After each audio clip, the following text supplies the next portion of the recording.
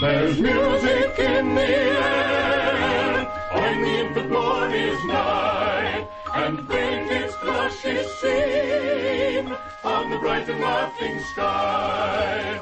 Down our way, the little town where a group of friendly folks gather each week to practice their old-fashioned singing. They have some mighty pleasant times, and there's nothing they'd like better than for you to join them this evening.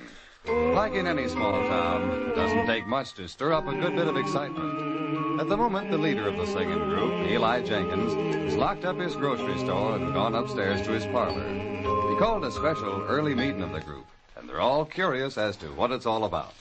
Alice Wilson is the first to hurry in. I didn't do my duty as teacher this afternoon. There's a boy who should have been kept after school, but I excused his bad behavior so I could get over to this meeting, Mr. Jenkins. Then there's Ben Potts, who not only sings bass with the group, but also runs the local feed store. I probably missed selling 30 pounds of feed by closing my store early. What in blazes is this all about, Eli? Cliff Tyler, the tenor they're all so proud of, says, I got a boy to stay at my gas station so that I could get over here.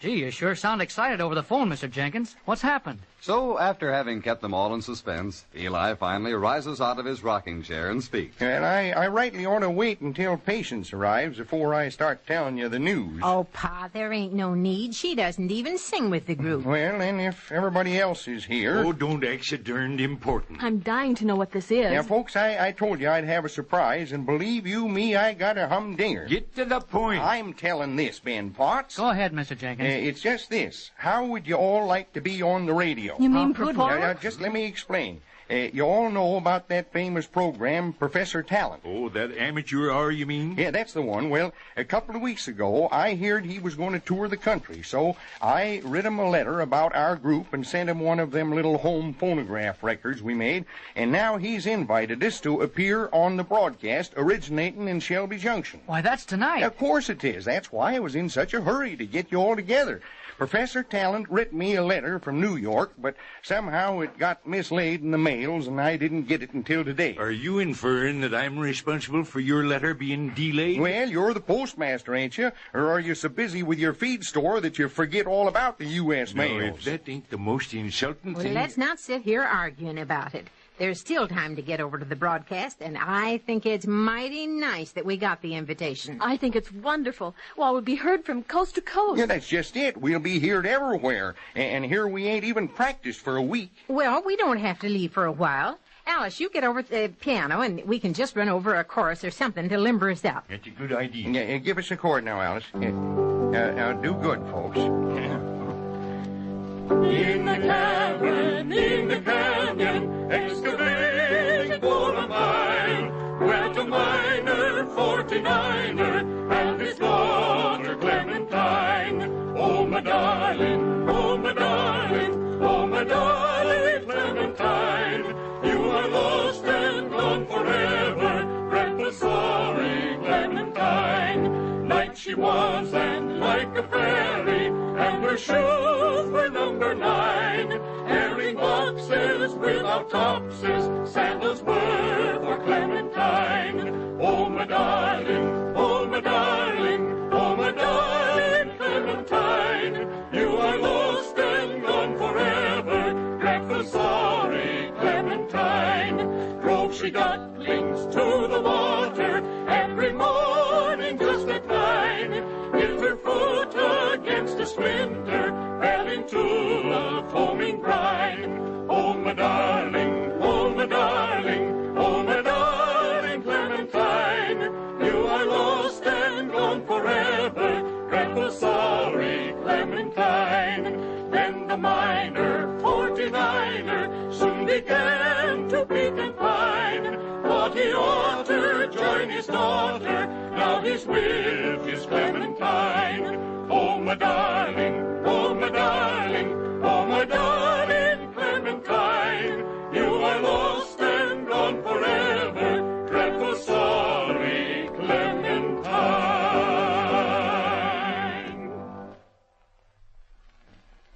It's a pretty big honor that's come to the folks down our way to be invited to appear on a famous radio program. Eli Jenkins is trying to fulfill his duties as leader of the group and has given them last-minute instructions as they approach the Shelby Junction radio station. Now remember what I say. Just leave everything to me. If any talking needs to be done, I'll do it. You'll do it whether it's needed or not. Ain't that the truth? I can't imagine Eli keeping still. Yeah, you're one to talk, Patience, P-boy. You got a mouth that's the nearest thing on this here earth to perpetual motion. I don't know why I ever promised to let you recite some of your poetry on this program. It ain't your program, and Professor Talent wants me to read one of my poems. Needless to say, you ain't never heard none of them. Here's the entrance, Pa. Yeah. Now, remember, Cliff and Alice and all of you. Now, just leave everything to me. Okay, Mr. Jenkins. Out of the way, young fella. Let us in quick. I beg your pardon, but I am Professor Talent's special usher. It's my duty to collect tickets before any person passes into the studio. Now, don't be getting flip with Eli Jenkins, youngster. I'm the sheriff down our way. If you are here in your official capacity, I demand to see your warrant. I know my criminal code. You can't enter without a search warrant. Why, of all... If that ain't... Now, look, there ain't no need to get nasty about this. We just want in, so move aside. If you can produce tickets of admittance, I shall gladly escort you to seats. But I ain't got no tickets. Then I regret that I must bar you from entering this broadcast studio. Tarnation, thunderation. You can't keep me out. Oh, I can't? I can handle an old man like you without even removing my glasses. Eli, maybe it's... You stay out of this, Jenny. I'm handling it. Well, you ain't getting fur. The broadcast will start in less than a minute. Yeah, and we aren't close enough to the microphone out here. Microphone, did you say? Sure, we're on the program tonight. Well, why didn't you say so? Well, that's what I wanted you to tell him, Eli. I had my way of handling this. Yes, and as usual, your way warn't the right way. Follow me, and I'll take you right up on the stage. You're awfully late in arriving. Yeah, we wouldn't have been so late if we hadn't stood out here and argued with you. They're just going on there. Once again, we present Professor Talent, the man who's continually searching for amateurs with genuine ability. He sure found it this time. Here, you may sit in these chairs. Professor, these are the people you've been looking for. Oh, so you finally arrived, Mr. Jenkins. You certainly had me worried. I hope you're well prepared. Yeah, don't you worry none about us, Professor. We can sing for the rest of the night if you want us to. Well, that won't be necessary. Just a couple of numbers. And it's with the greatest of pleasure that I introduce to you Professor Talent. Thank you, and good evening, ladies and gentlemen. We have traveled many miles so that tonight's broadcast might originate from Shelby Junction. For you see, it is not in the big cities alone that we find talent. In this little town, 60 miles from the state capital, I have discovered a group that I feel all of you in the listening audience will truly enjoy. For it Eli, has been my I thought belief you said for that Chris many was years. invited to appear on the Yeah, broadcast, he too. was, Jenny, but there wasn't room for him in the car for him to ride with us, so he said he'd meet us here. Who are you talking about? Chris who? Chris Jorgensen, the handyman who lives down in our back room. You mean he's going to come up here and play that awful accordion of his? He plays it right well, Cliff. The only trouble is that one of the keys is busted, and he promised to have it fixed for tonight. Well, he's been promising to fix it for 6 years. Oh, but surely he wouldn't come tonight unless he's fixed it. Do you think he would, Eli? Oh, of course not. I don't think so, anyway. Eli, he's motioning to you. Mr. Go on up Eli there to the Jenkins. microphone. Step right up here, Mr. Jenkins. Step right up here. Oh, gosh, do I have to alone? I thought the group was going to appear. This microphone never bites guests. You're perfectly safe in coming close to it. Oh, I ain't afeard or nothing like that. I ain't been temporary chairman pro tem of the Crowell County Horseshoe Pitchins League for nothing. I beg your pardon? I'm used to these public appearances. Oh, that's fine. Now, if you'll just stop trembling and please don't hang on to the microphone for support. Oh, we'll get on. What's the first selection of your group has chosen for this evening? Yeah, well, I tell you, we tried to pick out one of those old songs that folks like you and me love, and one that's old enough to be new to the young folks. We'll just start singing and see how well you remember it. Get over there. Now, you got your books, everybody? Yes, we have, Mr. Jenkins. It's the Down Our Way singing group in one of their own inimitable renditions. All right. What kind of rendition did he call it? Oh, impedable or something. It don't sound very polite to me. Now, don't be nervous, folks. Just watch me, and we'll be all right. All right. Oh, give me a home where the buffalo roam, where the deer and the antelope play, where seldom is heard a discouraging word, and the skies are not cloudy all day. Home, home,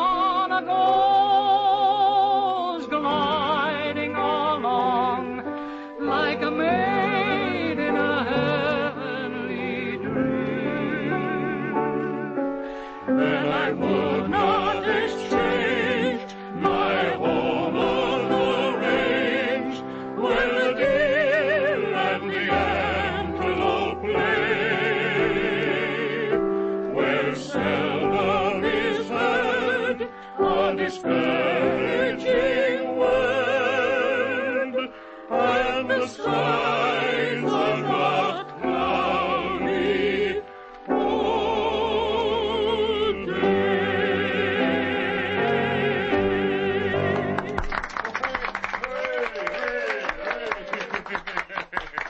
I guess they liked it, Ma. Thank you, folks. Thank you. Now our announcer has a few words he'd like to bring you on behalf of our sponsor. Thank you, Professor. This is sure quite a program, all right. But where are the other contestants who are going to appear on it? Yeah, I guess we're the only ones. Ain't that nice? You know, they give away a big prize each week to the winner. And since we're the contestants, one of us is sure to win it. Well, I'm hoping I do with my poetry. I got a very special one to read this evening. I'm hoping that Cliff wins the prize with his beautiful singing.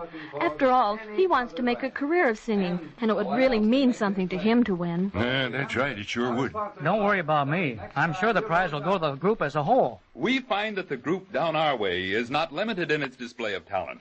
One of its gifted members is a charming lady who writes poetry, Patience Peabody. Hey, get on up there, Patience. Come on. I guess you were meaning me in that introductory, Mr. Professor? Are you Patience Peabody? No, but I'm the closest thing to it. I'm Patience Peaboy.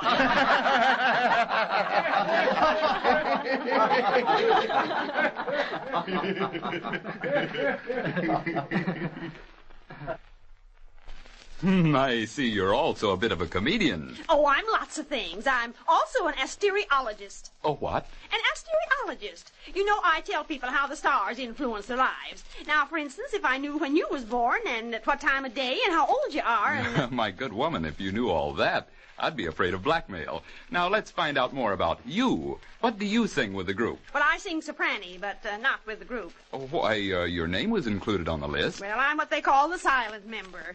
You see, I was one of the very first ones way back when we organized. Then I was replaced by a certain soprani sitting here on this stage, but I'm too polite to mention any names. Oh, perhaps they thought her voice blends better with the group. Well, that's what they told me. Well, I just wish them every success. In fact, I wish it so much that it hurts me every time the new soprani hits a sour note. Well, try to bear up until you've recited your poem anyway. Oh, yes. It's called Fearless Fireman, and it's dedicated to a certain someone who runs a feed store, sings bass with the group, and is now serving as volunteer fire chief down our way. I'll just leave it to your imagination to guess who it is. Does she dare to say things like that? Mrs. Peaboy, I hate to rush you, but there's a little matter of time involved. Our sponsor pays several $1,000s a minute for this big network. So, before he tears out his remaining few hairs, won't you please recite your poem? Oh, sure. It's 24 stanzas long. Maybe I'd better not read them all. A statement like that indicates pure genius. Let's hear the first two. Well, here I go, ready or not. Don't tempt me. To Ben, our faithful fire chief. To you, we owe a lot for putting out all sparks and flames before they get too hot. But, oh, Ben Potts, I want to ask, what can you do about the fires you start in women's hearts? How can you put them out? Thank you, Mrs. Peaboy. Now I think we would all enjoy some more singing. Could you oblige us, Mr. Jenkins? Oh, you bet your boots, Professor. There's just one little thing I'd like to know first. Do you plan on awarding that $200 cash prize this week as you usually do? Why, of course. Well, being that's the case, we want one member of our group to do a solo and be considered as a separate contestant. Well, it must be someone with unusual talent. You darn tootin' it is. It's Cliff Tyler. Cliff, come on up here and do one of your pretty solos. Oh, Mr. Jenkins. Well, what's the selection to be? The first song my mother ever taught me to sing, and I sure hope she's listening now. When Irish Eyes Are Smiling.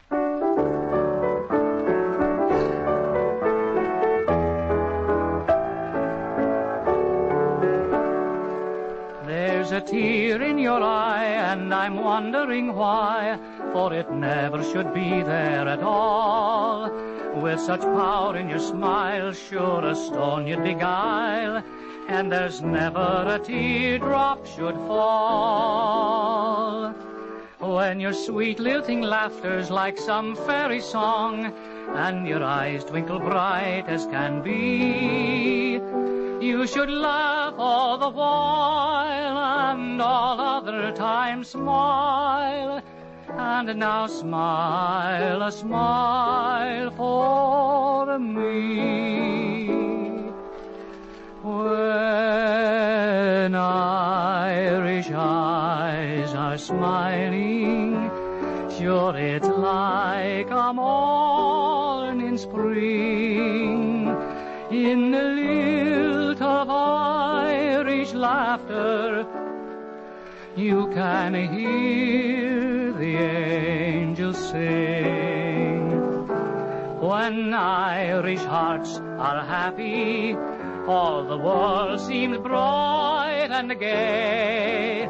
But when Irish eyes are smiling,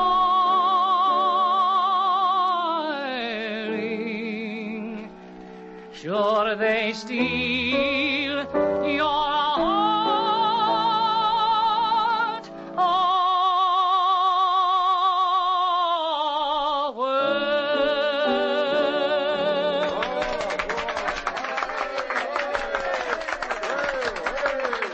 Beautifully done, Cliff Tyler. Thank you. And now our announcer. Folks, the sponsor of the Professor Talent program would like to convey this one little thought to you. Eli, We'd like for you to try one why do you box of suppose Chris doesn't get here? Now, don't start fretting about it, Ma. If he don't show up, we'll just do more group numbers. Well, I hate for the professor to think he's not interested enough to even show up. Oh, there's so blame many of us are setting up here on exhibition already that I don't think anybody misses Chris. I sure didn't know that we'd had set up here on stage. Don't be Yemeni, if you don't let me in here, I'm going to have to do something that I don't like to do. Why, that's Chris. You can't get in there. There's a broadcast going on, and you don't have a ticket. I don't need no ticket. But you can't. I sure didn't like to do that, and I hope you'll excuse it, Professor Talent, but I just had to so I could be on your show. Well, I suppose such determination should be rewarded. Well, I'm awful sorry, and I sure tried to make it up to you with my playing. I played the accordion. I got it right here. Hello there, everybody. You did fix that bad note, didn't you, Chris? Well, I tell you, Well, you're the soloist Mr. Jenkins told me about, I presume. Well, whatever Mr. Jenkins says goes by Yemeni. You see, I live in the room behind Mr. Jenkins' store, and he just the nicest fella you ever seen. Well, that's fine. Now, would you... Well, I'm just the town handyman, you know. Whatever need fixing, I fix it. Did you fix your... Please, we must get on with the broadcast. Will you kindly play that squeeze box or whatever it is you do with it? Ladies and gentlemen, this is Mr. Chris Jorgensen. Chris Jorgens. I mean Jorgensen, who will do something for you. I'm not quite sure what. Yeah. Well, I don't play the last rose of summer for you, but this accordion, I've been trying to get the note fixed. It's... That key is busted, but this black one right next to it is so close, it won't just use that one when I come to the busted one. It's so close, it won't make any matter. I'll play the last rose of summer for you now.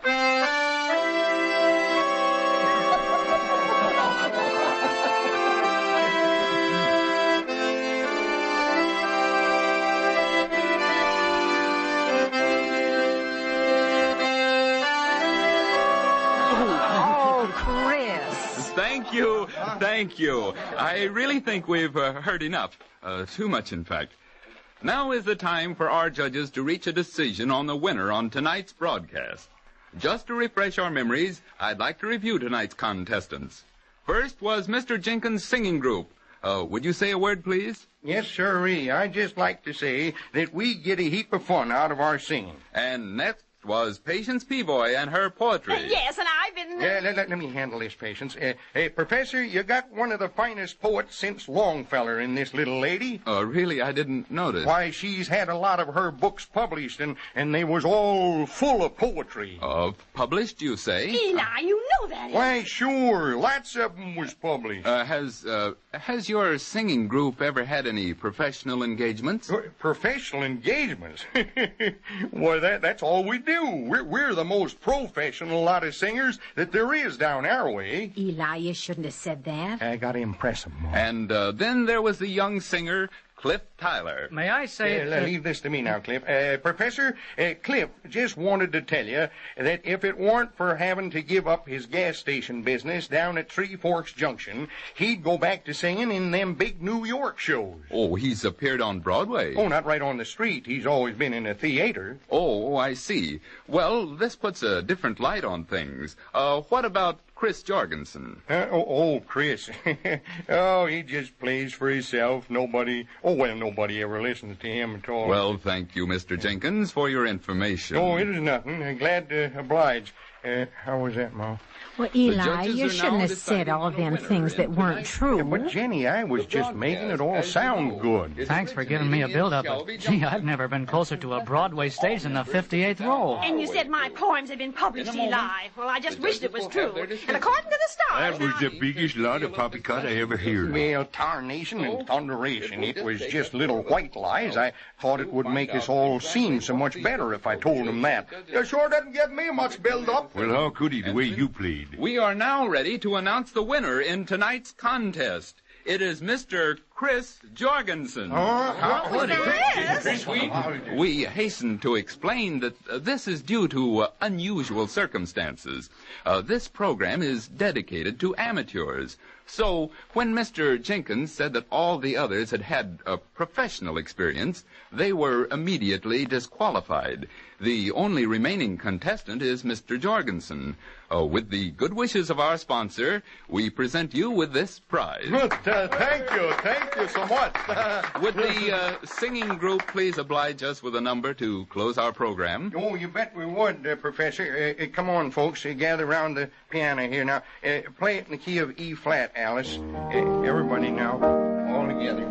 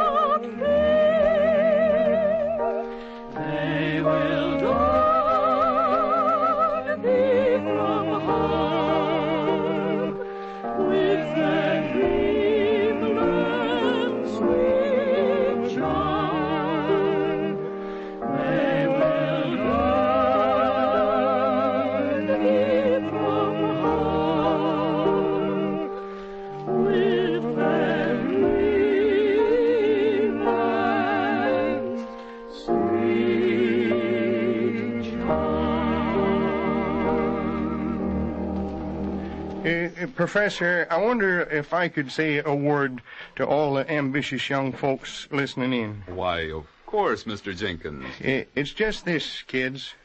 Something happened that just proved to me again that it don't never get you nowhere to stretch things. I thought I was doing some folks a favor tonight, and here I went and messed everything up. I guess a lot of folks think they have to stretch it when they're telling about what experience they've had. But believe you me, kids, if it's a job or a prize, it don't never pay to do nothing except tell the truth. There's music in the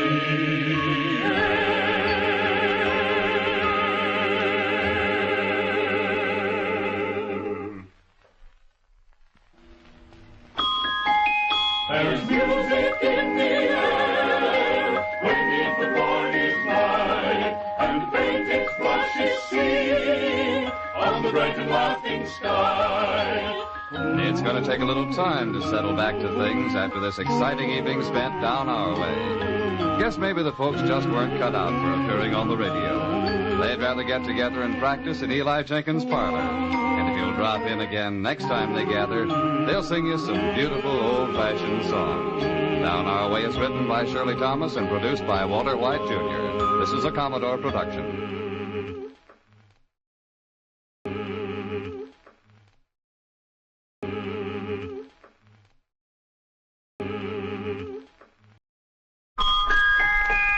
There's music in the air when the infant morn is nigh, and faintest blushes sing on the bright and laughing sky.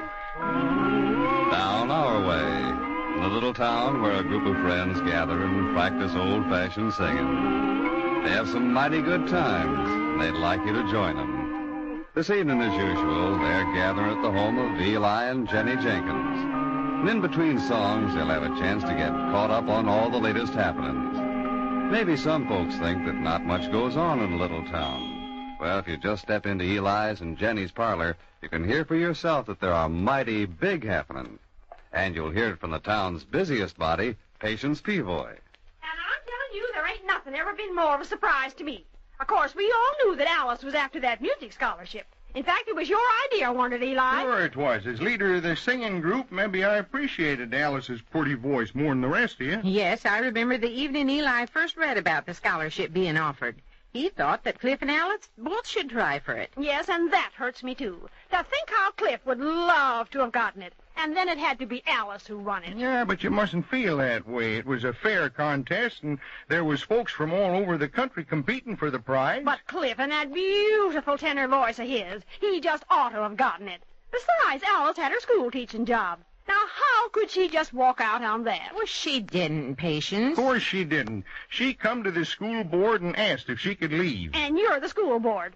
Seems like being town grocer would be enough. But you got to be sheriff and also the school board. Well, we got another teacher coming in this evening, and so we just dismissed class for a half day, and we sure ain't making any of the kids mad by doing that. You don't need to slide over it that way, Eli Jenkins. How do you know this new teacher is going to be good enough to take care of things? Why, I found out all about her. Her name is Marion Castle, and she's a teacher. Just as I thought. Letting just anybody come in here. Well, you may be the school board, but I'm appointing myself a committee of one to go and find out about this new teacher. But Patience... Oh, let her go ahead, Jenny. I guess I didn't do so much looking into things after all.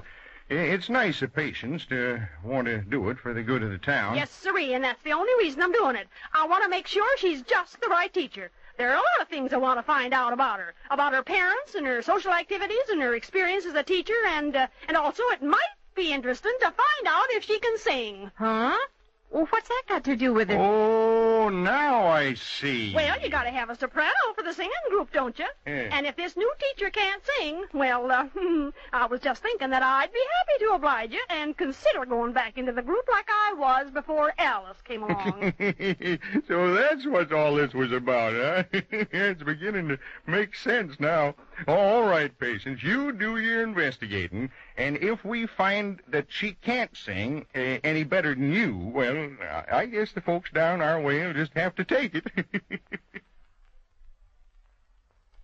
Being school teacher is a big responsibility anywhere. But being school teacher down our way carries an extra load because folks all expect that the new teacher will also be able to sing soprano with the group. That is, all the folks but Patience hope for that.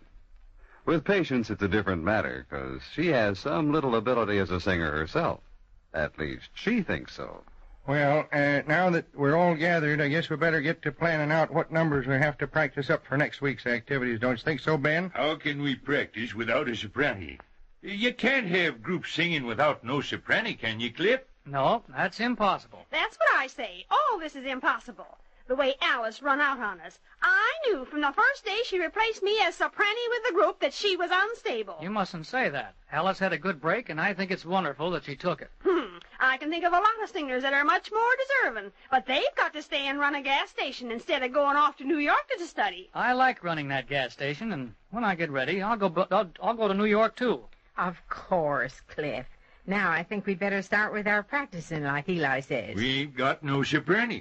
But, I'm right here, Ben. We still ain't got no soprano. Well, I never. Ben, they say everything is comparative, so even though Patience ain't no Jenny Lind, she comes nearer being a soprano than anybody else in the group. Well, my stars, doesn't anybody think I can sing? Now, don't go asking for it. You know, come to think of it, we gents ain't done a trio number for a long time. But there ain't no soprano part in that. No, you're getting the ID. What one do you want to practice, Pa? Oh, that sweet old one we picked for the Wednesday evening social, Jenny. All right, boys. Everybody got your books? That's on page 25. You got one? Everybody ready now.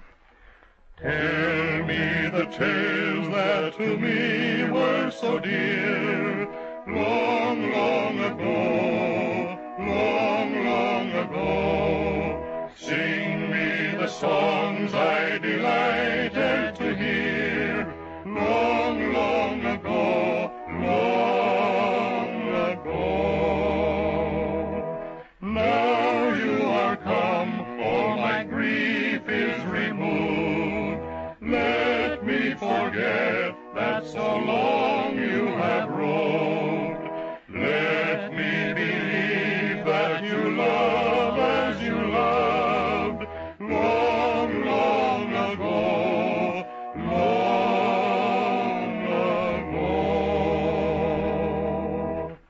Do you remember the path where we met long, long ago, long, long ago? Ah, yes, you told me you never would forget long, long ago, long ago. Then to all others my smile you preferred.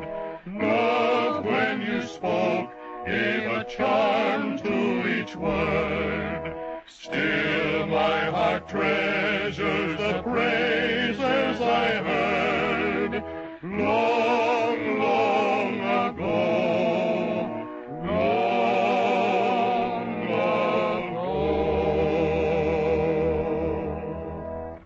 I guess you don't know the way I can sing. Don't know it. Why, we haven't been able to escape it for 27 years. Did you find out anything about the new teacher inquiring around Patience? Jenny, I found out everything. I've been asking all over, and I really got the lowdown. Oh, Patience, you mean to tell me that you and the town gossips have gone to work on that poor girl even before she arrived? Well, that's a fine thing to say after me going to all this effort just for the good of the town. Besides, she ain't no girl. According to Mrs. Beasley, who had a cousin in Detroit who once had a friend who knew Marion Castle, well, she's a woman of 46, about my age. Well, which? Well, what do you mean, which? Which is she, 46 or a woman of your age? Now, how can you be so nasty, Ben Potts? Now, let's go on with finding out about this new teacher. Yeah, what else did Mrs. Beasley say? Well, she's been teaching for 25 years and always specialized in gym and sports. Yes, Mrs. Beasley says she has absolutely no talent for the arts. Oh, I see. And then I got to Mrs. McElroy. She was awful busy, but she took time out to tell me what she's heard about this new teacher. Well, knowing Mrs. McElroy, she'll never be too busy to do that. And according to Mrs. Peters, Miss Castle lived in Cincinnati and is just out of teacher's college. This is her first job. She says she's a math major, loves arithmetic. But unfortunately, she's tone deaf. So now we know all about Miss Castle. She's between 19 and 46 and has never before taught school, or maybe she's been teaching for 25 years. She specializes in either gym or arithmetic, and she lived in Detroit, unless it was Cincinnati. And ain't it peculiar that the only thing they all agree on is that she's got no talent for music? Probably ain't even got any vocal cords. Yes, that's according to rumors. Well, Patience, instead of me offering you the soprano part with the group on a silver platter, before we've even seen the new teacher, why don't we sort of wait and let the best woman win? That is, if you're not afraid of competition. Me afraid? I I can hold my own against any woman. Well, that's foolhardy courage if I ever heard it. Jumping catfish. Look at what time it is. We've been sitting here speculating about the new teacher for so long that I plumb forgot she's arriving in 6 minutes. Well, you can still make it, Pa. Cut through the lot, and it's no more than a block to the depot. Well, you don't think that you're going alone to meet her, do you? Gee, horse of it. Why, that ain't no hospitality. Well, I'm the school board, ain't I, Ben? Yep, one by one they all died off and left you the only one. And now you won't appoint no new members. Well, whether I'm in it or not, I got a right to go meet her in my capacity as volunteer fire chief. Yeah, now give me one good reason why the volunteer fire chief should be on the welcoming committee for the new teacher. But how can you alone be a committee? Oh, stop arguing and let Ben go with you, Eli. And you'd both better hurry or she'll be left with nobody to welcome her. Where's Cliff? He went out on the porch. Well, we should make a good impression on her, and that sure ain't assured with those two. What in tarnation are you inferring? Get on, Eli, and you too, Ben. I don't think Cliff is in any frame of mind to be welcoming the person who will take Alice's place. There it comes now. Get a move on, Ben. I can't be a-hurrying with my rheumatism the way I suffer. Have I got symptoms? Say, did I tell you about the hot flashes I had? I feel mighty sorry for Cliff. You know, he was right fond of Alice. Yes, the poor boy. Why don't we try to get him in here and sympathize with him? Well, that sure wouldn't help him any. But we might ask him to come in and practice his solo. That'd take his mind off from things for a while. Cliff? Cliff, boy, could you all go over your solo now? All right, Mrs. Jenkins. He was out there looking so lonesome. I think they'll make it to the station before the train pulls in. I watched them as far as I could see in the dark. I guess they'll be back here before long, then. We'd better get this practiced up. Do you want to do 2 wild rolls for the young people's get-together? Yeah, I guess so. Doesn't matter much. Oh, now, don't get to feeling that away, Cliff. Of course things matter, even if Alice did run off. Shall I play it in G-flat, Cliff? That's good.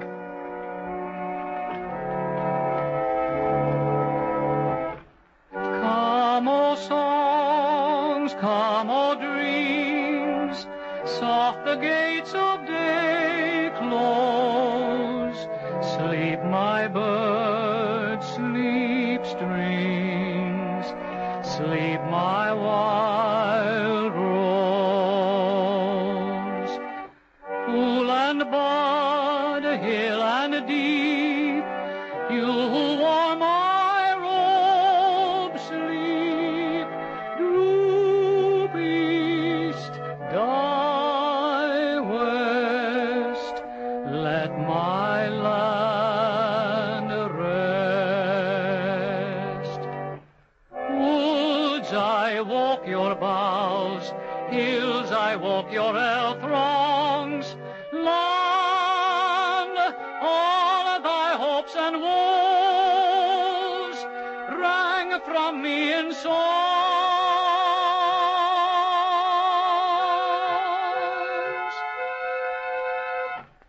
Come, O songs, come, O dreams, in our house is deep rest. Through the pines gleams, gleams bright the gold west. There the flute shall cry, there the viols weep. Laugh my dreams and sigh, sing and vigil keep. Call to them that sleep.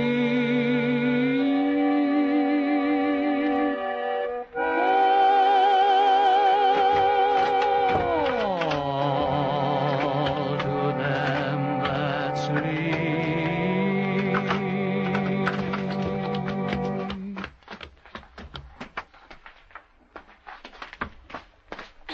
Why, that was beautiful. I'm sorry we interrupted. Well, thank you. I was just finishing. But the way you sustained that portamento. Oh, I'm not in good voice tonight. If I might interrupt this little conflab for a minute, I'd like to introduce our new teacher.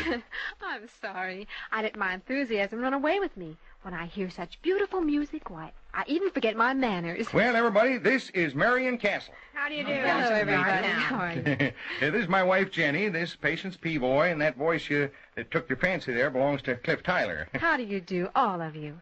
I'm happier than I can say to be here. Well, you're being so helpful to come on short notice this way. Our other teacher had to leave in quite a hurry. And Yeah, she went and won a scholarship and went off without giving a thought to nobody. won't you sit down? And here, let me take your things. Eli, put her bags in the closet there for the time being until she gets settled. I'm afraid they're quite heavy. Yes, Eli picked up the light one. I got this one that's solid lead. I guess it does feel like it. Are you from Detroit or Cincinnati, Miss Castle? Oh, neither. I'm from San Francisco. One strike. And is this your first teaching job? No, I've been at the West Gramercy grade school for 5 years. I left there only last semester. 2 strikes. And she ain't neither 1946 nor your age, Patience.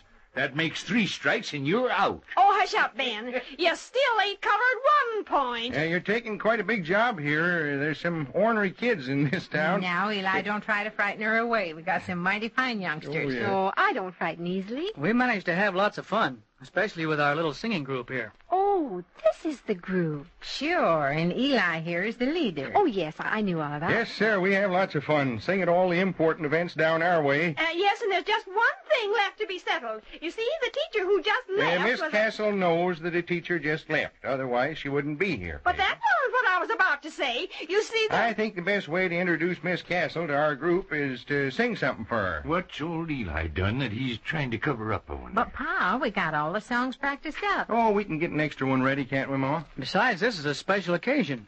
We won't do this number for rehearsal. This is a special performance for our charming new teacher. Well, what a kind thought. I'd love to hear you. You got some music handy there, Jenny? How about this one, Pa? shall I sing the soprano part? I know. How about Miss Castle singing along with us? Would you do that, Miss Castle? Would you try singing soprano? Why, of course. I thought that was all. You will do it? Oh, fine. Hey, come on now. Gather around, But everybody. how about me? Don't I get Hurry up, to... Moss. right Hey, before. what is this? I thought we were supposed to be singing for Miss Castle. Is she going to sing with us? Be quiet, Cliff. I'm having enough trouble wangling this without you interfering. Beautiful dreamer, wake unto me. Wait a minute. Say, that's a mighty fine voice, Miss Castle. Would you oblige us with a little solo? Well, I really didn't know anything about it. Yes, that would be fine. Yeah. Why, of course. Shall we take it from here? Oh, no, let's start at the beginning. Beautiful dreamer, wake unto me. Starlight and dewdrops are waiting for me. Songs of the rude world heard in the day, lulled by the moonlight, have all passed away. Beautiful dreamer, queen of my song, list while I woo with soft melody. Gone are the cares of life's busy throng. Beautiful dreamer, awake unto me. Beautiful dreamer, awake unto me. Oh, sing it again, Marion. Beautiful dreamer, wake unto me.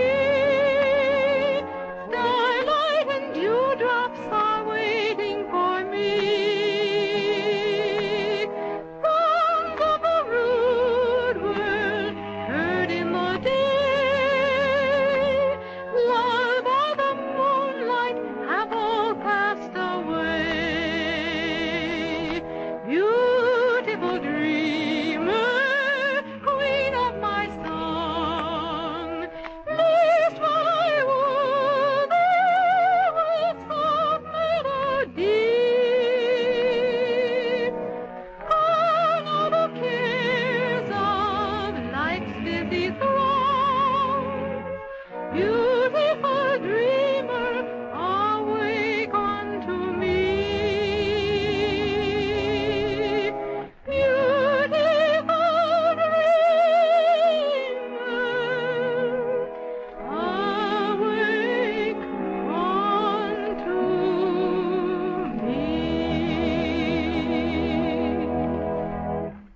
Why, Miss Castle, you sang that just like one of them real professional singers.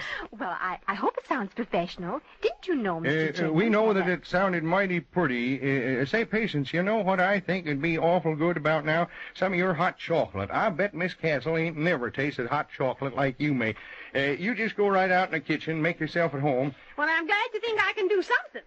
The very idea. I never even had a chance. She just come in and took over, and all the time Eli was encouraging her. Well, Ben, ain't you even going to come and help me like you usually do? Oh, I guess you can't get out of it, but I assure you I won't put on an apron. This is the nicest surprise I can imagine, to find that you are a real musician. Well, Now, don't deny it. I know a good singer when I hear one. I guess I've always loved music. Eli so Jenkins, much I ain't been married to you for 32 years without knowing when there's some scheme going on in that head of yours. Who, me? That innocent look ain't fooling me none. Now tell me, what kind of conniving's been going on here? Well, did you really think that Eli, the school board, was going to hire a teacher that would not be able to help Eli, the leader of the singing group? Uh-huh, just as I suspected. After all, Jenny, I got an obligation to this here town. As singing master, I supply the music. As school board, I hire the teachers. And as sheriff, I protect the people. And if I let Patience get in with her screechy soprano, well, I sure wouldn't be protecting nobody. You old darling. I should have known you were taking no chances. But why didn't you let me know you were hiring a teacher that sings? My gray hair's got grayer worrying about it. Look at Cliff and Miss Castle sitting over there. Look kind of like they belong together, don't they? I'm so glad Cliff took a fancy to Yeah, her. and she noticed him, too, now, don't you worry. Say, you know more about music than a professor. I'll have to keep on my toes. I sure know how to pick teachers, don't I, Cliff? You sure do. And the greatest coincidence is that she can sing soprano. Coincidence? Why, that was one of the first qualifications that was required. Let's not be going on about this. Oh, now I get it.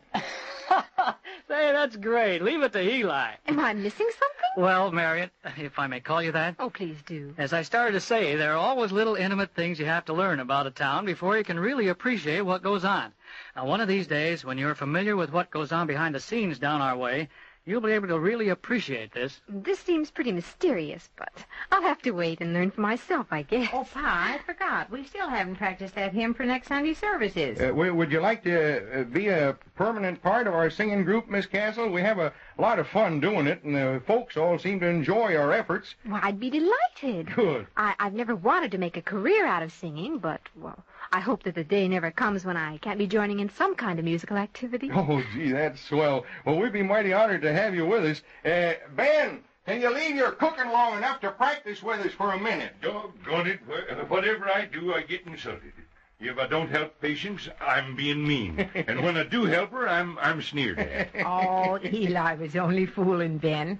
Let's turn to page 96 now, and let's all do real good. Well, I ain't in the best of voice. I slept in a stable last night, so I woke up this morning a little hoarse. Ain't that clever? Stable, horse, get it? Sound the chord, Jenny. There ain't no coping with Ben when he's trying to be funny. All together now, everybody.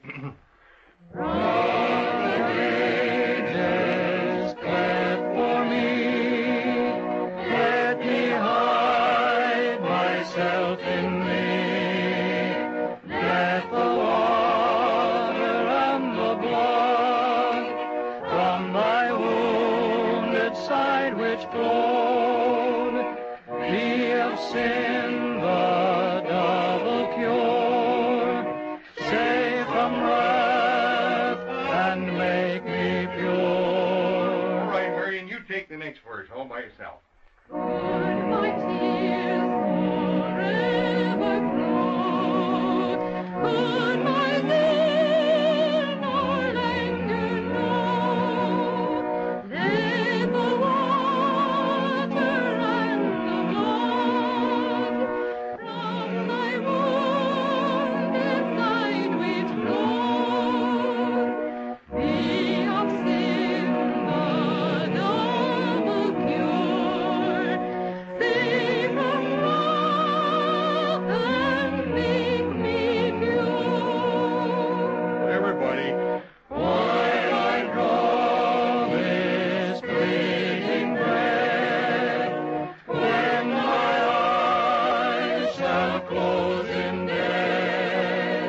When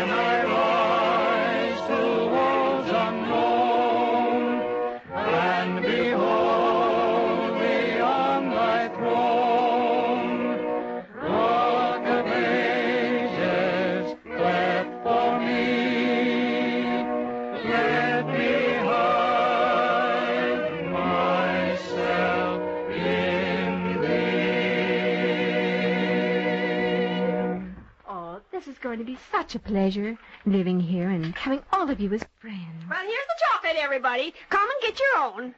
Well, Miss Castle... Please make it Marion. Well, Marion, you say it's going to be pleasant for you. Well, let me tell you that your coming in this evening and fitting into things so nicely has meant a lot to us. We were feeling pretty lonesome without Alice, but now you've come along, and we can say to ourselves that if Alice never left, we wouldn't have met you. If folks would always just remember that sometimes, if it wasn't for the bad things, we'd never know the good things. It just let a little time pass, and then you can stand off and look at what happened. And usually you can say to yourself, it was all for the best. There's music in the air.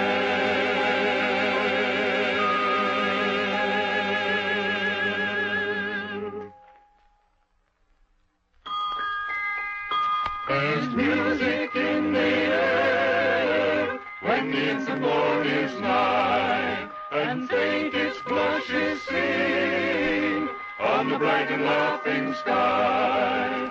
So the new teacher takes her place in the little town down our way, and events settle back to their peaceful pattern. She'll never quite take Alice's place, it's true, but we have a feeling that she'll make a place all her own. We'll be able to know more about that when you drop into singing practice again next week.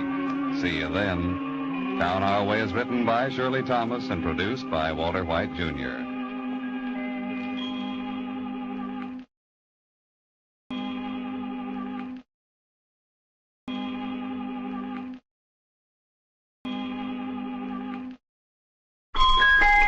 There's music in the air when the infant morn is nigh, and faint its blushes sing on the bright and laughing sky. Down Our Way, where a group of friendly folks in a town just like yours spend some mighty pleasant evenings with old-fashioned singing practice. They do the singing at Grange meetings and picnics, church socials, and club get-togethers.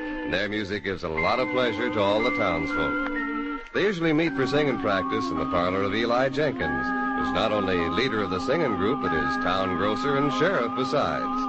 Eli's an important man down our way, but I guess no man ever gets so important that his wife can't remind him of his table manners. Eli Jenkins, that ain't no fit way to be eating your supper, with the newspaper stuck up there in front of you. But look what I just been reading here, Ma. Here on page 4. Oops. Careful. Oh, Now look at that. I know. Gravy all over my nice kitchen floor. Shucks, I'm sorry, but when you read what I've been reading, you won't care what's on the kitchen floor. Look at this little here item here. This little... Now, what do you think I'd care about an item on the financial page? Well, you know, but wouldn't you even be interested if the item told you you're the same as a millionaire? Huh? Atlantic Ocean. You almost made me drop another dish. What kind of foolishness are you talking about? Well, if you've stopped believing in Santa Claus, just listen to this now. Mr. R.P. Rufus of the Allied American Trust and Bond Association, in his bi-monthly stockholders report, has announced that any outstanding shares of Blue Indian Gold stock of the 1903 issue E series will now be purchased by his association at the rate of $100 per share. Well, I guess that's right nice for anybody that has some of that there Indian stock. That ain't Indian stock, Ma. It's gold stock. And if you'd use that sweet little head of yours, you'd remember that you know somebody that's got 100 shares of that there stock. Somebody I know? I got some of it, Jenny. 100 shares of it. Oh, Eli, you don't mean it. Yeah. Why, that's wonderful. We'll be rich. Yeah, well, figure it out, Ma. 100 shares at $100 per share, why, that's $1,000. Oh, Eli, what a head you've got for figures. No wonder you can't make change at your grocery counter. Yeah, we won't need to think about our store or anything now. We'll have so much money we'll feel like a bank. That is, we will if If what, Pa? You sure you had that stuff? Oh, I'm sure of that, all right. The only if is if we can find it. Why, of course we can find it. You put that with your other valuables, didn't you? Yeah, that's just the trouble. They're with the other valuables, wherever they But is. Eli, Don't you remember back in 1926 when the lock on our parlor door was busted? Well, I took all the important papers and things out of my desk here, and I hid them down the grocery store. Oh, you didn't? Yeah, and it's been on my conscience for years. Every once in a while, an insurance policy turns up when I'm reaching for a can of pork and beans. I've been on the lookout for my granddad's watch for the past 14 years, but it ain't turned up yet neither. Eli, don't you know what this means? We got a fortune in stocks down there in that store, and now you can't lay your hands on it. I know it, Ma. We may as well face it. There's only one thing to do. We may as well get two stones with one bird, and I'll take that inventory I've been planning all these years, and somewhere we're bound to find that stock. Inventory? In that mess of stuff you got downstairs? Have you gone stark, raving mad? My mind's made up. I'll get my store in order and find that stock all at the same time. All right, Eli. But it hardly seems like $10,000 is enough to repay us for having to take inventory of your grocery store. Hurry now and help me get this mess cleaned up. The group will be here for singing practice in just a few minutes. The time has finally come when Eli must clean up his grocery store. Jenny always said it would take a miracle to make him do it. Well, there ain't anything much nearer to a miracle than learning that you've got a fortune in forgotten gold stock. The singing group's now gathered in the parlor for practice, and as Eli stands by the old organ leading them, there's an active little twinkle in his eye, as though maybe he's brewing up some kind of a scheme. Down in New England, far, far away, back to the homestead on the hill. Oft in my fancy, fondly I stray, dreaming alone when all is still. I see them standing, the ones I love dear, there in the moon's gentle shine. I hear their voices calling to me, down where the morning glories twine. Now the same old moon is shining, and the roses bloom as fair, and the same dear hearts are pining. They are waiting for me there. Mother dear will come to meet me, and a sweetheart's kiss will greet me. Where the morning glories twine around the same old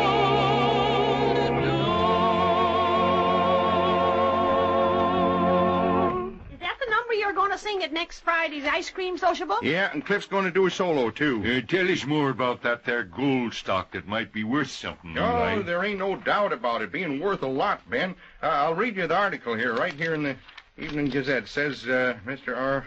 Oh, wait a minute. Here it is. Any outstanding shares of Blue Indian gold stock of the 1903 issue E series will now be purchased at the rate of $100 per share. $100 a share? Are you sure that's what it says? Just as sure as I am that your name's Patience Peaboy. It's right here in black and white. That's mighty peculiar.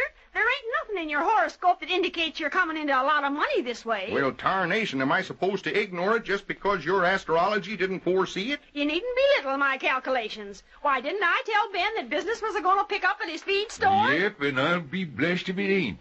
Just can't understand it. I'm selling more feed, even though there's the same number of cows and horses around these here parts. I don't see how the position of the stars can make 'em hungrier. I wish you'd tell me when business is going to pick up at my gas station. Gee, it's been terrible. Let's see, Cliff. You was born under Virgo. That's the earth sign. I got my book with me. So I'll go over here in the corner and figure it out. I'd much rather you'd figure out when Cliff is going to become a famous singer. I agree with Marion. Seems like a shame with the pretty voice you've got, Cliff, to be tending gas pumps. Oh, I'll go back to New York one of these days and get more training. Well, by golly, kids, after I collect the money on this stock, there ain't nothing I'd like better than to send you and Marion both to that famous school for singers. I think you better get the money before you start spending it, Eli. Is there any doubt that you'll get it? You've got the stock, ain't you? That's one of them yes and no questions. Yes, I got it, but no, I don't know where it is. You what? Yeah, I mean, it's in this building. I'm dead certain of that, but just where it is, I ain't quite sure. You may as well know the truth, folks. Eli hid all of our valuables downstairs in his store way back about 20 years ago. And he's still looking for some of them that ain't yet been recovered. Well, I don't wonder if they're lost in that maze of groceries. I don't know why everybody pokes such fun at my store. I gotta have something to sell, don't I? That's just it, Eli. If you'd only stock the things that people buy. Well, maybe it's a little cluttered, but I ain't got nobody to help me keep it in order. And now every time I have the urge to tidy up a bit, I take a look about me and think, oh, shucks, what's the use? Oh, stop feeling sorry for yourself. You knew from the beginning that we'd all pitch in and help you. Come on, gang, there's a job to be done. No, I can't let you go down and do that. Why, that's my job, and just because this is a little town where folks always pitch in and help one another, and that's no reason why you should offer to help me take inventory. Oh, if you don't stop, you might talk me out of it. We want to, Mr. Jenkins. Come on now, let's get started. Well, gee, this sure is a nice surprise for you to want to do this. Here, it's kind of dusty down there. I laid out these aprons for everybody to put on. Surprise, eh? Well, I thought I'd have the aprons handy in case. We better get started. You can have the pink apron, Ben. It goes with your bloodshot eyes. Well, that's a fine way to be talking to a sick man. There's so much wrong with me that I just can't even remember it all. Have I got symptoms? Well, we'd better set aside another evening to hear about them, Ben. Tonight we're going to take inventory of the Jenkins grocery. Yes, sir. Never thought the day'd come when I'd really know what's in my store. You're a set of brave people to tackle that jungle of stuff without a guide. You might lose your way in the storeroom and have to live off of canned corn for 6 months. Have you a pencil and paper handy? Oh, I'll list all the items in the inventory. Yeah, now, wait a minute. Our first duty is to get our singing practice done. We got to have 2 songs ready for the ice cream sociable. Cliff, can we depend on you for a solo? Sure. Anything you want. Well, then why don't you practice that before you come downstairs? And Marion can stay up here in company. And how about it? Maybe I'll stay up in here and lead you if you need me to, huh? Oh, Eli, leave him alone. Cliff ain't no Trilby, and most of all, you ain't no Svengali. Who are them 2 fellers? Oh, a new comedy team, I guess. You can come down and join the party when you're through practicing, kids. Are we going to leave them up here all alone? Do you wish that you was young again, Patience? You ever get too old? I'll bet I live to regret my generous nature. I don't think this store of yours has ever been cleaned up. Oh, it was, too. Back in the spring of 24. I really What number do you want to rehearse, Cliff? Oh, let's see. Do you think the folks would like Lassie of Mine? Oh, I think they'd like anything you sing. I think you're prejudiced. Is this the right key? It may make a soprano out of me, but I'll try it. I love a lassie as fair as can be, and she dwells where the bluebells grow. For in old Scotland, across the deep sea, where the heather is all aglow, sometimes dreaming here alone, memory makes her heart my own, and I hear her calling sweet and low, for I know that she loves me so.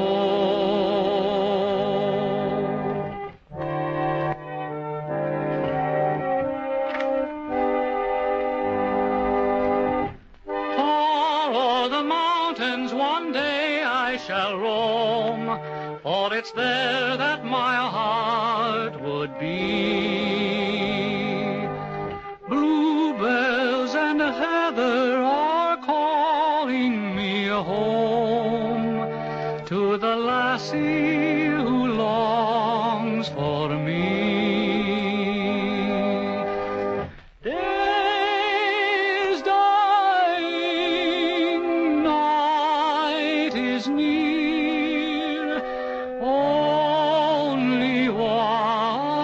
sweet voice I hear, and I soon shall wander o'er the hill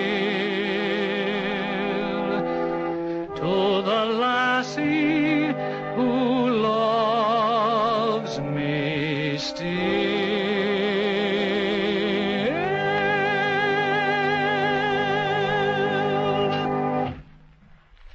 That was beautiful, Cliff. You're beautiful, Marion. Oh, now. I'm stating a simple fact. And since you school teachers deal in facts, you certainly can't object.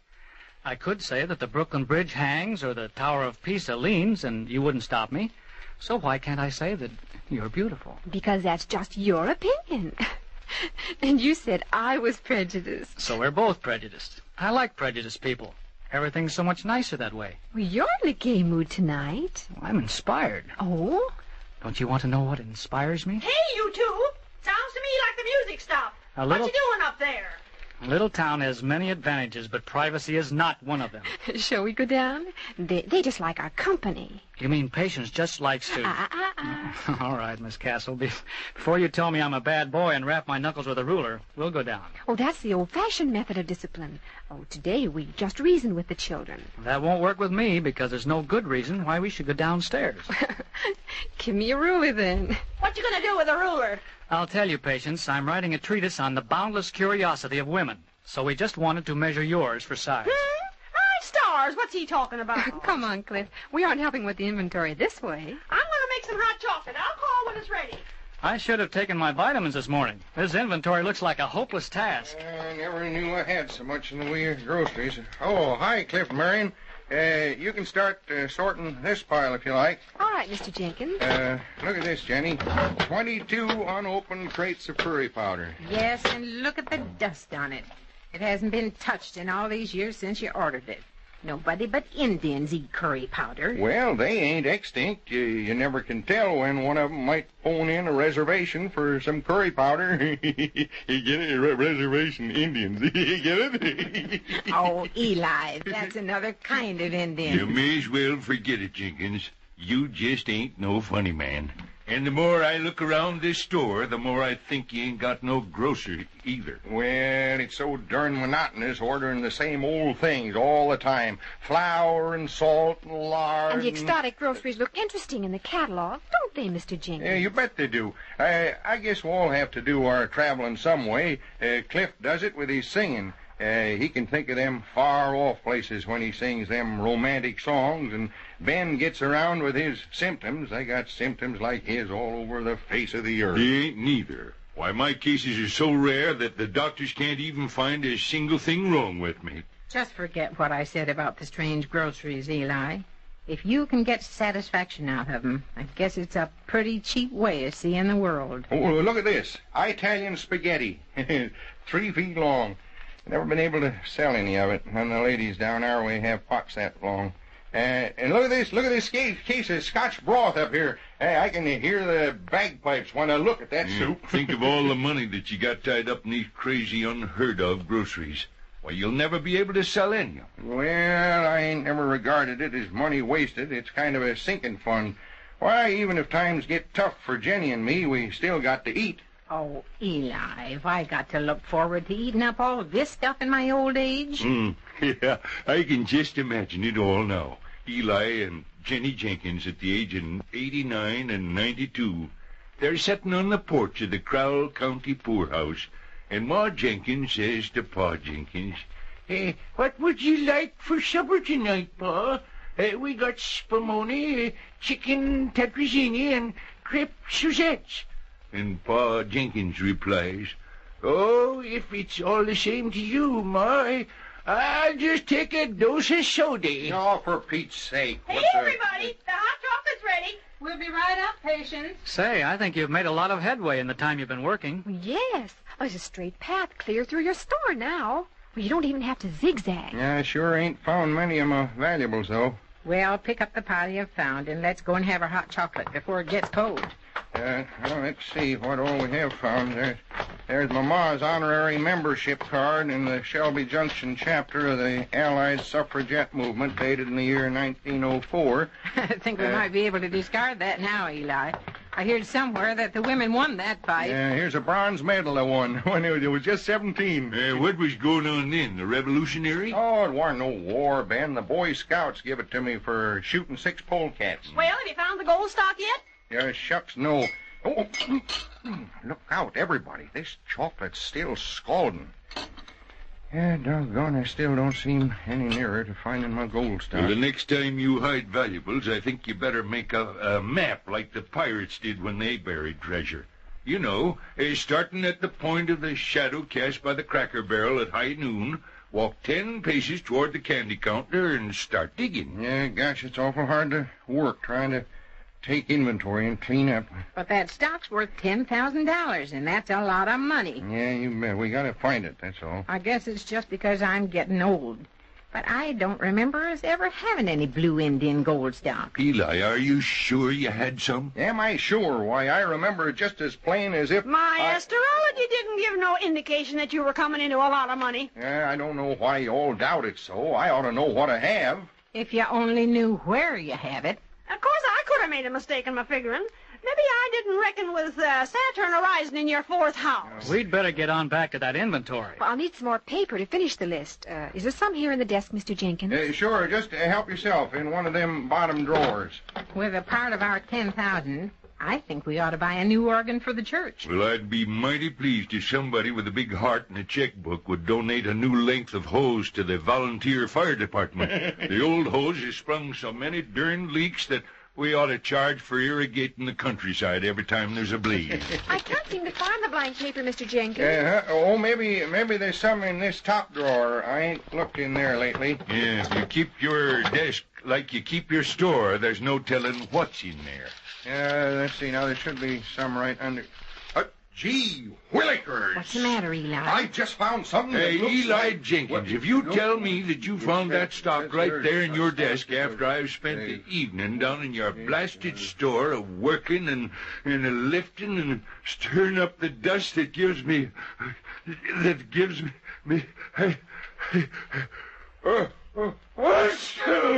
fever. Relax, Ben. I'll get you a glass of water so you can take another pill. Well, if that ain't the strangest thing, I remember just as clear as can be how I hid my stocks and stuff down in my store, and here they turn up in my desk. Some burglar undoubtedly broke into your store, spent hours a-hunting for your stocks, then sneaked up here and put 'em in your desk. Just to confuse you. Yeah, that don't seem likely. Well, don't sit there staring at the stocks. Open up the bundle and let's get those blue Indian shares. Here's a pocket knife to cut the string. Yeah, here goes. I'm about to get a little piece of paper that'll make us so darned rich. Would you like fur coat, Ma? Oh, don't talk silly. What would I do with a fur coat? Well, you could pack it away in those mothballs that you ain't never had nothing to pack away in. The suspense is killing me. Is that it there? No, that's oil stock. That turned out that the piece of land was 10 feet underwater, so then they tried to sell me more shares so they could buy diving suits for the oil drillers. Haven't you found it yet? Yeah, it must be in this last one here.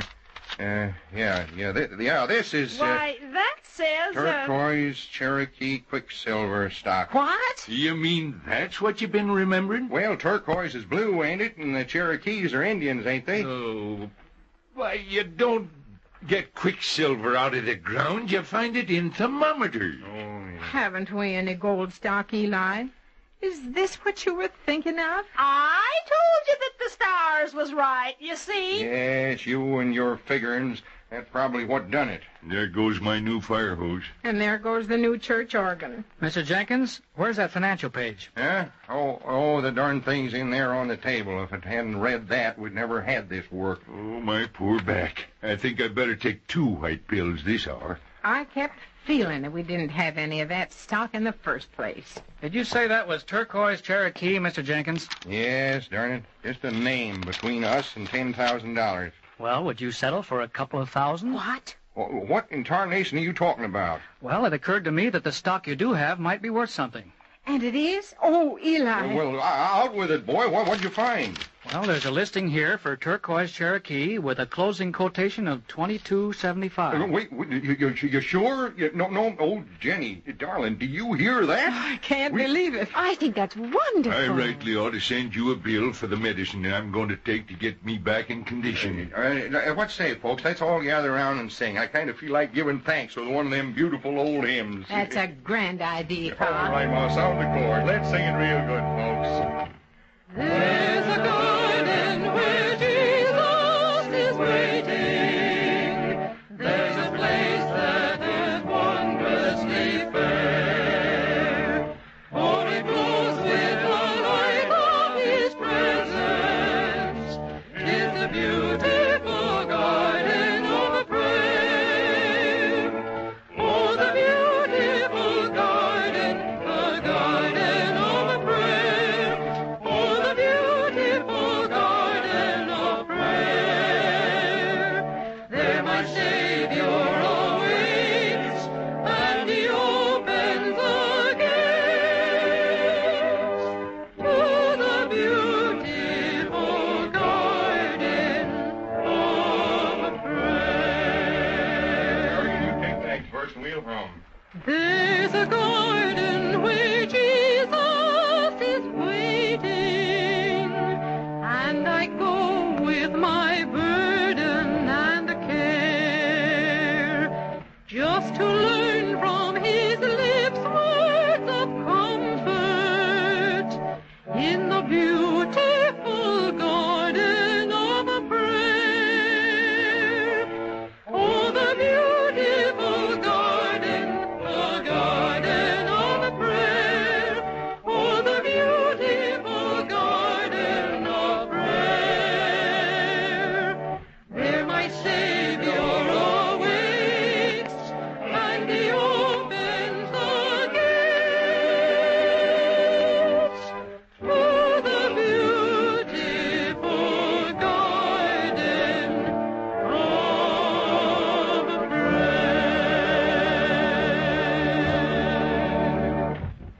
You know, all the time we was singing, I kept thinking what a lesson I learned this evening. What do you mean, Pa?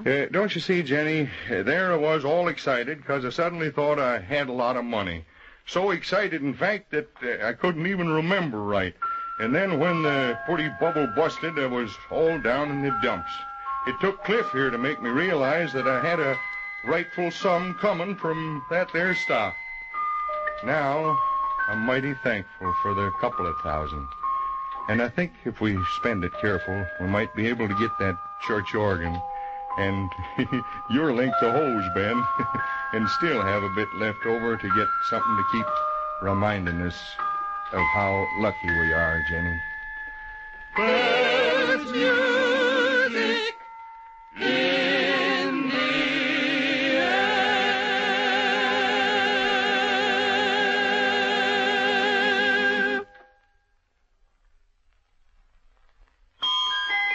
There's music in the air when the infant morn is nigh, and faint its flushes seen on the bright and laughing sky. Thanks for dropping in this evening, folks. We'll all be looking forward to your company again next time this singing practice. Remember now, that'll be in Eli Jenkins' parlor. All the gang will be there to visit and join in more old-fashioned singing. So until we get together again, I'll be saying goodbye for all the folks down our way. This program's written by Shirley Thomas and produced by Walter White, Jr. This is a Commodore production.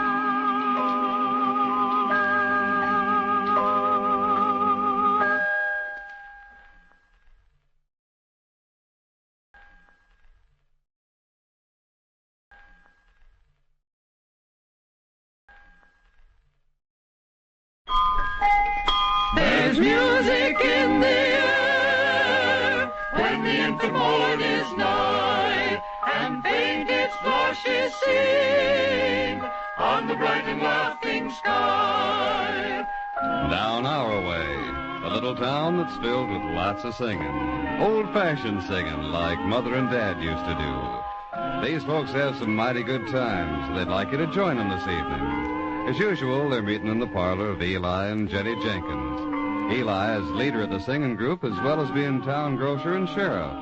And of all the everlasting things in this little town, none seems to endure like the rivalry between Eli and Ben Potts, who sings bass with the group. Ben runs the local feed store and is also a volunteer fire chief.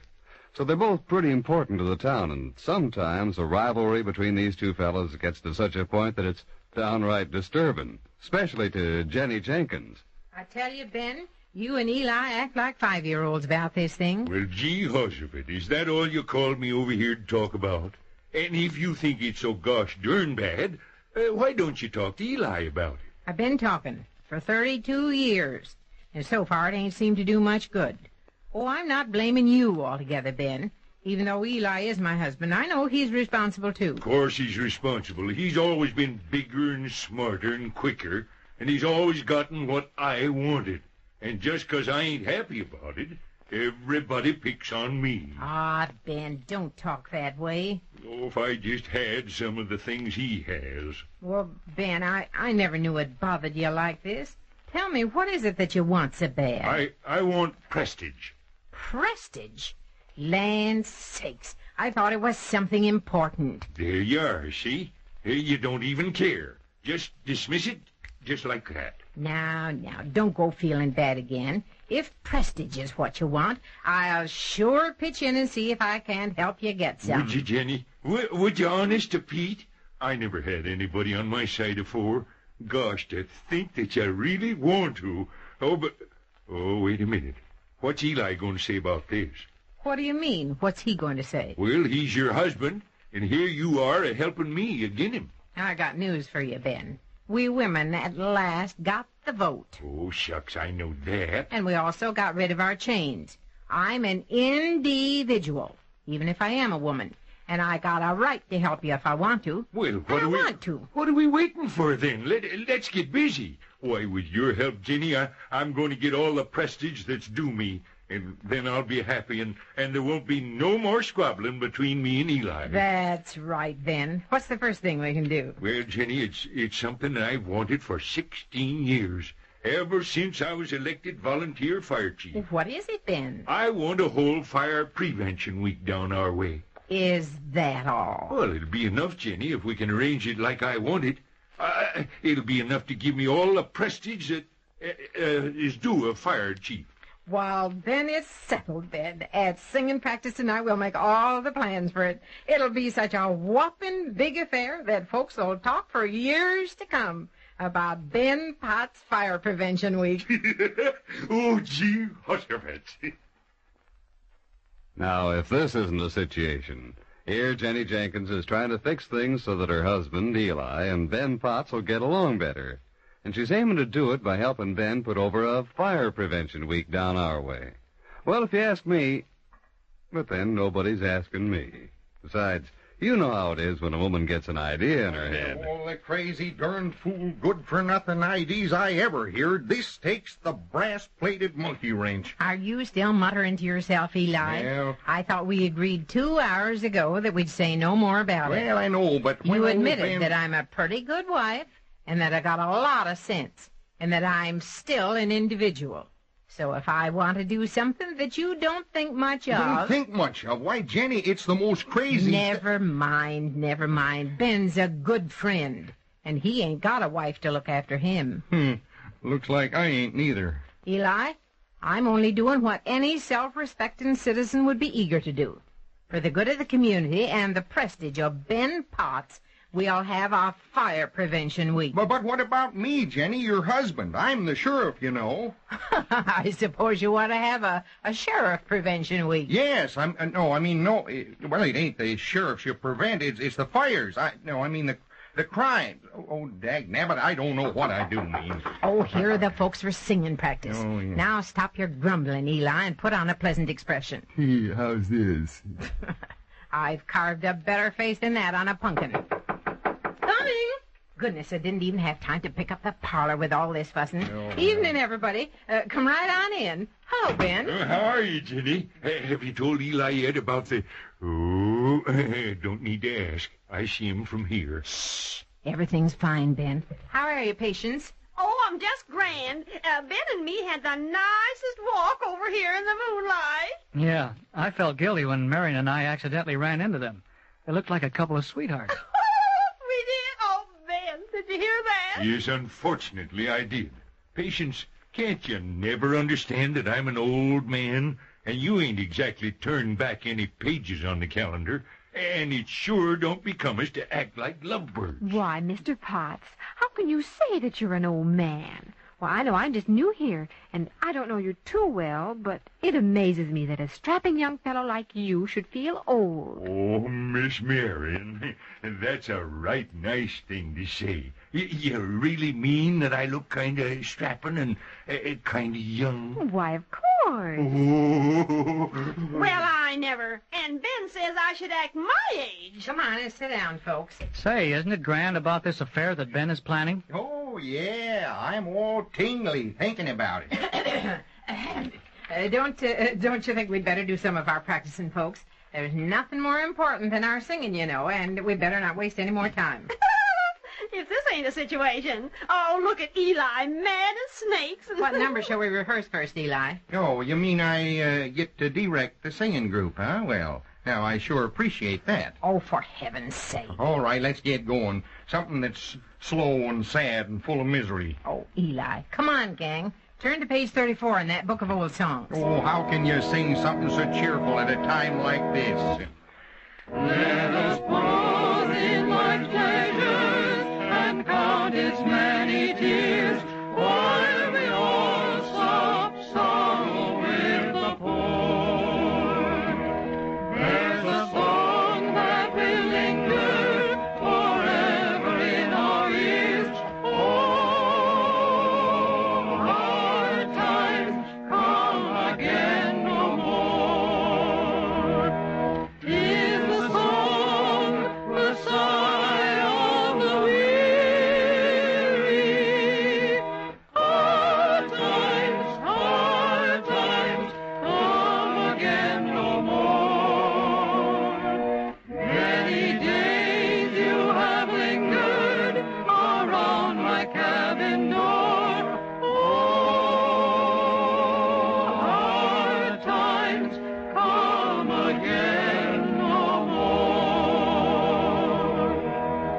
While we seek mirth and beauty and music light and gay, there are frail forms fainting at the door. Though their voices are silent, their pleading looks will say, oh, hard times come again no more. 'Tis the song, the sigh of the weary.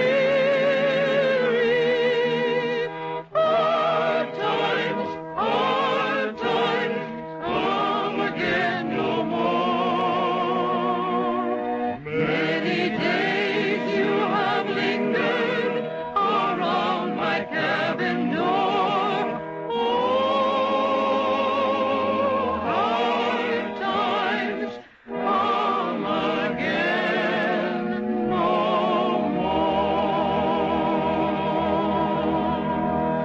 more. Oh, wasn't that nice? Well, now that we're all gathered here and everybody in such fine spirits, well, most everybody. Go on, Ben. Go on. Well, I was a-thinking that we ought to get to planning out this here celebration. Yes. Well, from what I hear, it promises to be quite an affair. Well, when is Fire Prevention Week going to begin, Ben? Well, I've been a-thinking that we declare it on the 7th of next month, 'cause that date's got a special little meaning to me. Why, what is it, Ben? It ain't nobody's birthday. Oh, old Eli knows what date that is. Yeah, it don't matter none. So Ben wants to start it on that date. Why do you have to go into a lot of explanation about it? Oh, I'm dying to know, Ben. Oh, what is it? Well, if you insist, I'll tell you. I hadn't really meant to. Oh, go ahead. Blow your head Well, off. come the 7th of next month, it'll be exactly 1 year since I beat the tar out of Eli Jenkins at the Gibson County Horseshoe Pitch. So that's it. So it seems a fitting date, don't you think? Now, stop your gloating, Ben. The important thing is to have a big celebration to start this affair off. Yeah, and if you want to invite all the townsfolk, it'll have to be a pretty big place that you'll hold it in. I wonder if the schoolroom might be available. But how could we serve any refreshments there, Marion? No, that ain't no good. Gotta have a kitchen within easy reach. Well, there's a church basement. Oh, but that's got a cement floor, and I wanted someplace where we could maybe dance a bit. Gosh, that's a problem. Well, haven't you ever before held a big party down our way? Sure, lots of them. Well, maybe if you think back, you can remember where they were held. We remember all right, girlie. All our big parties have been held in one place. And I'm not rightly sure it's suitable for this. Oh, but Ben isn't critical of the place. No, Are you, Ben? Shucks, no. I'm just as agreeable as can be. Well, all right, then. Where is this place? It's Eli's grocery store. He has to spend hours packing all the crates and removable counters into the back room, and that leaves space in the center of the store to hold a party. Oh, well, I think that's grand. You mean the store right downstairs? That's the one. Well, is it all right with you, Mr. Jenkins? Fire prevention is terribly important, you know, and you'd be doing the town such a service. Tarnation and thunderation. Have I got to count out it? Yes, Eli, you have got the privilege of holding the party in your store. And of all, it has to be on the date he pitched a crooked horseshoe and bribed the judge to credit him with winning. And now it's going to be in my store that he holds a party to get him prestige. Well, I guess that's settled. You know, I feel in the mood to practice my solo. Oh, that's a good idea, Cliff.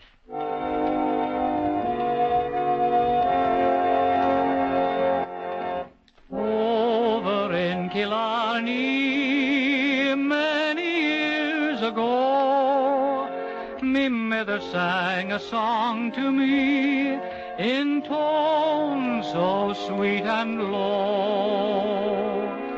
Just a simple little ditty in her good old Irish way, and I'd give the world if I could hear her sing to me this day.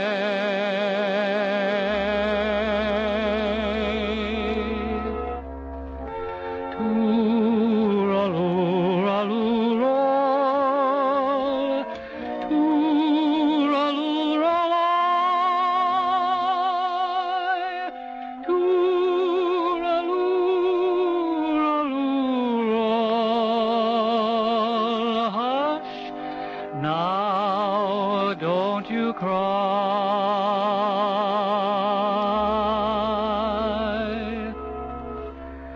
Tooraloo-raloo-roll,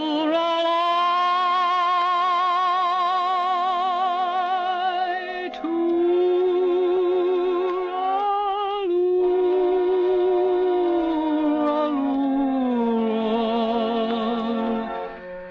That's an Irish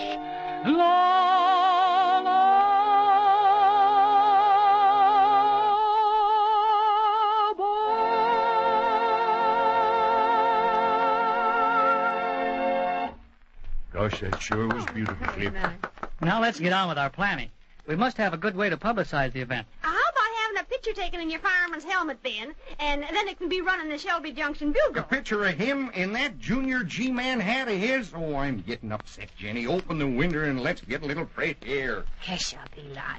I think that's a good idea, Patience. Oh, but that won't be enough publicity for such a big event as fire prevention. What can you think of, Cliff? Well, let's see. When I was in New York studying music, I remember once there was a big truck going down the street with a banner on the side of it. Now, that would be grand. If we fixed up a truck with such a display, it could drive out through all the little roads, up by the farms, and really get people interested. How about using your feed store truck for that, Ben? No, can't do it. She got stuck in a ditch down by McNally's, and I busted an axle trying to get her out. Well, what about the little volunteer fire cart, Oh, then? pulled by hand? Why, Jenny, what strong man's going to pull that over 13 miles of country road? No, I guess that ain't such a good idea. Well, isn't there any other delivery truck in town? Seems to me I've seen another that we might be able to borrow. You've seen another, Marion, but dagnabbit, you ain't going to borrow it.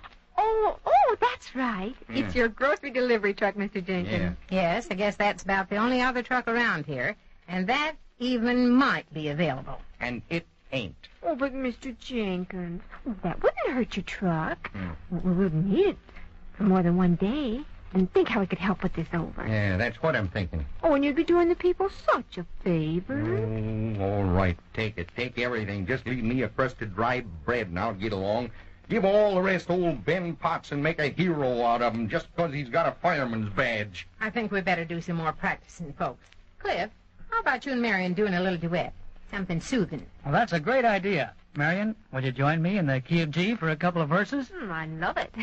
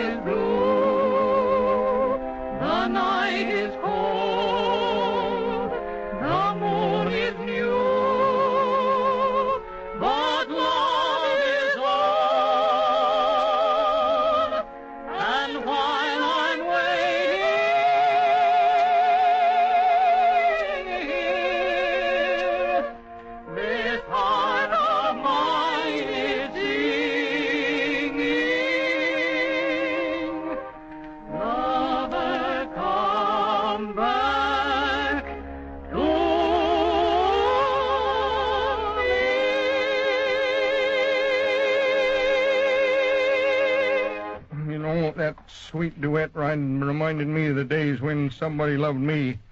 Them was the times. Now I'm old and forgotten, sick and hungry. Eli Jenkins, how can you tell such a fib after putting away half of my apple pie less than an hour ago? Well, I feel hungry. It's my nerves, I guess. You've even heard old Ben say how nerves makes you feel hungry when you're really just lonely. Oh, but I ain't got any nerves tonight. I'm feeling great. Yeah. It's the first time in 26 years that I've been without symptoms. Now, ain't this something to remember? Yes, sirree, and with the help of Miss Marion here, oh, and all the rest of you, of course, I'm going to put this fire prevention week over with a bang. Oh, that's the way it is. You and Miss Marion, Eli, I know what you're going through. Yeah. I'm feeling kind of hungry myself. Oh, that's such a nice thing to say, Ben. I'll surely try to help you all I can. Why, you'll be such a prominent man by the time this celebration is over. Gee, Hossowitz, why, this is going to be the time of my life. Yeah, you're part responsible for this, Jenny. You encouraged Ben in this. Guess there ain't much of anything left for me down our way. I'm the most neglected feller in these parts. Bear up, old-timer. The worst is yet to come. Yeah, I know. Wait a minute. Hold everything. What's that I'm a-smelling? Well, we had cabbage for dinner, but I didn't think you'd notice I it. don't mean that. It's this fireman's nose of mine that's going to work. Don't nobody else smell something? Not a thing. It's my perfume, Ben. This ain't no time for frivolity. I smell smoke, and it's my duty to go into action. Where's my fire axe? Why, if you dare to try anything... Wait a minute, Ben. Don't be hasty. I don't think there's any fire around here. Let's look careful now. I'll run downstairs into the store. You search the bedrooms, Marion. Fire chief's got a right to do as he sees fit. And I see fit to sound the alarm. Out of my way, Jenny. There ain't nothing burning in the kitchen. I think you're making a mistake, Ben. Operator, this is Ben Potts, the fire chief. Have Dick Brewster sound the fire alarm. Send all the volunteers to Eli Jenkins on the double quick.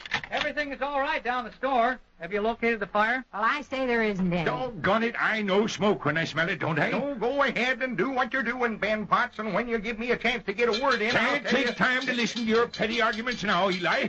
There's a job to be done. We better break this window here so the fire hose can squirt in. Into my nice parlor, Ben Potts, without even a blaze to squirt? If you'll just listen to me for just a second. This is an emergency, and I got a right to do as I see I've fit. inspected the bedrooms carefully. There's no sign of fire. I see the lights going on in the fire shed. The men are pulling the hose cart out. I can smell it all. They won't get here any too soon. Ben, before this goes any further, What just in let the me... dickens you nagging about at a time like this? Why Eli? you been stirring up this here emergency about a fire? I've been trying to tell you that you put your lighted pipe in your hip pocket, and if you don't do something... Oh, gee, Horseshoe, hey, you're right. Yeah. I'm what's on fire. Come on. Ain't that the funniest thing? The town's going to get quite a kick out of this. Patience, run down and explain to the boys what happened. You can talk faster and louder than any of the rest of us. You know what you are, making a fool out of Ben by not telling him sooner that he was on fire. Get along, Patience. The longer you wait, the worse it'll be, especially after they pull that hose cart up this grade. I'm going. Eli, I'm ashamed of you. What did I do? He wouldn't listen to me, Ma. Oh, you. Did somebody stop him from coming? Sure. I took it upon myself to countermand your order, Fire Chief. Seeing you were in no condition to be given orders. You'd given one too many as it was. All right, just rub it in. I suppose you ain't never made a mistake in your life. It's a mighty good idea that they got plans made for this fire prevention week. After what's happened tonight, you're going to need something to gain a little prestige. Cliff, Marion, come over here by the organ and let's all practice our hymn for the Sunday services. Oh, yeah. Let's get our practicing finished up, Jenny. Even though there was a slight interruption, it'll never be said that Eli Jenkins don't get his duties done. Turn to page 49. Are you able to sing, Ben? Everything under control? Oh, tend to your music. All right, folks, now all together on this beautiful hymn.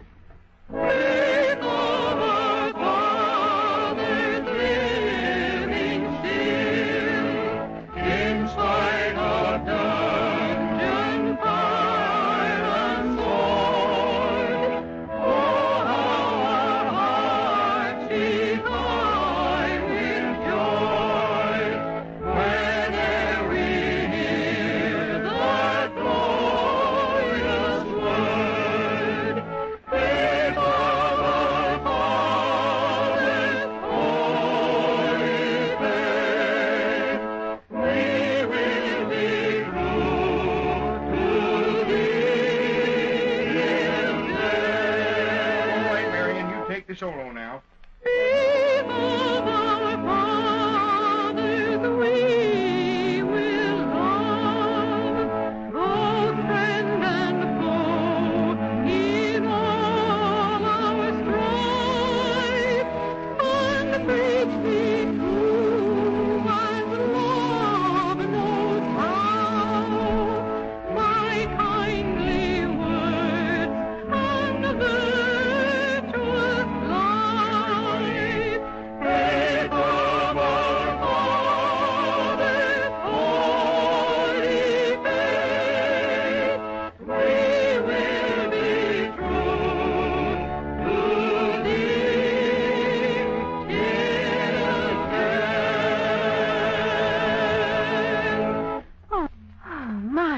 Beautiful.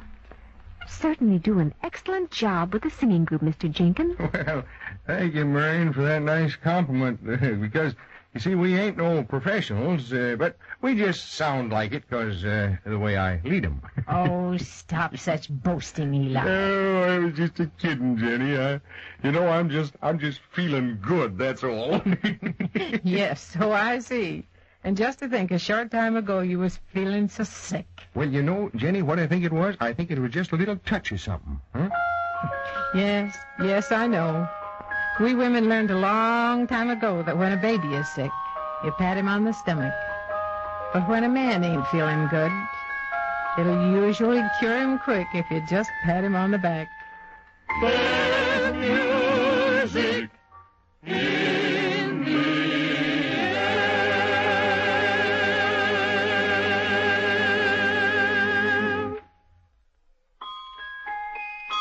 There's music in the air when the infant morn is nigh, and paint its blushes sing on the bright and laughing sky.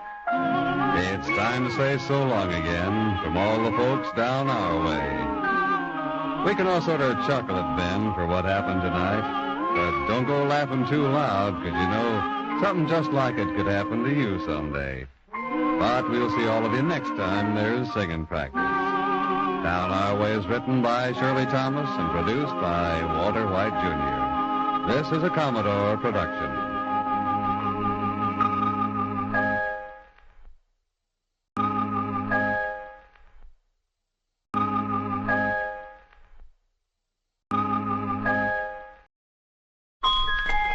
There's music in the air when the infant morn is nigh, and paint its blushes sing on the bright and laughing sky. Down Our Way, some old-fashioned singing and a bit of friendly visiting with some folks that are just like your neighbors. Eli Jenkins is leader of the singing group, besides being town grocer and sheriff. He's also the feller folks come to when they need a bit of advice. Even the new school teacher, Marion Castle, has learned that already. She has a problem she can't figure out an answer to. So the first person she thinks of is old Eli. Yes, sir, I'm mighty pleased that you'd think to come to me, Marion, but I don't rightly know as if I can help you none. Well, I'm not asking this for myself, Mr. Jenkins. I just learned this afternoon of some folks who need help. So I hope that if you'd work with me, we might be able to do something for them. Well, it won't hurt none to try. What's the difficulty? Well, this afternoon, after I dismissed class, I noticed little Becky Ingalls was huddled in the corner crying. Well, that sweet little thing, what was the matter? Oh, do you know her? Marion, you come from a big city.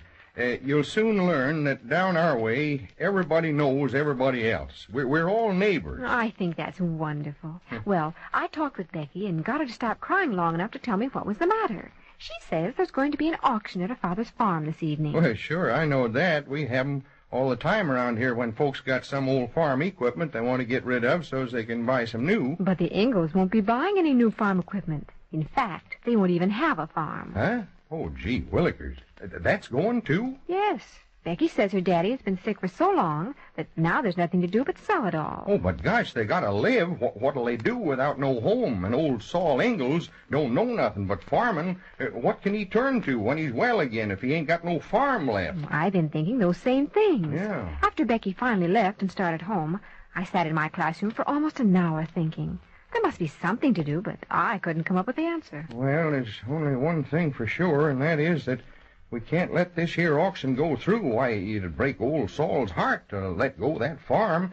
He's got to stay in good spirits so he can get well fast. But how else can they pay all the bills and keep going? Yeah. Becky is such a child. She doesn't have much understanding of it all. But I realized from what she said that they must have money immediately. What can we do? I don't know, little girl. I don't know, but just let me think for a spell, and I'll do my living best to figure out something. I tell you what, tonight's when the group gathers for singing practice, so you just leave it to me, and I'll try to hit on something where we can all pitch in and help. And I'll see you at 7 o'clock now, Marion, and meanwhile, don't you worry none. I got a hunch we'll be able to lick this here problem. I guess life would get pretty dull if there weren't any problems, but sometimes it sort of seems like it wouldn't hurt none to have fewer of them, especially when you hear something like this about the Ingalls being about to lose their farm. Eli's been giving a lot of thought to it the last 2 hours, and maybe by now he's hit on a scheme to try to help them. Come on in, folks. Come right on in. Hi, Eli. Evening, Eli. Hello, Jenny. Hello, Ben. Hello, Cliff and Marion. How are you? Well, I'm mighty glad all of you are arriving right on time, because there's something important we got to get done before this evening's over. There is? Well, tell us, Eli, what is it? Are you afraid that there's something going on that you don't know about, Patience? Yeah, when you spend as much time gossiping as Patience does, I don't rightly see how anything can be missed. You're one to talk, Ben Potts. You may run a feed store, but if I had my guess, there's more dirt goes over that counter than chicken feed. Now, folks, this ain't no way to be carrying on here. It sure ain't with all that Eli has to tell you. Well, if you say hush, Jenny, we will. I just stopped paying attention to old Eli here. You're in a mighty nasty mood tonight, Ben Potts. Must be your rheumatism acting up again. Oh, that ain't all. Have I got symptoms? Yeah. Why, just t'other evening... Now, why did you have to go and remind Ben about his ailments, Eli? All right, I'll keep quiet. Maybe I should have brought my ruler so I could rap for attention, like I do in the classroom. Well, now, the first thing we're going to do right now is to get one of our songs practiced out. But why are we such a hurry? Why, ain't we got the whole evening ahead of us? And what was that you was going to tell us? Well, I'll tell you after we practice this song. Now, come on, Jenny, get over at the organ. My stars, I haven't even had time to take off my hat. Is this the song, Pa? Yeah, that's the one. Now, turn to page 55, everybody. What'd I do with my book? Oh, you may read off mine. Oh, that's a better idea anyway. Now, let's stay together now, folks. Blow gently, sweet Afton, among thy green braes. Blow gently, I'll sing thee a song in thy praise. My Mary's asleep by the murmuring stream. Blow gently, sweet Afton, disturb not her dream. The stalked of echo resounds from the hill. Ye wild whistling blackbirds in yon party dell. Oh, green-crested lapwing, thy screaming forbear. I charge you, disturb not my slumbering there. Thy crystal stream, Afton, how lovely it glides, and winds by the cot where my Mary resides.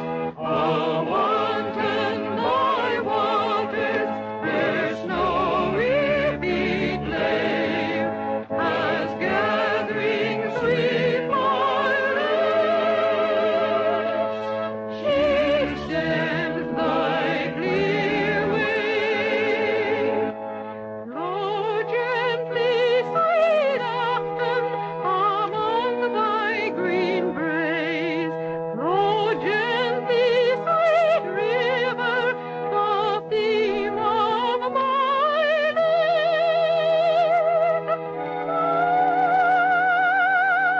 Mary's asleep by thy murmuring stream.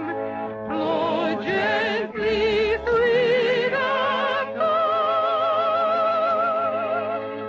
disturb not her dream.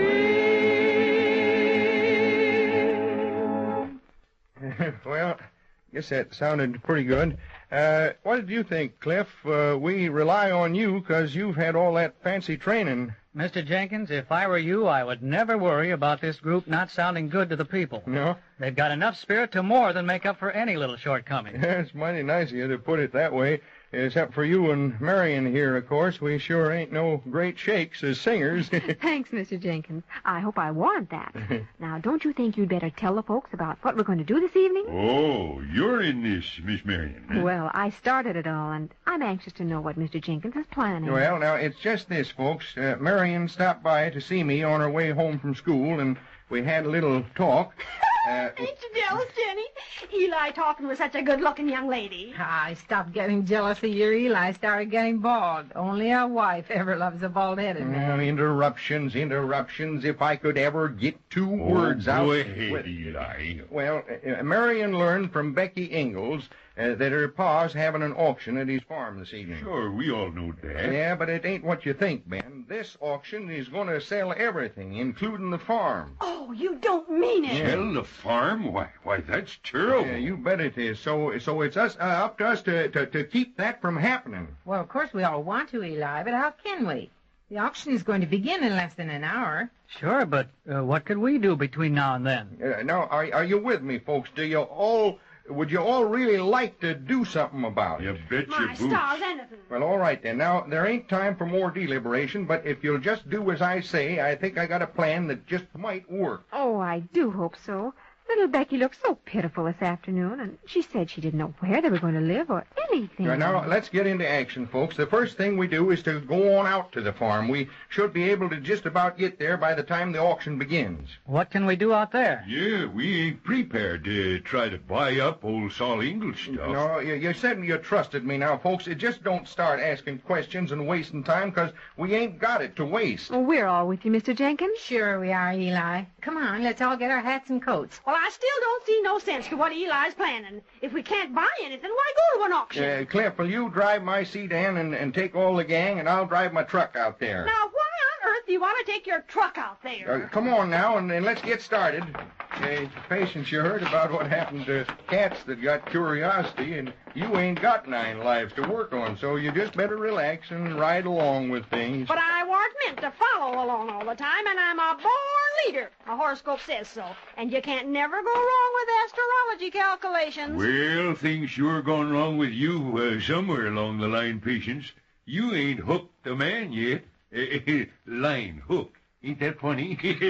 That's awful harsh. Now, here's the keys, Cliff. You get up there, and I'll be right behind you in the truck. Did you get it tied onto your truck all right? Sure. It's all fine. Get what tried on your truck? Say, what is that I see on your truck? It's so dark, I can't quite make it out. Remember about those 9 lives you ain't got, Patience. Pile in, everybody. Here, Marion, you sit up here with me. Go ahead, Marion. We'll keep an eye on him from the back seat.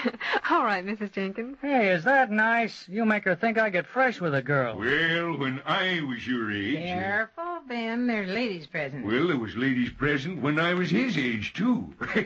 Oh, I'm mighty sharp this evening, don't you think? We're practically hysterical. Is Eli still following us? Yes, he's right behind. Let's get along, Cliff. Time's short. Okay, Mrs. Jenkins. Pretty long ways out there. Well, we'll make it with Cliff driving.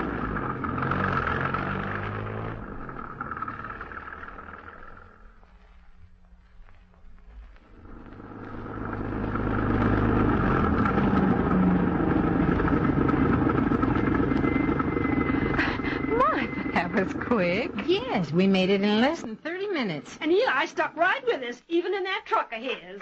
Say, look at all the people that have gathered for the auction. And look at Eli.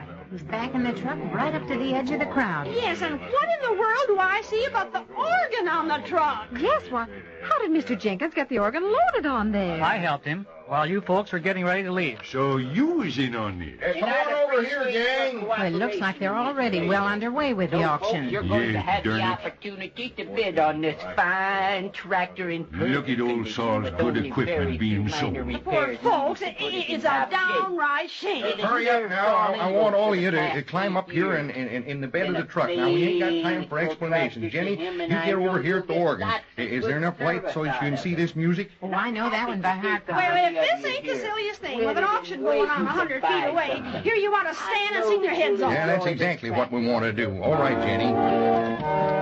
The Camptown ladies sing this song. Do-da, do-da. The Camptown racetrack 5 miles long. Oh, the do-da day. I come down there with my hat caved in. Do-da, do-da. I go back home with a pocket full of tin.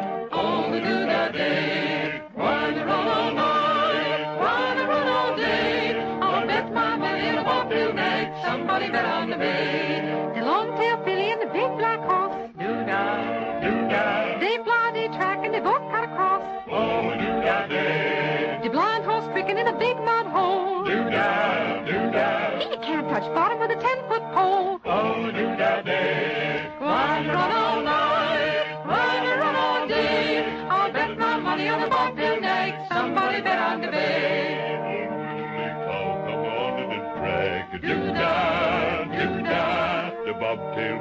her over his back. Do-da-day, then fly along like a railroad car. Do-da, run in the race with a shooting star.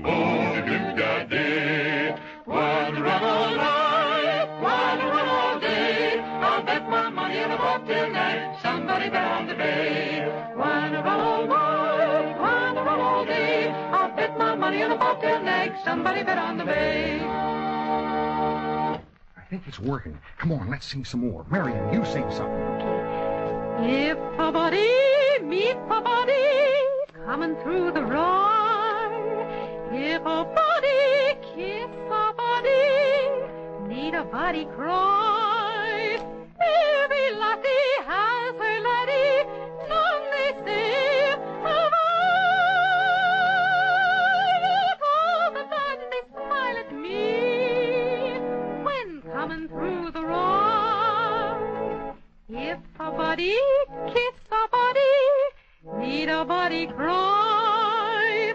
If a body meets a body coming through the rye, every lassie has her laddie, none they say of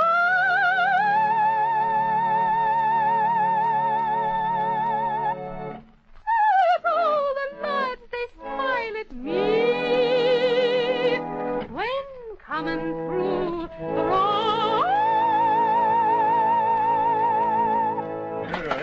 Hi there, Eli. Say, it is great having you singing. Oh, we're enjoying it a whole lot. Hello there, Jenny. Could you oblige me with another number? You bet we could, Miss McElroy, in just a minute. Hear that, folks? They like our singing. Sure they like it, but you can sing plenty of other times. This don't seem very fair to come out and break up the auction. And that's just what I'm aiming to do. What? When old Saul Ingalls needs the money so bad? He needs his farm worse, or will when he gets well. I think I'm beginning to see your point, Mr. Jenkins. How about more of that singing, gang? It goes right well on a chilly evening. Yeah, something to warm us up. Coming right up. Now, Cliff, have you practiced that little Irish tune lately? Oh, you mean where the River Shannon flows? That's it. I think I can manage. Was that in the key of F, Cliff? That's right. There's a pretty spot in Ireland I'll always claim for my land, where the fairies and the Blarney will never, never die. It's the land of the shillelagh, me heart goes back there daily to the girl I left behind me when we kissed and said goodbye. Where dear old Shannon's flowing, where the three-leaf shamrock grows, where my heart is, I am going to my little Irish rose. And the moment that I meet her, with a hug and a kiss I'll greet her, for there's not a calling sweeter, where the river Shannon flows. Oh, that was fine. That was Glad swell. we came to this auction, aren't you, Mary? Folks, I'm mighty glad you like our little singing group. I noticed that there ain't many of you left over at the auctioneer's block, and you know what? I think you'll have more fun over here with us. I sure hope you know what you're doing, Eli. So do I, Ma, but nothing could be worse than Saul losing his farm. I think Eli has gone plumb crazy. Ain't so sure, but what you're right, Patience. Would you like some more music, folks? No, sure, give us some more. Now, just quiet down for a bit. I got a real surprise for you. Is she waiting, Cliff? Yes, I slipped out while you were talking and asked her to come over here. Yeah, here she is now. Can you lift her up here? You bet. Why, it's Becky Ingalls. Yeah, that's right. I think she's going to be mighty helpful to us. Come on up here, Becky. There you are. Hello, Mr. Jenkins. Hello, Becky. Hello, Mrs. Jenkins. Hello, Miss Castle. How are you, Becky? Feeling better now? Yes, Daddy says we're going to forget the farm now.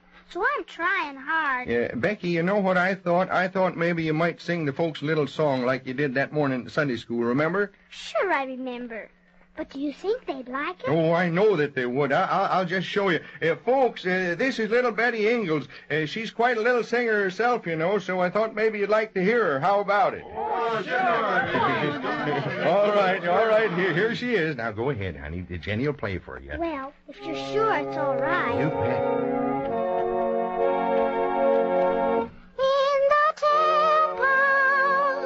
In the temple, stood a happy boy one day, and the teachers wondered greatly at the words they heard him say.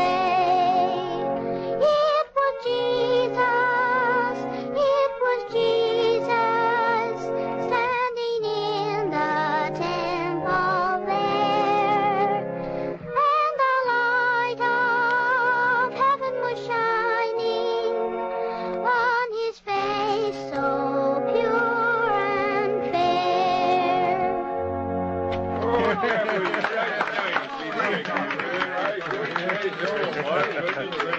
Wasn't that great, folks? Ain't she cute? Take a bow now, honey. Now I want to talk with you for just a minute here while all the folks can hear, you see. All right, Mr. Jenkins. Now, first, I want you to tell me something. Are you happy about the thought of leaving the farm? Well, Daddy says we gotta. But do you want to? I never want to leave the farm. And do you think your mama wants to leave? Oh, no. She just cries all the time. Is your daddy better these days, Becky? Yes, he can sit up now. Yeah. The doctor says in a little while he'll be just like my daddy again. But by then he won't have no farm. That is, if the auction goes on, he won't. I think I'd better get on back to the house now. I want to see Mama. You go right on, honey, and I wish you'd tell your ma that we're all her friends. Would you do that?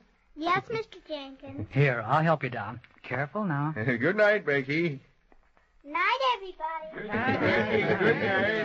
everybody. Folks, you all heard that, didn't you? Yeah, we sure did, Eli. Well, then there's nothing I could add to it. You all know what a good man Saul Ingalls is, and how he worked this farm for years. Such a shame. Becky ought to grow up right on this here farm where she was born, but now you folks have come out here to buy the farm and all its equipment. Well, that's what an auction's for, Eli, when people want to sell. No, there's where you're wrong, 'cause Saul Ingalls don't want to sell. He's forced to, all on account of money. Everybody needs money. Yeah, but some need it worse than others. And as for me, I don't think I need $100 as bad as Saul does. So I'm putting it in my hat.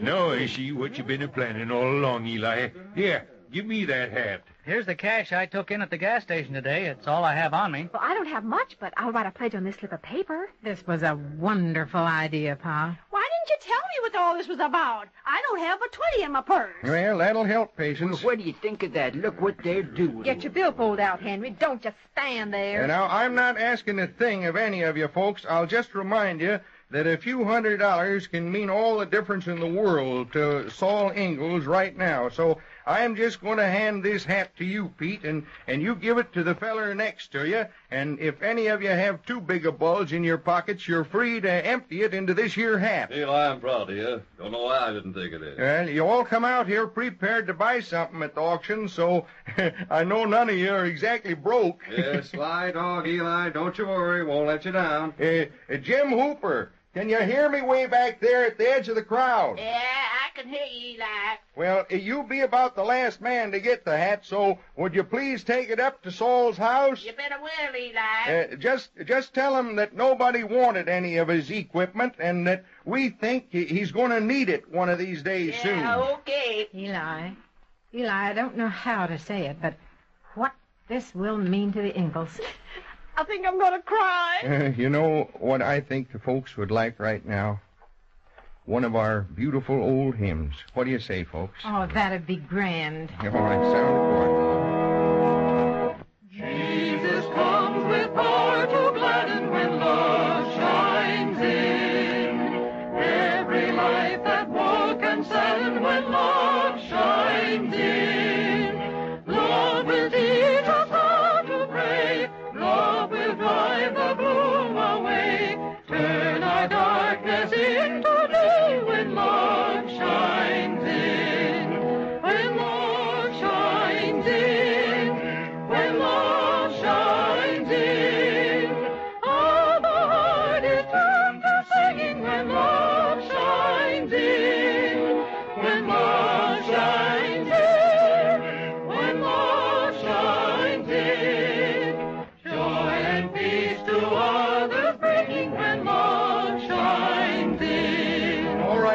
you take solo. Darkest sorrow will grow brighter when love shines in, and the heaviest burden will lighter when love shines in.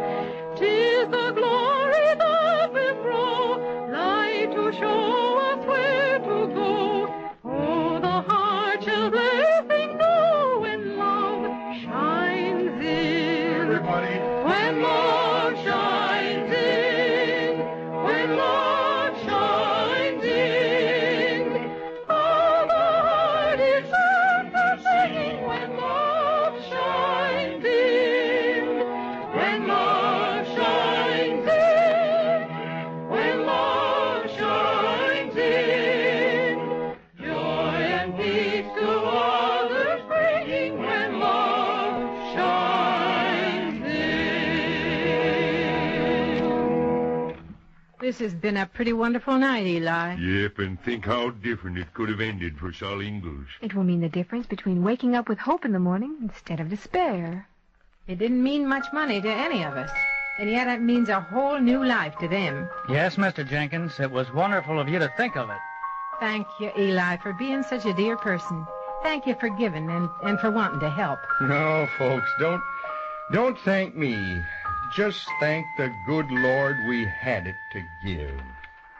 There's music in the air.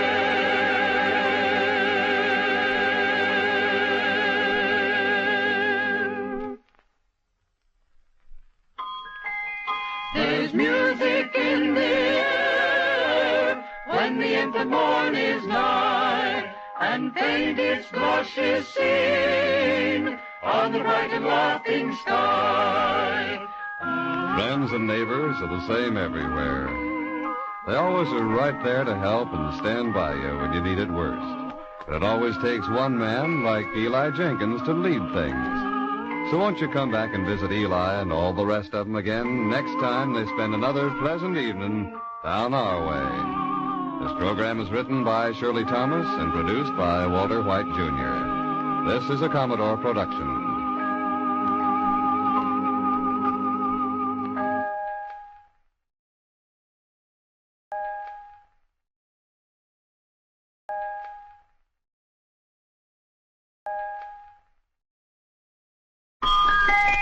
There's music in the air when the infant morn is nigh, and faint its rush is seen on the bright and laughing sky.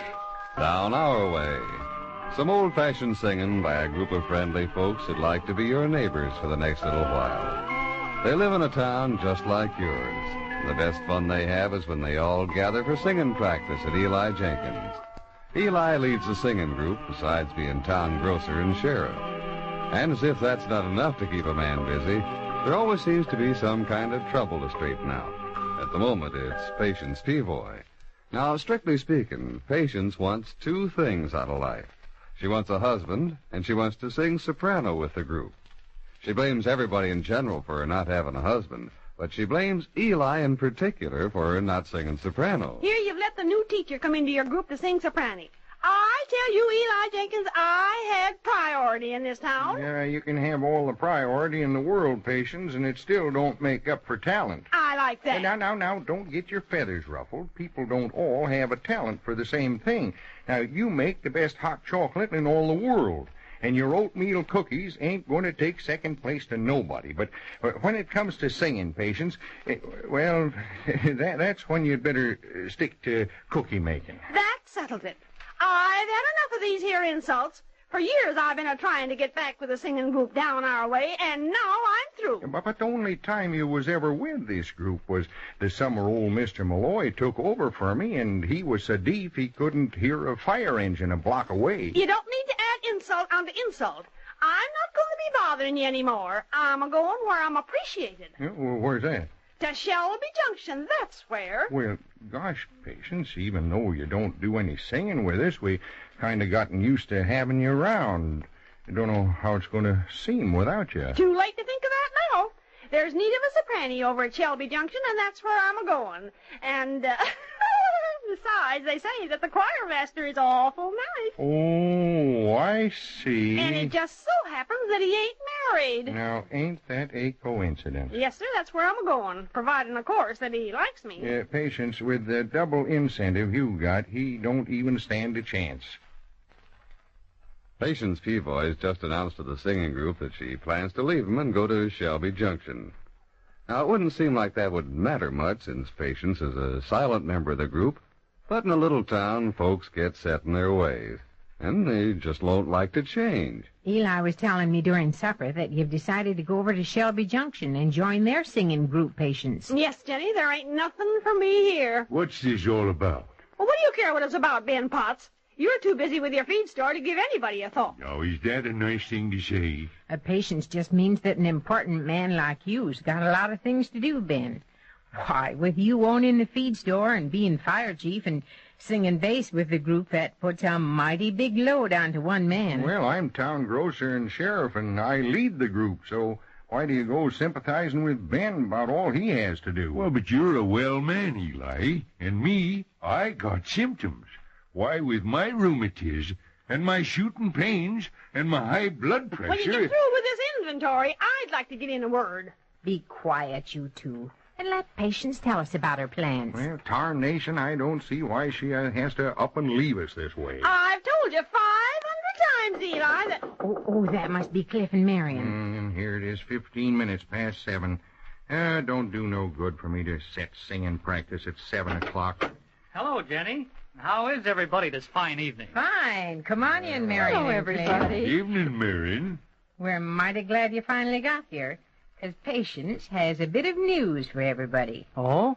Don't tell me you're going to get married, Patience. I said news, Cliff, not a miracle. Well, what is your news, Patience? I'm a-going to Shelby Junction to join their singing group, that's what. What? Leave the gang down our way? Why, what a surprise. Yes, if that is... Now, don't go getting in a lather about it. We've just been through all that, and doggone it, I've got to get folks calmed down enough to get some practicing done. Yes, we got to get those songs ready for the Friday night social at the church. Get out your books now, folks, and let's get the quartet song practiced up right now. That's page 82 on a Sunday afternoon. Yeah, we'll take 2 verses now. There's a day we feel gay if the weather's fine. Every lad feels so glad if the sun does shine. In his best he is dressed, and with smiling face he goes with his pearly, his own little girlie, to some nice place. On a Sunday afternoon, in the merry month of June, take a trip up the Hudson or down the bay, take a trolley to Coney or Rock, away on a Sunday afternoon. You can see the lover's spoon.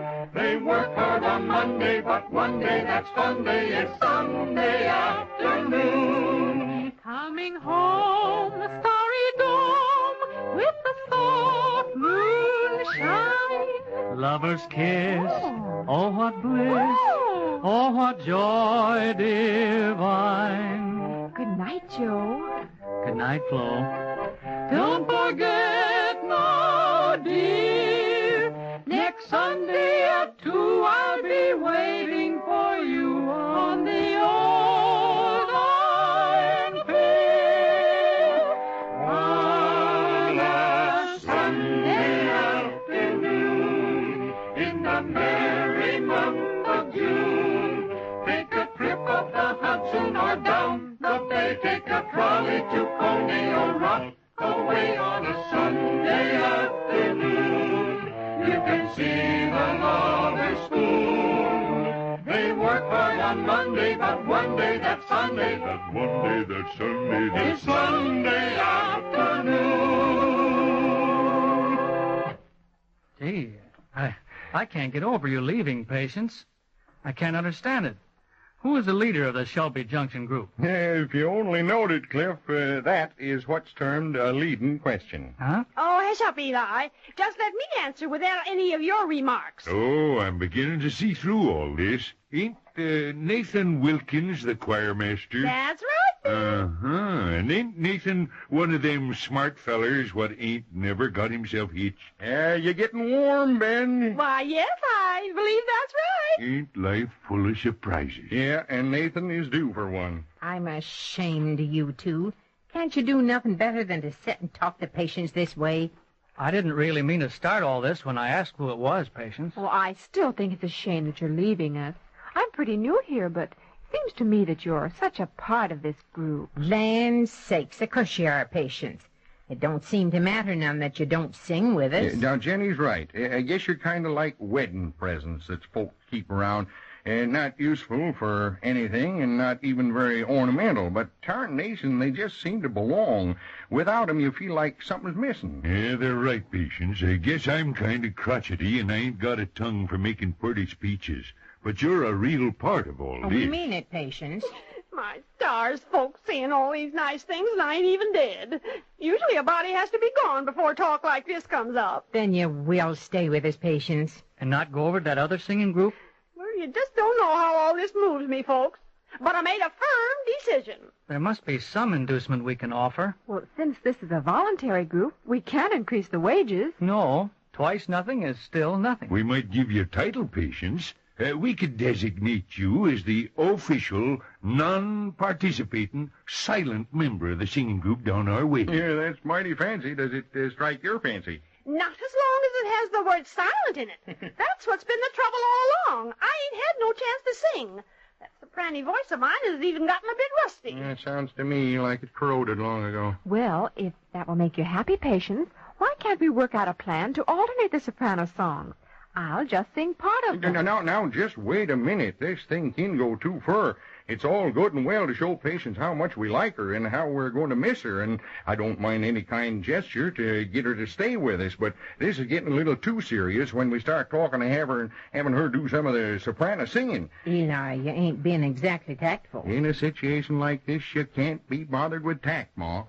See? Listen to the way he talks. That's the treatment I've had for all these years, and now I ain't going to have it no more. Oh, now don't go crying, Patience. Why is it that with a woman a little bit of truth always seems to open the floodgates? We didn't mean to hurt your feelings, Patience. Well, can't somebody do something? Don't sit there looking at me like I was a cannibal. Get up to the organ and sing something. Ben, you've been wanting to. All right, Eli. Yeah. Here's the music, Mrs. Jenkins. Yeah, this is supposed to be singing practice, and I'm supposed to be the leader. I ain't even supposed to be a diplomat. Gone are the days when my heart was young and gay. Gone are my friends from the cotton field away. Gone from the earth to a better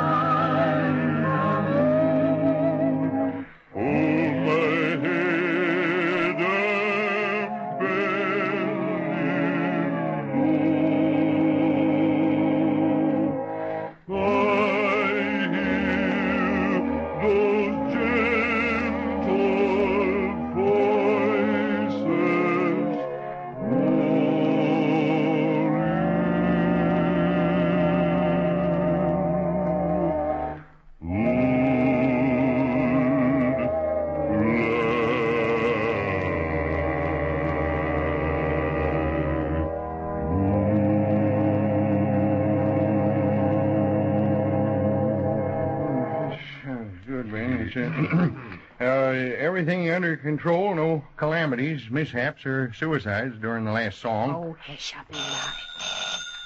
Scared me half to Sunday.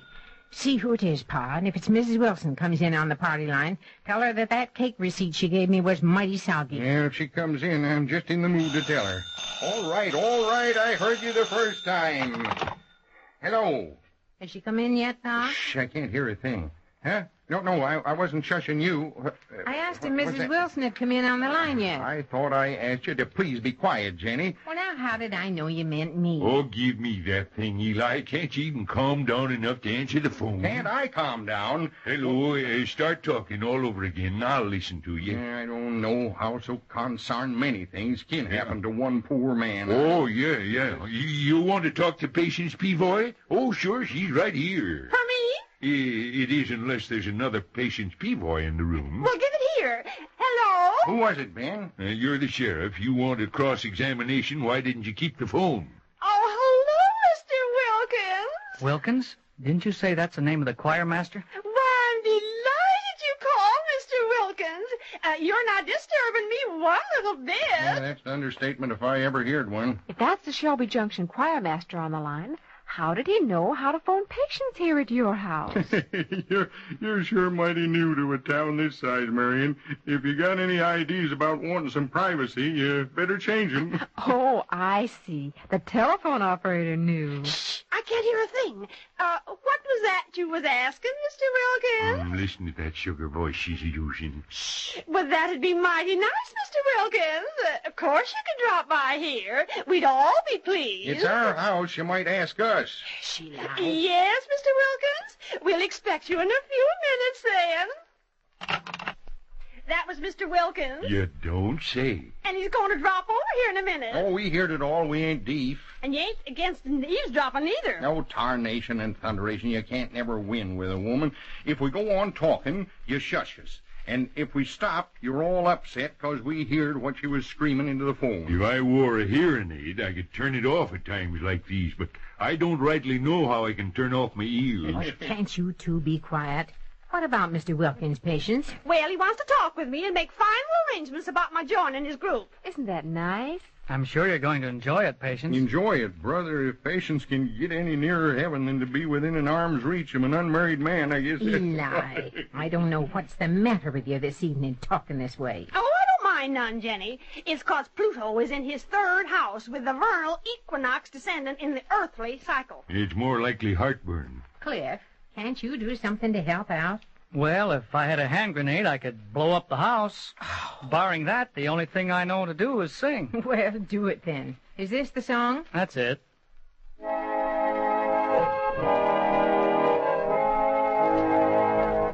I look into your garden every morning as I pass. When the summer morn is dawning and the dew is on the grass, but with all its glowing roses and its perfumes rich and rare, it's a wilderness to me, dear, for I do not see you there.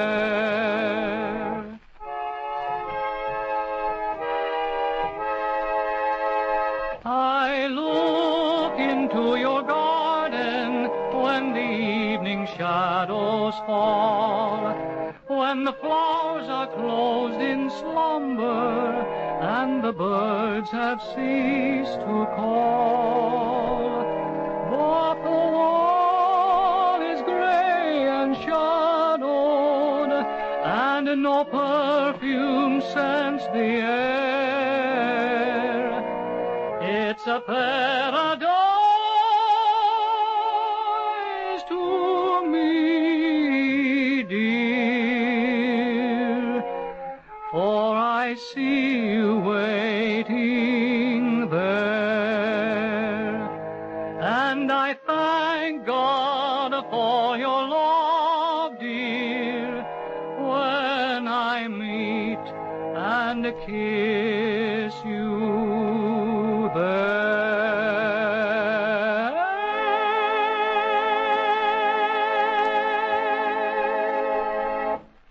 Do I hear somebody coming up the stairs? Oh, it's him. It must be him. Oh, my stars, he's here. Well, he ain't doing anybody much good standing out there on the porch. What say I let him in? Well, do. Quick, go to the door.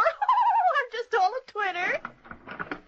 Good evening. Is this the Jenkins residence? It sure is. A few moments ago, I telephoned Patience Peavoy. Yeah, we know all about it, Mr. Wilkins. Come on in. Oh, thank you, I'm sure. Yeah, this is the singing group down our way, Mr. Wilkins. My wife, Jenny Jenkins, our school teacher, Marion Castle, and old Ben Potts, who runs the feed store, and Cliff Tyler, who owns the gas station out at the fort. How do you do, I'm sure. And, do I perceive that you left one person out of that introductory? No, just catching a new breath, Mr. Wilkins. This here is Patience Peavoy. Indeed, a pleasure, Miss Peavoy. Same here, Mr. Wilkins, but I'm Mrs. Peavoy. Oh, I didn't know you were married. Oh, I'm not. She just once was, Mr. Wilkins, and she ain't never forgot it. Nor is marriage a thing to be easily forgotten, I'm sure. Oh, I'm sure of it, too. Well, that is, I'm glad to see that you feel marriage is important. You, aren't, that is, you, haven't... Married? Oh, goodness, no, and I'm looking forward to it. For I'm convinced that life will be more worth the living when I have a helpmate, I'm sure. Well, if I might interrupt this interesting discussion. Yes, Mr. Jenkins? I understand you're the leader of the singers in Shelby Junction. Choir master, they justifiably term me. Oh, yeah. Well, maybe you might like to see some of the music that Jenny and me have collected through the years. Some of it's mighty rare now, old songs that our moms and dads used to sing. Oh, that would indeed be fascinating, I'm sure. It's right in the dining room in this bookcase. Yes, and maybe over Mr. here. Wilkins would like to borrow some of the sheets he likes. Oh, that would be true excitement, I'm sure. Well, just look through here and help yourself. Now, this here pile is all quartet songs, and over here... Jenny, ain't he cute? The way them little eyes peeps out from behind his glasses. Well, I don't know that cute is exactly the word, Patience, but he seems nice enough. Nice enough? Why, he's wonderful. He's my dream man come true. You must not do much dreaming, Patience. You shut up, Ben Potts. He's the grandest feller I ever met, and he's got such sensible ideas. So long as he likes the idea of marriage, he could have two heads, and you'd still think he was great. Well, I'm so happy I ain't even going to take the trouble to get mad at you, Ben. Not tonight. Oh, it's like the beginning of a whole new life. Just think, me a-singing soprano with the Shelby Junction group, and, being led by this here Mr. Wilkins. I think you'll do a fair share of the leading. I think it's grand for you, Patience. Say, where did Cliff and Marion go? Oh, they slipped out while you and Mr. Wilkins was talking. Said they was going out on the porch to get a bit of fresh air. The little rascals. There's not only fresh air, there's a moon out there. Oh, Patience, can't you ever get your mind on anything else? As far as I'm concerned, there ain't anything else. Shh. Eli and Mr. Wilkins are coming back into the room. Good, and you probably get the same kick out of leading singing, Mr. Wilkins. No, indeed, I'm sure. And speaking of singing, Mrs. Peavoy, since you're contemplating joining the Shelby Junction Choir, perhaps we had best discuss it at further length. That was really why I called to see you, know. Oh, I just love discussing anything with you, Mr. Wilkins. Well, first, so that I might determine in my own mind the position that you might occupy in our group, would you kindly oblige me with a short vocal rendition? You mean sing for you? Go ahead, Patience. He asked for it. Well, I ain't really prepared. Neither are we. Oh, I do not wish to impose, I'm sure, and were I not pressed for time, I would not even suggest it so soon. But I must be careful that too much time does not slip by. Oh, can't you spend the evening with us, Mr. Wilkins? We'd like to have you. And I'd be delighted, I'm sure, but I must leave within 15 minutes to pick up my fiancée. She's visiting friends in your town. Pick up your what? My fiancée. I shall hasten to explain that it is a French word derived in root from the Latin, which when liberally translated means the one to whom one is betrothed. Do I make myself clear? Yep, that makes everything clear, doesn't it, Patience? Yes. And as I said earlier, marriage is like an exciting adventure to me. I enter it with fervent expectancy. I don't see what's all so all fired great about getting married. Happens to people every day. Yep, and unfortunately it happens to other people. Oh, that's true enough, I grant you. But my dear wife-to-be is the closer to me, for she sings soprano with the choir. She sings soprano. I thought I was to sing soprano with your group. Oh, in truth, you are. I have 32 sopranos, but my fiancée is the solo singer. And you weren't even thinking of me for that? Oh, indeed not. Gracious sakes, no. I wouldn't think of it, I'm sure. You must understand that 32... I understand a lot of things, Mr. Wilkins, and now there's something for you to understand. I wouldn't think of leaving this here singing group and Eli Jenkins for all the others in the world. They love me, and I love them. Oh, well, my heavens, in such an event I would not dream of considering your making the change, I'm sure. Well, that's the way it is, isn't it, Eli? You're darned right. Well, do let me thank you for a pleasant visit, nevertheless, and do come to visit me and my wife after we're settled in our little cottage, won't you, Mrs. Peabody? Don't hold your breath until she gets there, Mr. Wilkins. And now I'll say good night. Hey, good night, Mr. Wilkins. Nice to have met you. Good night to you, too, Mrs. Peabody, I'm sure. Good night. Well, it's a mighty nice evening, isn't it? Yeah, it sure is, Ma. The nerve of him. In fact, the weather's been mighty nice for a long time. Deceiving me the way he did. Yeah, awful nice weather. Making me think I was going to sing solo and then leading me on about marrying him. As if I'd even look at a little worm like him. Don't you think we better finish our practicing, Pa? Well, everything else is finished. We might as well finish that. Cliff, Marion, come on, let's do some more singing here. All right, Mr. Jenkins. The nerve of him thinking I'd leave you folks to join up with his awful singing group.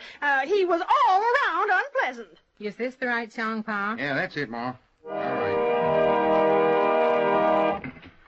There's a land beyond the river that we call the sweet forever, and we only reach that shore by faith's decree. One by one we'll gain the portals, there to dwell with the immortals, when they ring those golden bells for you and me. Don't you hear the bells now ringing? Don't you hear the angels singing? 'Tis the glory, hallelujah, jubilee. In that far-off sweet forever, just beyond the shining river, when they ring the golden bells for you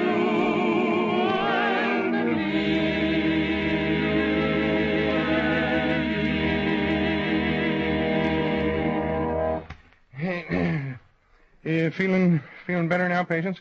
Sure, Eli. Yeah, we're mighty glad you're staying with us. Well, so am I. Awful glad. Even if I don't sing, I'm kind of part of the group. You bet you are. Of course you are, Patience. And I guess I learned something this evening, too. About that greener-looking grass that we're always seeing somewhere else.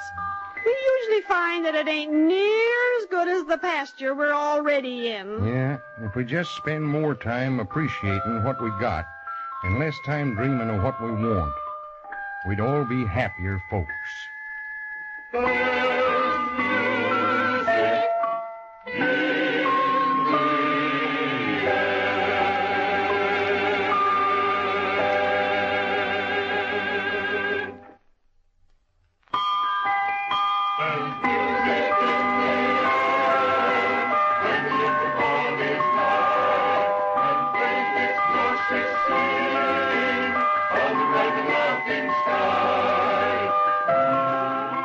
When friends gather, whether it's down our way or down your way, it usually adds up to a pleasant time. And even if something should go wrong, it's not nearly so bad, because they always know they've got one another. So the group all invite you to come again next time they gather for singing practice. Down Our Way is written by Shirley Thomas and produced by Walter White, Jr. This is a Commodore production.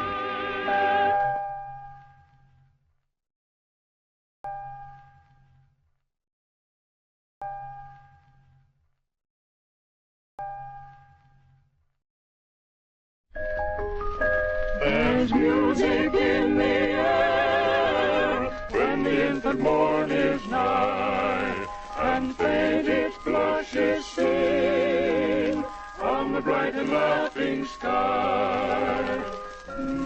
Down our way, where folks really enjoy living. Maybe they're a little bit old-fashioned, but they consider singing a mighty important part of living. These folks have a ready smile and a heart that's bigger than their town. They like home cooking and fresh country air. Most of all, they like to gather at Eli Jenkins and practice their songs. Blue Wing Thunderation. Everybody knows I've been closing up at 5 o'clock for 13 years. All right, I'm coming. Don't know why folks have to come around disturbing. What is it? I'm so sorry to bother you, Mr. Jenkins. Oh, Alice. Oh, that's all right. I just didn't know who it was. Didn't ever expect to see you coming around for groceries, being as how you board at Myrtle Foster's. I didn't come for groceries, Mr. Jenkins. Oh? I was just passing on my way home from school, and I wanted to ask if I might come a little early to the singing rehearsal tonight. I'd like to ask your advice about something, if I may. Oh, reckon as how. That'll be all right, but what's troubling you? Within the next few hours, I must decide whether to stay with my school teaching here or whether to go away to an entirely new life. Well, now, that is serious. You think you might go away? Well, you don't seem exactly happy at the thought of it either. But I'm afraid that's what I'm going to have to do. Well, now, you just come around early and we'll talk about this, Alice. Jenny and me will be through with supper by 6:30, and this door will be locked, so you come to the side stairs. Thanks, Mr. Jenkins. You're always so understanding. See you at 6:30. You know, in every little town, there's a focal point for activity. Usually it's the main street where folks stop to talk. But down our way, it's the parlor of Eli and Jenny Jenkins. Oh, that was a mighty fine stew, Jenny. I'll swear every one of the 30 pounds I've gained since we've been married is all due to your stews. Well, that ain't bad, Eli.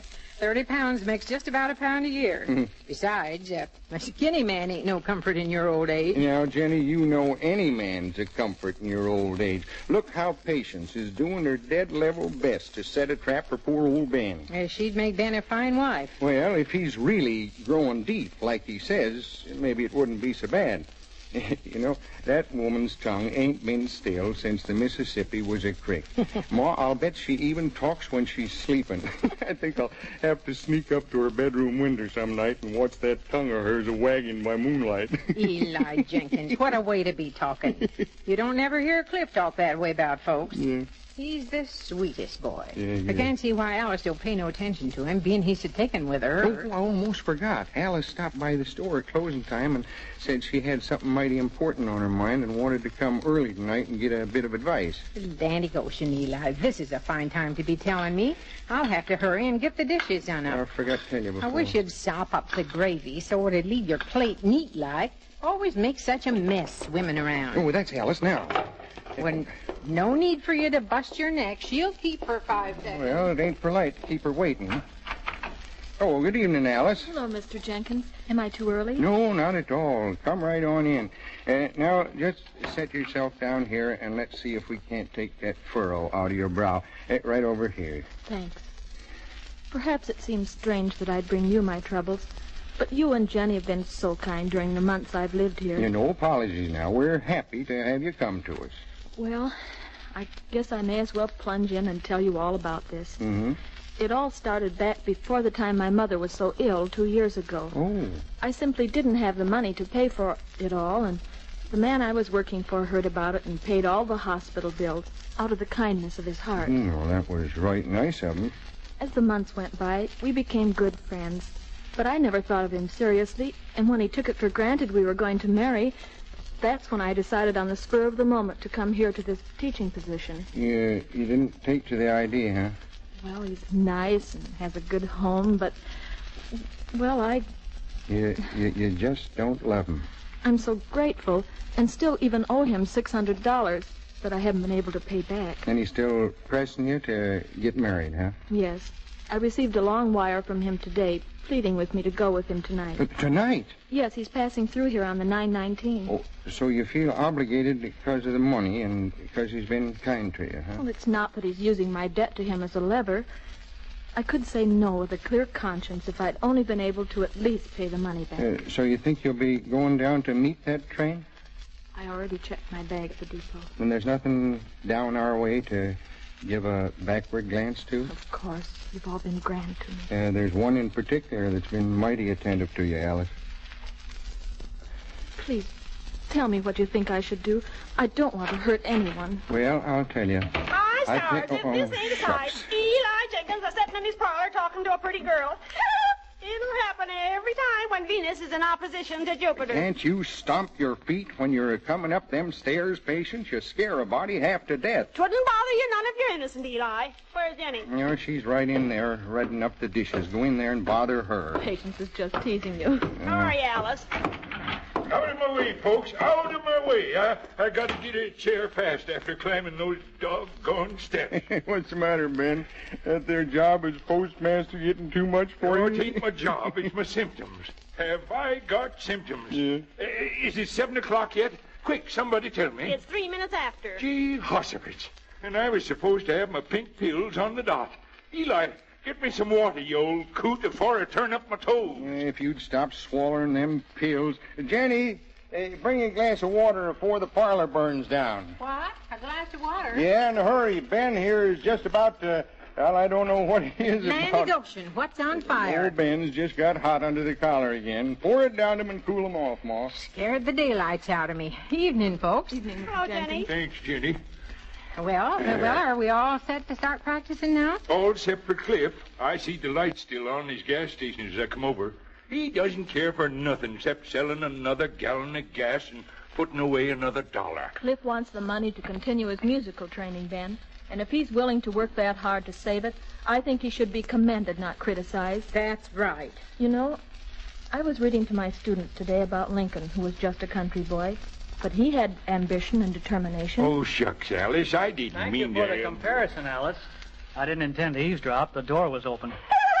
You didn't mean for Cliff to know you liked him that much, did you, Alice? Shall we get on with the practicing now? Evening, Cliff. Come along, folks, and gather around. Yeah, all right. Now, let's start with a number for next Friday's sociable. Sound the chord, Jenny. Good. That's about it. Yeah, that's about it. Now, start all together now, and let's see if we can't wind up the same way. All right, everybody. When the toil of day is over, and the crowds are going home, far away beyond the city, all my thoughts begin to roam. Back to where the flowers are blooming, and where all is peace and rest. Back upon the dear old homestead, with the one time of the best. Just a feel of newborn hair, just a cottage by the way, just a mother dear who's singing from home.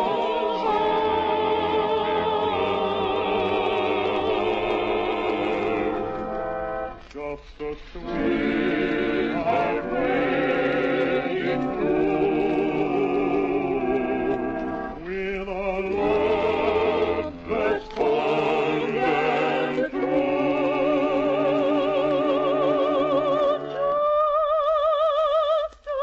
Dear old-fashioned country home.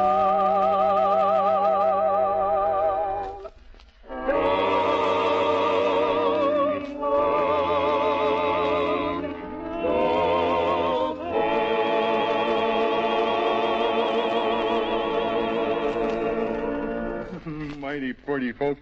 You know, there's nothing like singing to make you feel good. You know, that's just what I say, Eli. Yeah. Why, when I'm a-singing, I almost forget my symptoms. By the way, somebody better remind me at 8 o'clock sharp. I gotta take my white pills then. If you just stop swallowing them pills and eat your victuals a mite slower and give that big intestine of yours a rest... I ain't even to talk about my big intestine in front of these ladies, Eli Jenkins. An old bachelor's got to have some private life. Even a married man's got a private life, Ben. I ain't never going to know, 'cause I ain't never going to be no married man. Not even if Mars and Jupiter and the whole conflagration tells you I am. You mean constellation, Ben? I mean I ain't going to marry nobody. There, I went and got my blood pressure all wrought up, as if I didn't have enough symptoms. Well, why don't we get on with our practicing? That's a good idea, Jenny.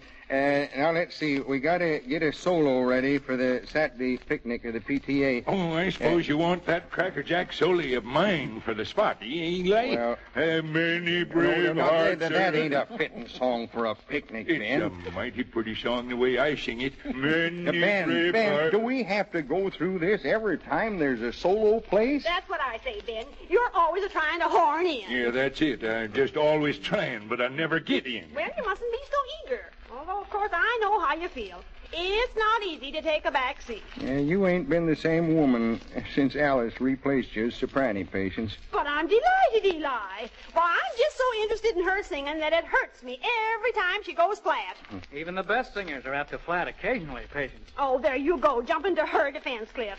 I don't know why you two don't get together. Well, Patience, you may have to go back in as soprano for the group. You see, I expect to leave tonight on the late train. Alice, you're leaving? My stars, I ain't heard nothing about this. Still planning it, Alice? I think so. Well, don't stand there waiting for Alice to say some more. Let's get on with the practice. Now, about that solo, Cliff, how about giving out with one of them there numbers you learned while you was in New York? Not too highfalutin now, just one of those simple little ones. Well, let's see now. One of the tunes I like best is one I heard in a Broadway show while I was there. It was quite a while ago, but I remember the whole evening clearly. Boy, was I excited. It was the first New York production I'd ever seen. And all through the performance, I sat on the edge of my seat, all the time telling myself that someday I'd be up on that stage, that I'd be singing to a packed house, and to one special girl who'd be sitting right down in the front row.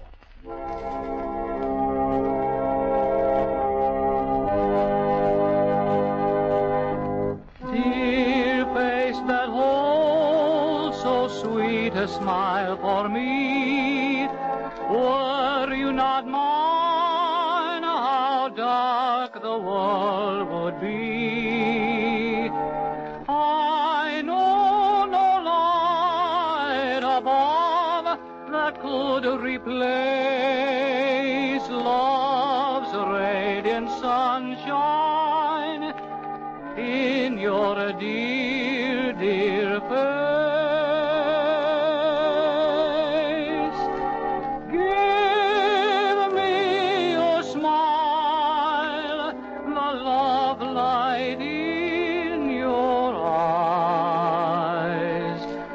Life could not hold a fairer paradise.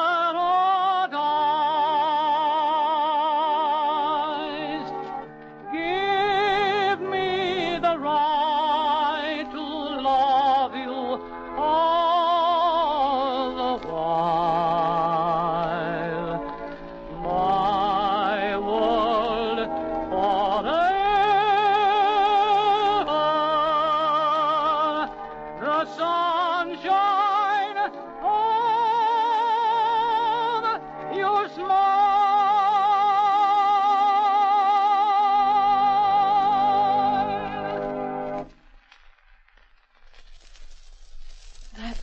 That was beautiful, Cliff.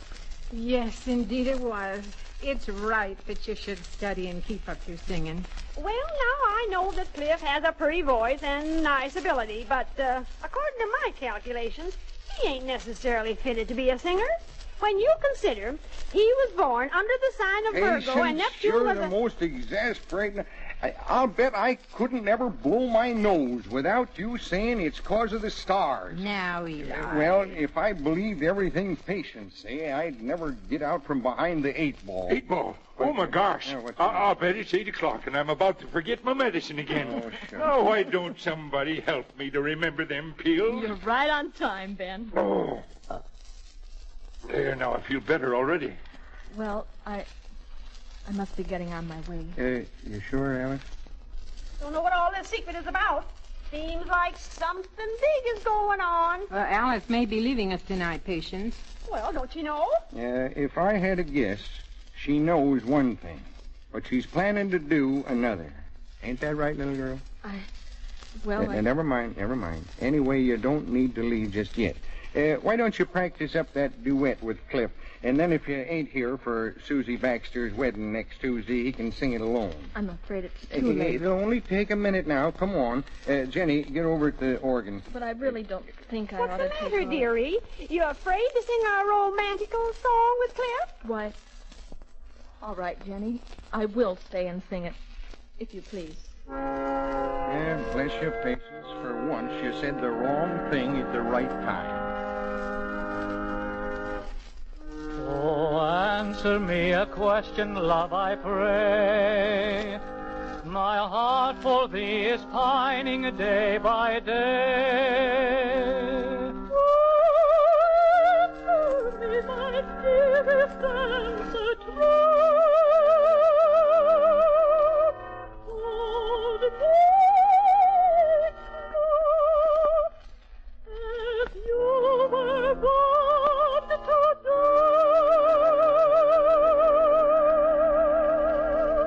Whisper once again the story old, the dearest, sweetest story ever told. Whisper once again the story old,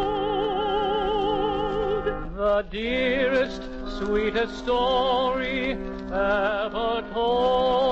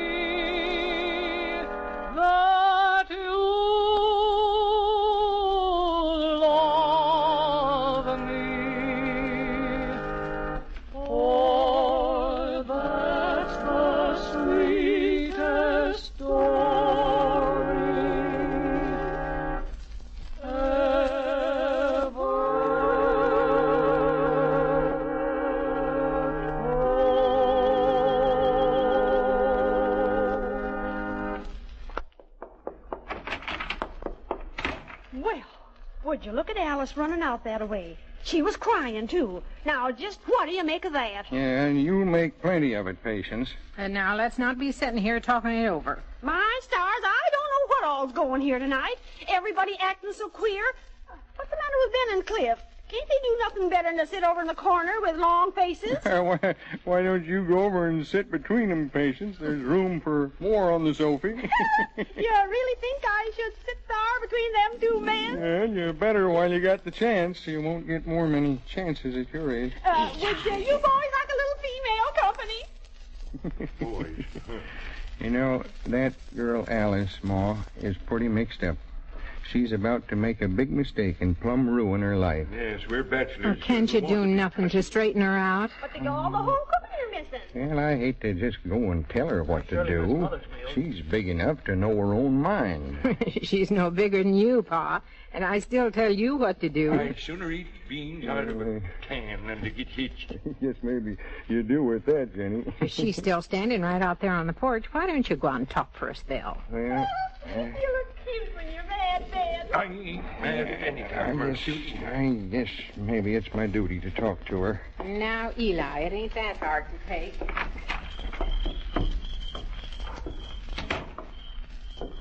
I'm sorry for the way I acted just now. Nothing to be sorry for, Alex. What time is it? I can't hardly see. It's exactly 15 minutes to 9. Oh, I'd better be hurrying down to the station then. Well, you go right ahead, girlie, if you think really it's best, but I just hope you'll remember Jenny and me sometimes. Of course I will. You're such wonderful people. Well, now, we ain't wonderful or anything, but we're happy people. And we're happy, Alice, 'cause there's a heap of love between us. It ain't been easy for us these 32 years, especially when we was on the farm and never knowing from year to year if a frost might wipe out the crops. But we managed and sent the kids off to the city. Of course, we went might hungry at times just so as we could buy this here little store. Did you know we was pretty rich folks, Alice? Well, I don't mean money rich. Anybody can gather that. I mean we got a full store of blessings. And as much as I loved Jenny, we'd never gathered them if she hadn't loved me back. Did you say you had to hurry to get down to the train? I think you should. You think I should? Yeah. I think when the 919 pulls in, you should go down and tell that feller that you like him too much to marry him without loving him. And then you'll thank him for that loan and tell him you'll be sending him that money you still owe him. But I can't. School teachers just don't earn very much. Never you mind about what school teachers earn. Jenny and me put away a few dollars these last years, and if it'll get you free of this here obligation... But I couldn't think of letting you do that. It ain't buying anything, laying in the bank, and I'm dead certain it'll prevent you from making a mistake. But, Mr. Jenkins... Stop your arguing now, Alice. Let's finish with our practicing before the train pulls in, and then you go down and tell them what I said. Oh, Mr. Jenkins... Oh, hey, gosh... It's been a long time since a pretty gal smacked me. Oh, Mr. Jenkins, I don't know how to thank you. I'll pay you back just as soon as I can. Oh, stop worrying about that. Gosh, my cheek is kind of tingly-like from that there smack. Guess I ain't as old as I thought I was. Come on along, Alice. My stars.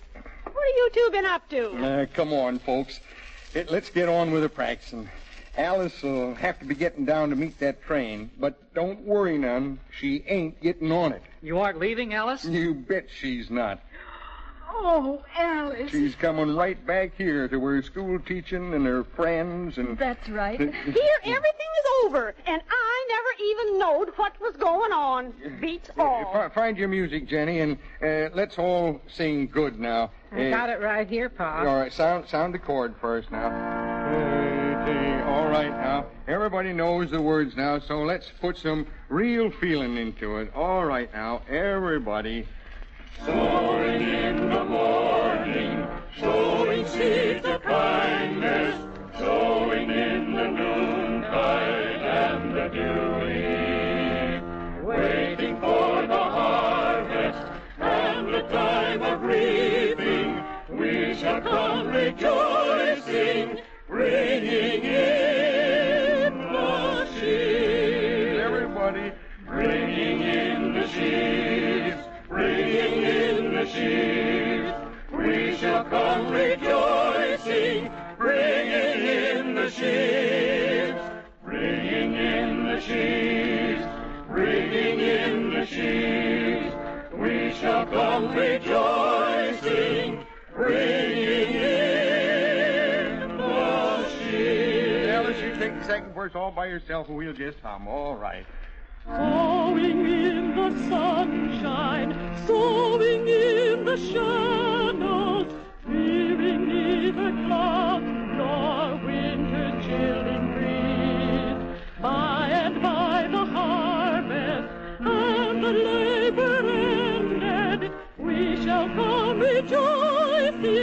bringing in the sheaves, bringing in the sheaves, bringing in the sheaves. We shall come rejoicing, bringing in the sheaves, bringing in the sheaves, bringing in the sheaves. We shall come rejoicing, bringing in the sheaves. That's mighty pretty. You know, while we were singing, I got to thinking what that feller James Whitcomb Riley said. It's the songs you sing and the smiles you wear that's a-making the sunshine everywhere. There's music in the air.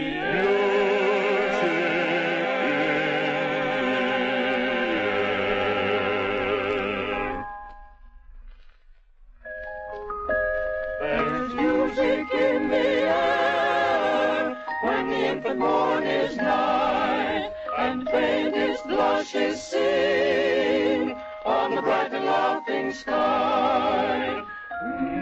It's been a right nice visit, folks. Won't you drop in again next week for another evening of singing? We have some mighty pleasant times down our way, so we'll be looking for you.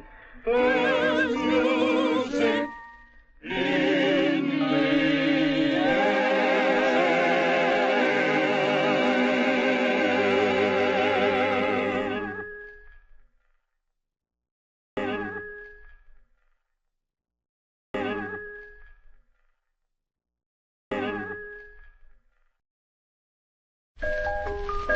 There's music in the air when the infant morn is nigh, and faintest blushes sing on the bright and laughing sky.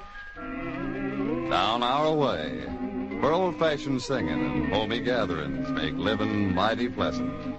The town may be kind of small, but these folks have big smiles and big hearts, and they know what it is to have simple fun. They meet every week at the home of Eli and Jenny Jenkins, where they practice the singing they'll do at church socials and all the friendly gatherings down our way. Land sakes, that always happens when I got biscuit dough all over my hands. All right, I'm a-coming as soon as I can. Hello? Oh, it's you, Patience. Yes, I did everything just as you told me. Uh-huh. Oh, it'll be grand. Hello, Jenny. Oh, excuse me. I didn't notice you was talking on the phone. Hello, Eli. What's that? Oh, what's that, Patience? Well, of course I won't tell him. This is too important to have any slip-ups. Uh-huh. Uh-huh. Uh-huh. I should have said you was listening on the phone. Nobody but Patience can keep up such a jabber as that. Yes, you can trust me. This is too important to let anything happen. The decision is made, isn't it? All right. Goodbye, Patience. Goodbye, Mrs. Baxter. Goodbye, Mrs. Holcomb. I thought you was talking to Patience. I was. Well, then what was you doing saying goodbye to them other two? Well, they're on the party line, so as I always show them the courtesy of saying goodbye. But, Jenny, do you like them listening in on your conversation? Of course not, but by being polite to them, I at least keep them happy so as they don't repeat the worst of what they hear. There's no figuring you women out. It sounded like you and Patience was talking over something mighty important. Yes, we was, Pa. Some pretty big plans is being laid, if I overheard correctly. You did? From the way it sounded at this here end, I'd say it must be about as important as anything that ever happens down our way. Will be, Pa. Doggone it, Jenny.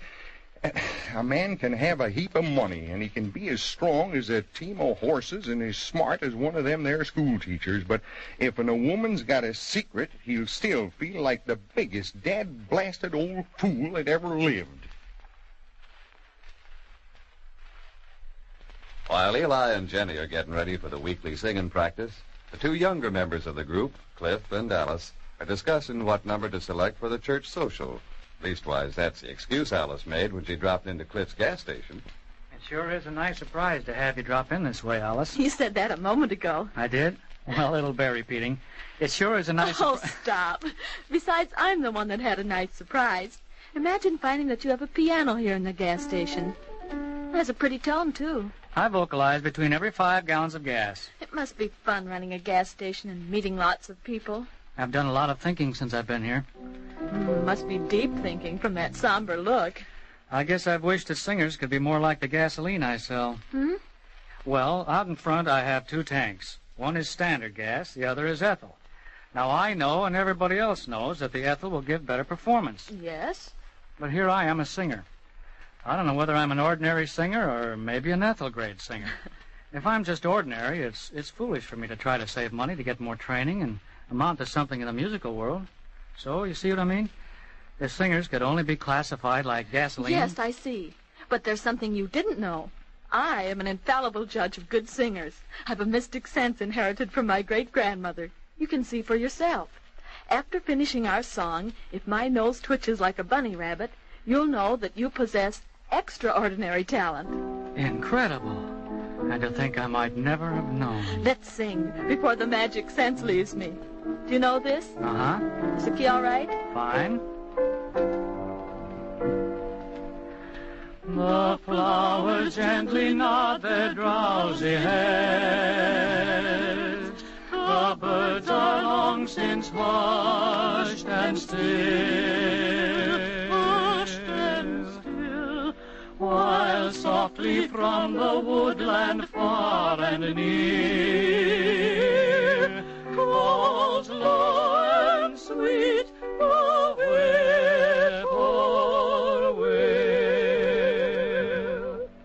The moonbeams seem to nestle in your hair and fill your eyes with love's own light that but reflect the vain regret I know.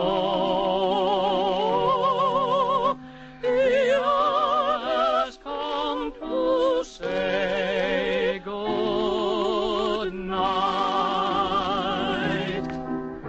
Good night, beloved, good night. May angels guard your rest until the little birds are gone, shall sing from out their nest. And oh, thy land is wide, and welcome the light, oh, welcome the light, oh, we'll wait you there.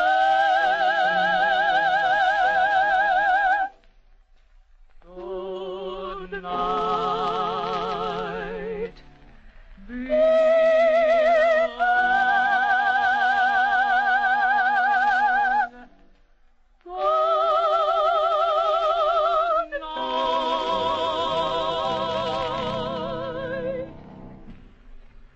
See? What? See my nose? It's twitching like mad. So it is. Cliff, please don't ever lose faith in your ability, not for a minute. Just hang on to that dream of being a great singer, because you have all that it takes. Okay, Alice, if you think so. Can you reach it? Sure, just sit still. Cliff's gas station. Who? Oh, yes, Mrs. Jenkins. Yes, we're coming right on up now. Well, Alice stopped by here. Oh, you want to speak with her? Yes, I'd like to speak with Alice a moment, if I may. Cliff says Alice with him, and they'll come right up. Tell her we're all here waiting. Hello, Alice? Yes, we're all waiting. You have? She says they already been practicing their duet down at the gas station. Don't know what advantages that could have. I bet I can guess. Oh, Eli. What was that, Alice? Yes? Yes, everything's working out as planned. If you will just remember to bring the thing. Goodbye. Is Alice in on this here secret, too? I don't know what in tarnation's going on here. Would you like some of my powders for your blood pressure, Eli? Oh, ain't you satisfied to take 'em yourself, Ben? Always trying to get me to swallow the stuff, too. Can't you two just sit for a minute without arguing? Cliff and Alice will be here in a jiffy, and then we can start. Yeah, there was only a block away. I don't know why you insist on using the telephone for just a block. I could have stuck my head out the window and yelled at him. I wouldn't be leaning out of any windows if I was you, Eli. Huh? 'Cause your birth sign is Taurus, and for the next 3 days, Mercury is in square aspect with Pluto. These is mighty dangerous days for you. No, I can find enough things to be scared of here on Earth, Patience, without looking to the stars for more. Can you let him in, Jenny? Good evening, Mrs. Jenkins. Oh, hello, you two. Come right in. Have we kept you waiting? You don't think I'm a-setting here just to be in the company of old Eli, do you? Alice, did you do what Jenny asked you to? Yes, I brought the thing. I'll be concerned if I'm going to listen to any more of that secret talk. Let's get to singing. All right, everybody. Gather around while I get settled here. The first thing we better do is to pick out a song for the Grange meeting. That's a pretty one we used to sing, Jenny. That something about cotton blossoms. Oh, this one? Yeah, that's the one. But you have to put it down a notch or two. We ain't all sopranos. That's all right. All right, everybody. I was going home again and was waiting for my train in a quaint old railway station way out west. All the world was bright to me, for I knew I soon would see dear old mother and the girl I loved the best. I could see the rusty gate where I swung with sweetheart Kate, and my old plantation home that stood below. May the soft moon gently shine on your sweet face, mother mine, in the home down where the cotton blossoms grow. Picture tonight a field of snowy white, hear the darkies singing soft and low. I long there to be where someone waits for me, down where the cotton blossoms grow. Picture tonight a field of snowy white, hear the darkies singing soft and low. I long there to be where someone waits for me, down where the cotton blossoms grow. You know, that there Southern song about blossoms reminds me of a poem I once writ. Would you all like to hear it? We all don't never have much of a chance in the matter. Why, Ben, of course we'd like to hear it, Patience. Well, if you just insist. No, we don't. No, we don't. Orange blossoms are a pretty sight, a-growing on a tree. I'd rather wear 'em on my head, a blushing bride to be. Oh, that was right clever. Don't you think so, Ben? You should do some professional writing with that talent for poetry. Should do some. Why, I've had my writing published in the Weekly Gazette and the Mill Grove Bulletin, and I won the Poetry Award at the county fair back in '34. So you ain't talking to no amateur. I'm sorry. I didn't know. You got to remember Alice is new here. She don't know about your fame and reputation like we do. Suppose not. Don't you think it's time we got started getting ready for, well, you know what? Yes, I think so. Let's get off in the kitchen where we can talk without everybody overhearing. We still got to be careful, though. These walls is paper thin.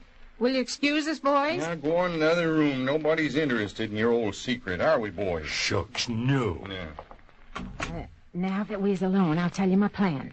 I'll just call you Captain Patience, and you Lieutenant Ellis. Right, General. As you know, the overall plan involves the captain here capturing Objective X, which objective has offered stiff and continuous resistance. Correct. So this is D-Day for another attack. Only this time we got strategy on our side. We also got what amounts to a secret weapon, otherwise known as the Thing, which the lieutenant here has brung along. Right, General. But I had to leave it out on the porch. Hadn't you better instruct her to be bringing it in at a given signal? Now, Captain, I'm in charge of this operation. I'm responsible for its carrying out, so I'll be giving the orders. Well, you needn't court-martial me just 'cause I make a suggestion. Let's synchronize our watches. It's exactly 11 minutes to 9. Check. At H hour, I'll be leading the initial attack. Have you got the matches handy? You'll have to work fast once it's lighted. Got 'em right here in my apron pocket. Now, at the same time, Lieutenant, you'll have to be getting the Thing ready for the second assault. And if the captain here can't capture the objective after all that softening up, she ain't made of the stuff I think she is. Don't you worry about me none. After them 2 barrages plus the element of surprise, I'll take the objective and put in style. Can you hear any more, Eli? Now they just keep talking about guns and cannons and stuff.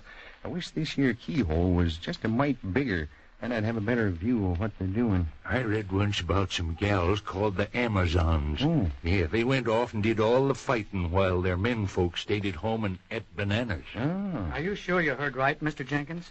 They must be kidding. I ain't never seen more serious looks on 3 female faces. This ain't no joke, son. Ooh, there they come. Hey, get back to your seats. Here, Eli, let me help you up. Oh. You ought to know better than to squat down that way with your rheumatism. Oh, I was just... I know. Oh, Jenny. Come on. Now, since you gents undoubtedly heard most of what was said, we might as well sit here friendly-like till H hour, right, Captain? Right, General. Right, Cliff? Yes, General. Yes, Mrs. Jenkins. How about practicing that solo of yours while we're waiting? May as well make use of the time, what little there is left.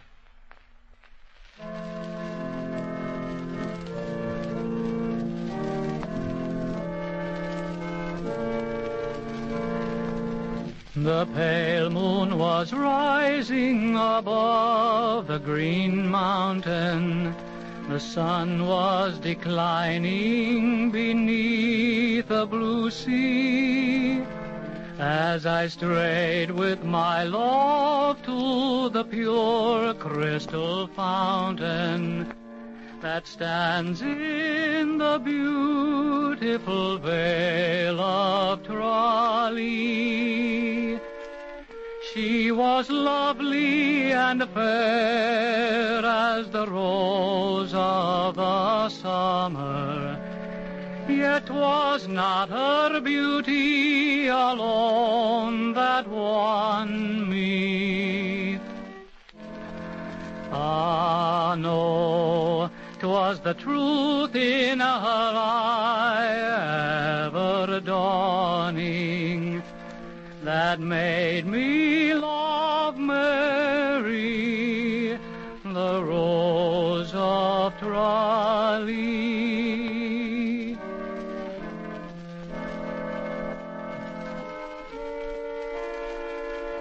The cool shades of evening their mantle was spreading, and Mary, all smiling, was listening to me.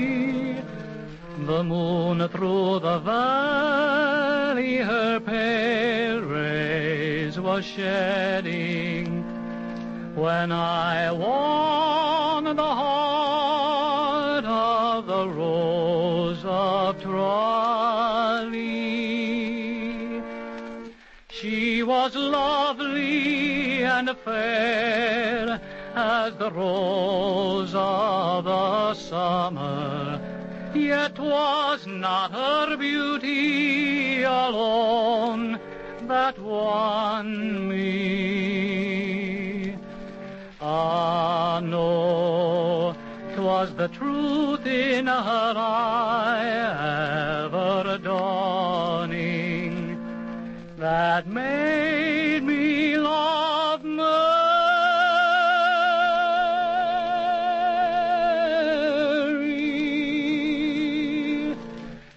a rose of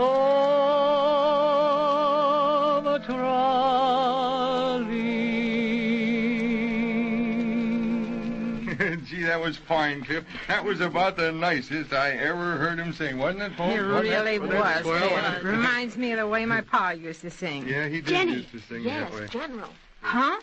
Oh, land sakes, the time. All right, Captain and Lieutenant, you know your duty. Geronimo. How did he get in here? Here's the first step. Hey, who turned out the lights? Hey, what's going on here? All this tomfoolery? Be ready to capture the objective, patients. The barrage is ready to be loosened, and here it comes. Well, it's the birthday cake with all the candles burning. Whose birthday? Well, if you just listen to what Alice is singing, you'd hear that it's for Ben. Happy birthday to you. Quite a surprise, Ben. So this is what all the mystery is about. I didn't know it was your birthday, Ben. So Ben's the objective, eh? And that Patience is going to try to capture? Yes, and right here is the thing. Ben's birthday gift. Well, hurry up, Ben. Open it up. No. He has to blow out the candles first. They're burning too low. Now make a wish, Ben, and blow hard so you'll get them all at the first try. Can I make a wish, too? Same old wish I've been a-wishing. Here goes. He made it. Yes, sir, he made it all right. Hey, you got a lot of wind, didn't you? Hey, can you reach the lights, Jenny? There we are. All right, then. Now you can open your gift. Look at old Ben just standing there. He hasn't said a word. Come on, get a move on and unwrap it, you old rascal. Gee, Horseford, a cake and a present, too. I ain't had nothing like this since the year of the flood. And with a pretty blue ribbon round it, too. Careful now. Careful, don't drop it. Would you look at this? Why, it's just what I always wanted. It's something Patience picked out for you, Ben. It's, it's mighty fancy. You like it, Ben? With all them and...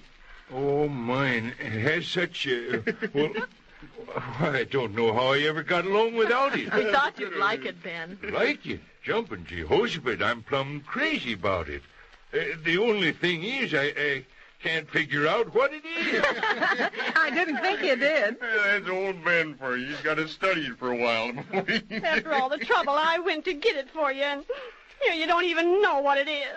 She really did go to pains getting this, Ben. Ordered it from New York and then had to have it sent to her carrier general delivery over at Shelby Junction. So you wouldn't know about it. That's the dag-blasted trouble with having you as postmaster, Ben. Nobody makes a move in this here town without you knowing about it. Well, all I can say is you surely kept the secret well. We men didn't know a thing about any of it. You know, that was mighty considerate of you, keeping it all a secret up to this point, but concern it, does it have to keep on being a secret? Can't you even tell me what it got? You tell him, Patience. You did the selecting. Well, I started looking for something for a man way back last month. And I don't mind telling you, it sure gave me a little tingle looking at all them men's things. And you finally found this advertised in that man's magazine, didn't you, Patience? Yeah, I bought an issue just for the purpose of finding something. You understand. Are you trying to infer that you didn't look at the cartoons in the magazine? Lie. A shop called Bachelor's Paradise on 5th Avenue advertised this here contraption. And I knowed it was for you, Ben, the minute I read about it. Well, tell him what the ad said, Patience. Now listen, every bachelor, to this good news for you about a gadget you should have to please you through and through. Oh, say, that's wait good. a minute. The name it's called by is Batch Cooker. 'Twill prove without a doubt to be one thing that bachelors can't afford to be without. Well, I've been I ain't through yet. You'll find it cooks your breakfast in 3 minutes to the dot. Your coffee, toast, and eggs come out both good and piping hot. This is what really sold her on it, Ben. But best of all, if later on to wed you should decide, 'twill be an asset that is sure to help you win a bride. Hey, that's really something, isn't it? Yeah, if I'd have had one of them there things, I could have stayed a bachelor, too. Well, it don't darn socks. Gee, Horseford, what a contraption. And to think that you went to all that there trouble to get it for me. I love doing it, Ben. 'Twarn't no trouble. And here, just tonight, I was a-saying ungrateful things to you about your poetry. I guess I really didn't mean 'em, though. You didn't? Shucks, no. I think the objective is about to be captured. I think you're right, General. Would you kind of like it if I walked you home, Patience? Just 'cause you went to so much trouble account of my birthday. Oh, Ben. All right, let's get through with the practicing first, and then you can take just as long as you want, walking home in the moonlight. There's a moon tonight? Oh, darn it. Now what have I got myself into? I'll make some coffee while you're finishing practicing, and then we can have coffee and birthday cake before we leaves here. Gather around now, folks, and we'll practice on the hymn for next Sunday's services. Yeah, it's 541 now. Have you all got it? I get mine. Yeah, all right. You take the solo part on the second verse, Alice. All right. Everybody. Be not dismayed, whatever betide, God will take care of you. Beneath his wings of love abide, God will take care of you. God will take care of you through every day or all the way. He will take care of you. God will take care of you. Days of toil when heart doth fail, God will take care of you. When dangers fears your path assail, God will take care of you. Everybody. God will take care of you through every day or all the way.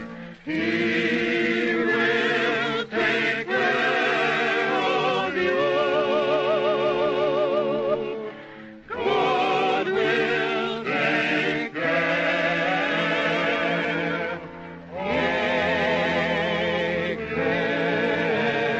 of you. Just gotta take some time. Sit down, everybody, and I'll pass this here coffee while Ben cuts the cake. Have I got to? Well, sure, Ben. It's your birthday. Well, all right, but 'pears like I'm a-getting in deeper all the time. Everybody might just as well understand that I've stayed a bachelor all these years 'cause that's what I wanted. Yeah, I know, Ben, but everybody ought to always remember that half of knowing what you want is knowing what you have to give up to have it. There's music in the air when the infant morn is nigh, and faintest blushes sing on the bright and laughing sky. It's been a right nice visit, folks. Won't you drop in again next week for another evening of singing?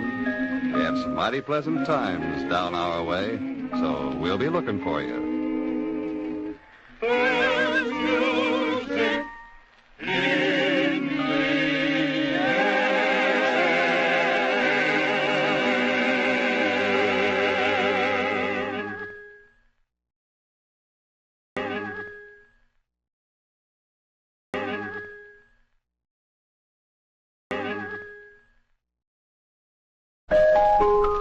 There's music in the air when the infant morn is nigh, and faintest blushes sing on the bright and laughing sky. Down our way. A visit with folks who know how to have fun with simple living and old-fashioned singing. They make sure there's time to do all the important things like extending a smile and a helping hand to friends and even strangers when they're in need. Before going to the parlor of Eli Jenkins, where the singing group gathers for practice, let's stop in for a minute at Postmaster Ben Potts' store. Ben sings bass for fun, but he sells feed and grain for a living. Hello, little girl. Hello, Mr. Potts. Something I can do for you? Yeah, I want some food. Oh, you're in the wrong store then. All I got is feed and grain. But that's what I want. You can't eat grain. No, but my rabbit, Flossie Bell, can. He's just crazy about alfalfa. Flossie Bell? He? Why, if it's Flossie Bell, it must be a she. Well, Mama says it'll take more than a name to change that. Whose little girl are you? Mama's? No. I mean, what do people call your mother? The ones who like her? Look, little girl, don't you have a name? Oh, that's what you're trying to find out. You're sure going about it the hard way. I'm Bessie Haskins. Oh, Doc Haskins' little girl, eh? Yeah. And you should hear what my dad says about you. Eh? He says well, he's got a name for it. Dad blasted, just 'cause I got symptoms and he ain't smart enough to find out why, he calls me well, whatever it is. He says you're slipping, too. You ain't even a champion horseshoe pitcher no more. He what? He says Eli Jenkins can pitch a better game than you. And just who told him that? Eli Jenkins. That settles it. Get out of my way and let me hit that phone. This is going to be a battle of honor, and it's going to be fit out on the horseshoe field. I'm going to challenge that Eli to a fight that'll end all fights. I'm going to protect my reputation as champion horseshoe pitcher down our way. Concern it! The calm and quiet that prevailed down our way has suddenly been disturbed by Ben's phone call to Eli. Of course, it shouldn't rightfully concern any but the two men, but you know how it is. What one feller knows, half the town will talk about. And when two know a secret, even the chickens will cackle about it. Hello, Jenny. Hello, Pa. You feel better now? Huh? After slamming the door and kicking the chair? Sorry, I didn't mean to. Oh, I don't mind, considering. Considering what? Well, considering what's on your mind, of course. How do you know what's on my mind? Why, I just... You know about it already? Well, in a way, I sort of do. Tarnation. Can't nothing happen down our way without the whole town knowing about it before I hang up the receiver? But it ain't the whole town, Eli. It just so happened that when Bessie Haskins was running home, she stopped by to tell Myrtle Foster's little girl. And then Myrtle overheard and phoned Mrs. Guthrie the news, that's all. Well, then, how did you find out? I didn't think Mrs. Guthrie was speaking to you since your devil's food cake won first prize at the bazaar. Well, she ain't speaking, but we're still on the same party line. Jenny. Well, Pa, it sounded like our ring. Ours is 2 short and a long, and hers is 5 short. They sound mighty like. Besides, it's been a right dull afternoon. I never expected you'd be a-listening to the conversations of others. Well, you got no right to not expect it.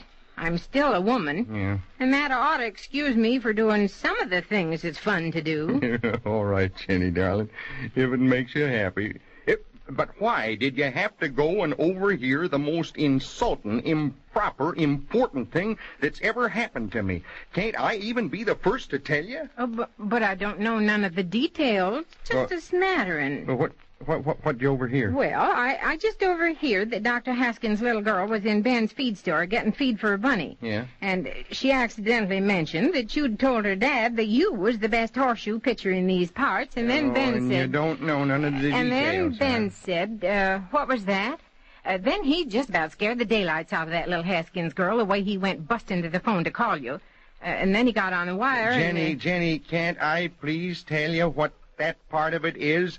There's a possibility that I may give you a very different story, being as how you got it after it passed through 3 female elaborations. All right, Eli. You tell me your version.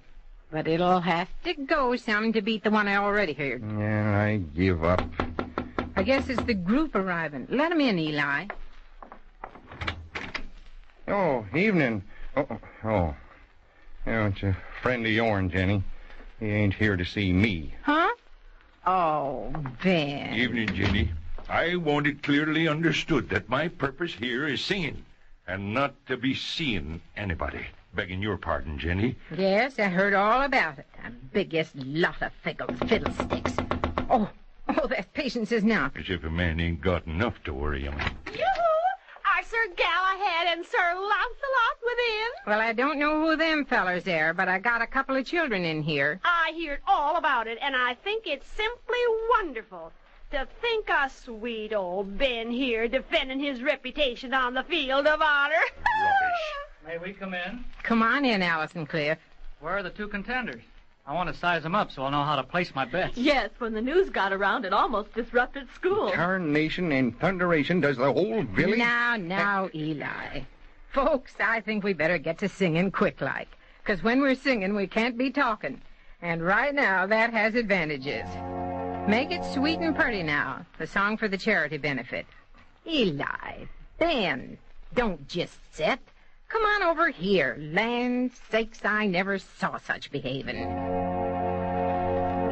I wander today to the hill, Maggie, to watch the scene below. The creek and the old rusty mill, Maggie, where we sat long, long ago. The green grove is gone from the hill, Maggie, where first the daisies sprung. The old rusty mill is still, Maggie, since you and I were young. And now we are aged and gray, Maggie, the trials of life nearly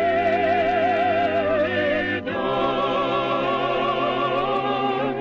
Let us sing of the days that are gone, Maggie, when you and I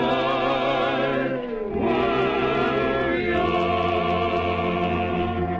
And now we are aged and gray, Maggie, the trials of life nearly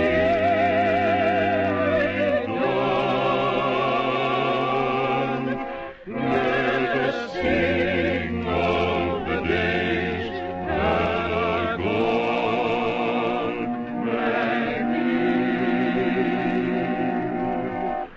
when you and I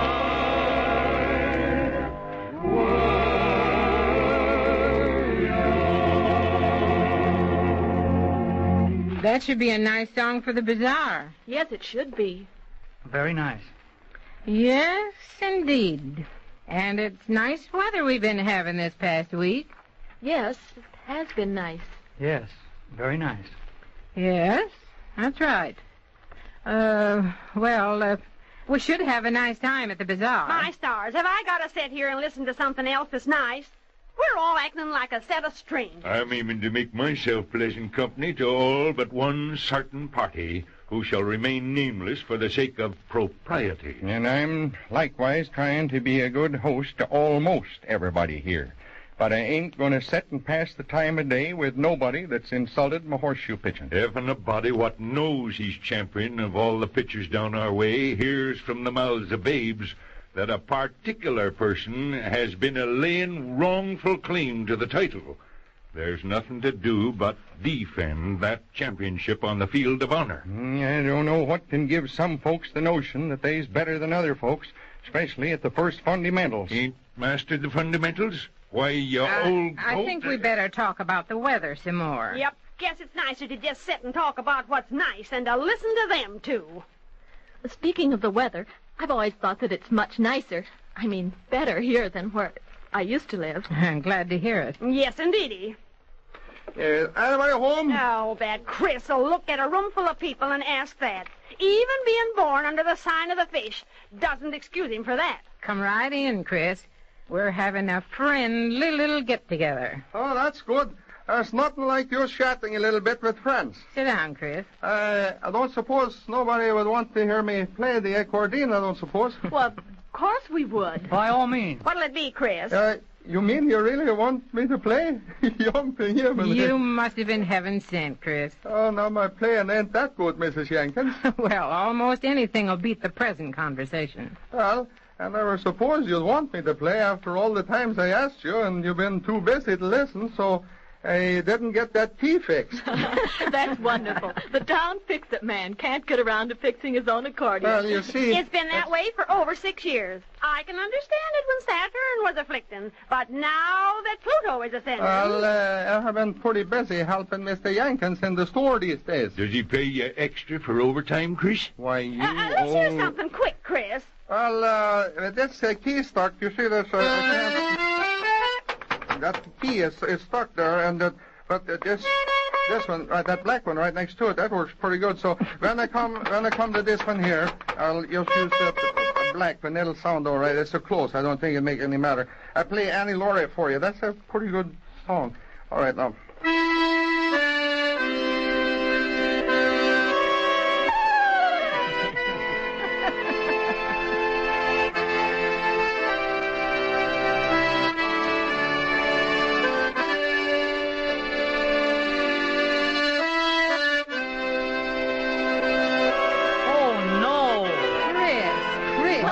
You'll just have to get that fixed. Well, that's worse than the strange silence we had.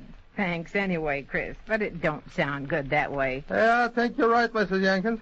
I just love to play, and maybe if I get that key unstuck, you'll like to have me play.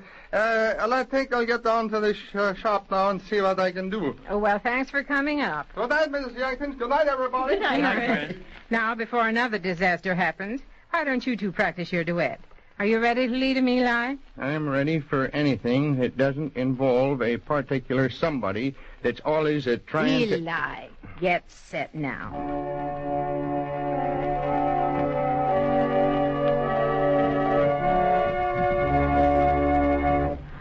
All the world is bright and fair. Skies are wondrous clear.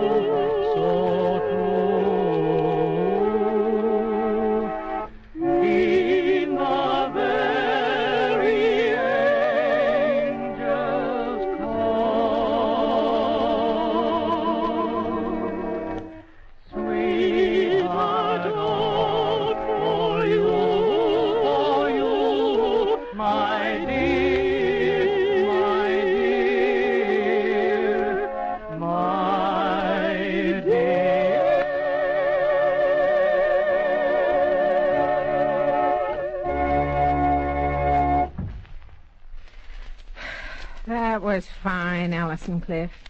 Let's see, Eli. What else have we got to rehearse this evening? Yeah, solo for the annual volunteer firemen's get-together. All right. What's it going to be? And a gent named Ben Potts is organizing. A gent I ain't a-speaking to. Oh, Eli. If you'll relay this here message to old Mr. Potts and ask him if it ought to be a long one or a quick one, I'll get to picking out the music for it. I never thought the day'd come when I'd be so hard up for entertainment at our get-together that I'd have to be asking you to give a message to Mr. Eli Jenkins. But you can tell the old goat this, that I don't care whether the solo's slow or fast. I only want it good. Well, if that ain't the Thank darndest you, thing... Mr. Potts. Now, Mr. Jenkins, I delivered the message and got a reply. Don't you think it would be better to show him just how good this here solo can be instead of getting all het up over it? Yeah. I thought you'd agree. Tell Cliff what the solo's to be. How about the one you did last month at the Box Sociable, Cliff? Oh, that lively old English ballad? That's the one. Fine. You remember the introduction, Mr. Jenkins? I think so. Let's see. That was in F, wasn't it?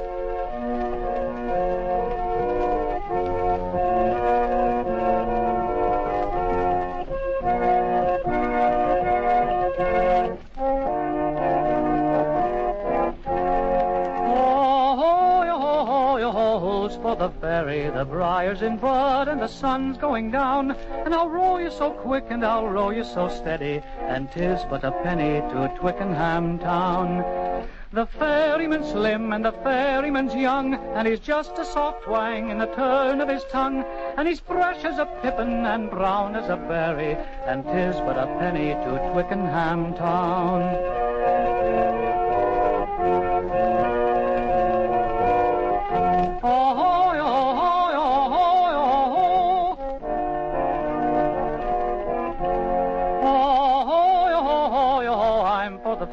The briar's in bud and the sun's going down, and it's late as it is, and I haven't a penny, and how shall I get me to Twickenham town? She'd a rose in her bonnet, and oh, she looks sweet as the little pink flower that grows in the wheat, and with cheeks like a rose, and with lips like a cherry, and sure and you're welcome to Twickenham town.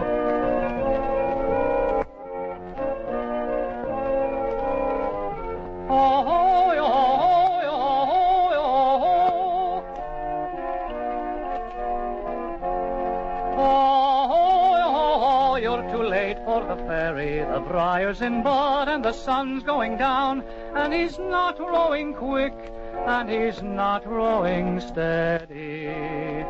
You'd think 'twas a journey to Twickenham town. Ahoy and ahoy, you may cry as you will, the moon is a-rising on Petersham Hill, and with love like a rose in the stern of the wherry, there's danger in crossing to Twickenham town.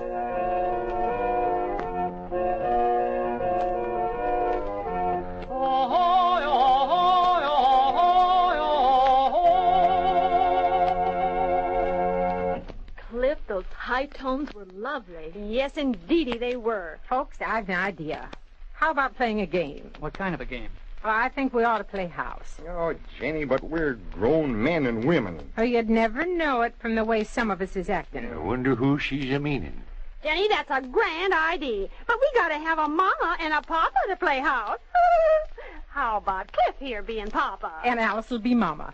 That'll work out. How about it? Will you play house and let us be your family? Well, we'll try. Youngsters are no problem to me. I have a classroom full of them all day. If I get in difficulty, I'll just call on Mama here. Now, for the game to be fun, you gotta act just like we're your children and take complete charge of things. All right. Oh, nonsense, if this isn't... Papa, sit over in the easy chair with your paper, and I'll have a talk with the children and see what they've been up to today. Very well, Mama. I've spent a hard day at work, so don't disturb me unless you find they're turning into delinquents. Little Jenny, what have you been doing? I've been watching my little brother Eli. Mama, I can't believe he's only 8 years old. He acts more like 4. All the crazy, darn fool things. What's going on Quiet, here? Eli. Mama'll get to you in a moment. Oh, shucks. What do you think of those little boys, Ben and Eli, little Patience? I think they's acting like spoiled kids. That could be 'cause of 2 things. Either that Mars is afflicting or that Mama and Papa ain't used a razor strap on 'em often enough. Hear that, Papa? We're having trouble with our 2 little boys. What have they to say about it? Little Ben? Yeah, I've been a good little boy, but Eli there was telling stories about me that wasn't true, so I want to make him eat his word. Well, what have I done? The first thing... what have I done? First thing I knew, this old coot, this newly acquired little brother of mine, was raising Ned about whether I could pitch horseshoes better than he could. You hear what they say, Papa? Just another of their childish arguments.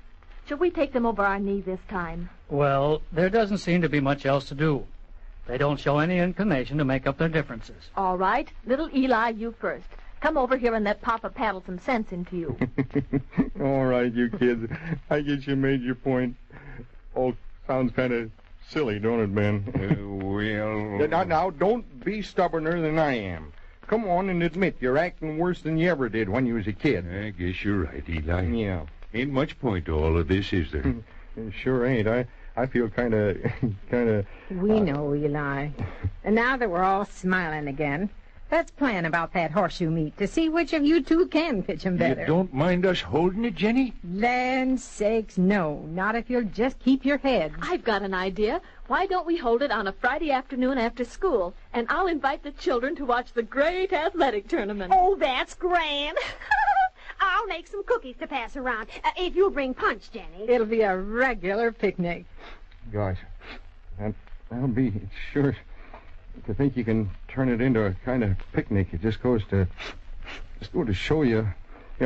I think we better get to practicing now. Let's all stand real close around the organ here, and you play soft like, Jenny, while we sing that beautiful old hymn. Is this the one you had in mind, Eli? That's the one. Together.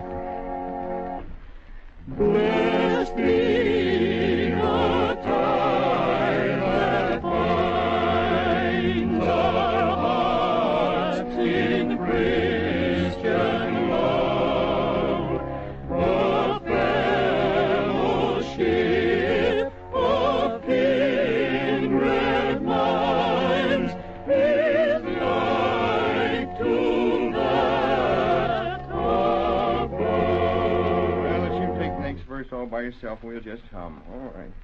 We share a mutual vows, our mutual burdens bear, and often for each other flow the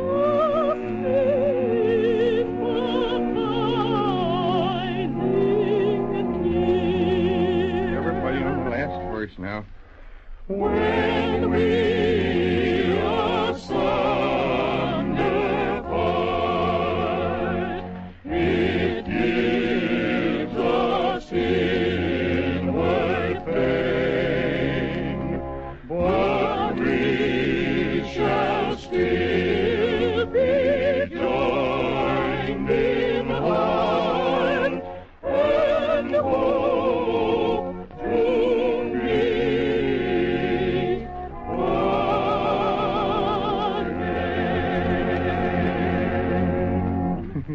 Jenny, I want to thank you for that idea of playing house. You're pretty smart, I guess. Why, Alice and Cliff were your mama and papa. Thank them. I guess I thank all of you, because all of you are my friends. Count me in there, too, Eli. All right, Ben. We seen too many summers together not to stick side by side. You bet, Ben. If you'd only mind what you say about horseshoes pitching and not be claiming... Me claiming? Now, just 'cause you won a match back in 26, you think that makes you champion for life? Why, I got... Now, wait a minute, both of you. Well, I know, you, but Eli, he's... and you, Ben. You both got to get a grip on your tempers. But if he'd only keep his mouth shut about... Harsh words between good friends like you two really are seem sometimes to make pretty deep scars. It's funny somehow, but it's the ones we love the best that we often hurt the most. There'd be a whole lot less bickering and quarreling in this world if folks would just treat each other all the time as if they'd just met There's an idea, Eli. You know how polite everyone is to strangers and new friends? Well, why shouldn't we be that nice? Or even better, to people that we've known and loved for a long time. Yeah, I guess she's right, man. Love and friendship are more precious than money. And none of us go around throwing money away.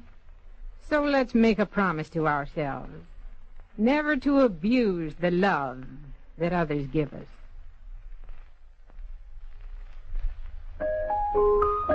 There's music in the air when the infant morn is nigh, and faith its thrushes sing on the bright and laughing sky. I think we better remember what Jenny told us with a nice warm glow talking that way. Maybe that's why we like to come visiting down our way. It leaves us with a smile and something nice to think about. We'll see Jenny and Eli, Ben, Patience, Alice, and Cliff next rehearsal night, when we hope you'll again be strolling down our way.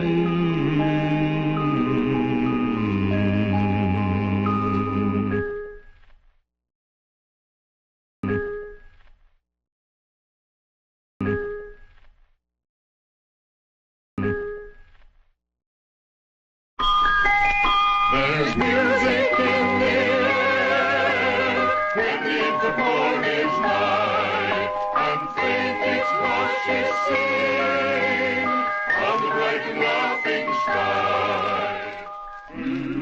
Down our way. A friendly get-together with folks who love old-fashioned singing. Their town is your town. Their music is the kind you love to hear.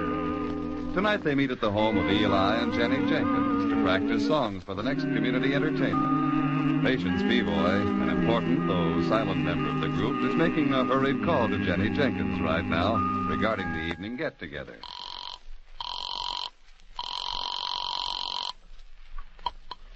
Hello? Hello, Jenny. This is Patience. It's all right, Central. You can get off the line now. I got my party all right. Well, all right. That's all I wanted to know. I wasn't trying to be nosy. Go ahead with your private conversation. I got other calls to place anyway. Number, please. You have to be a mite careful how you speak to that new Central girl, Patience.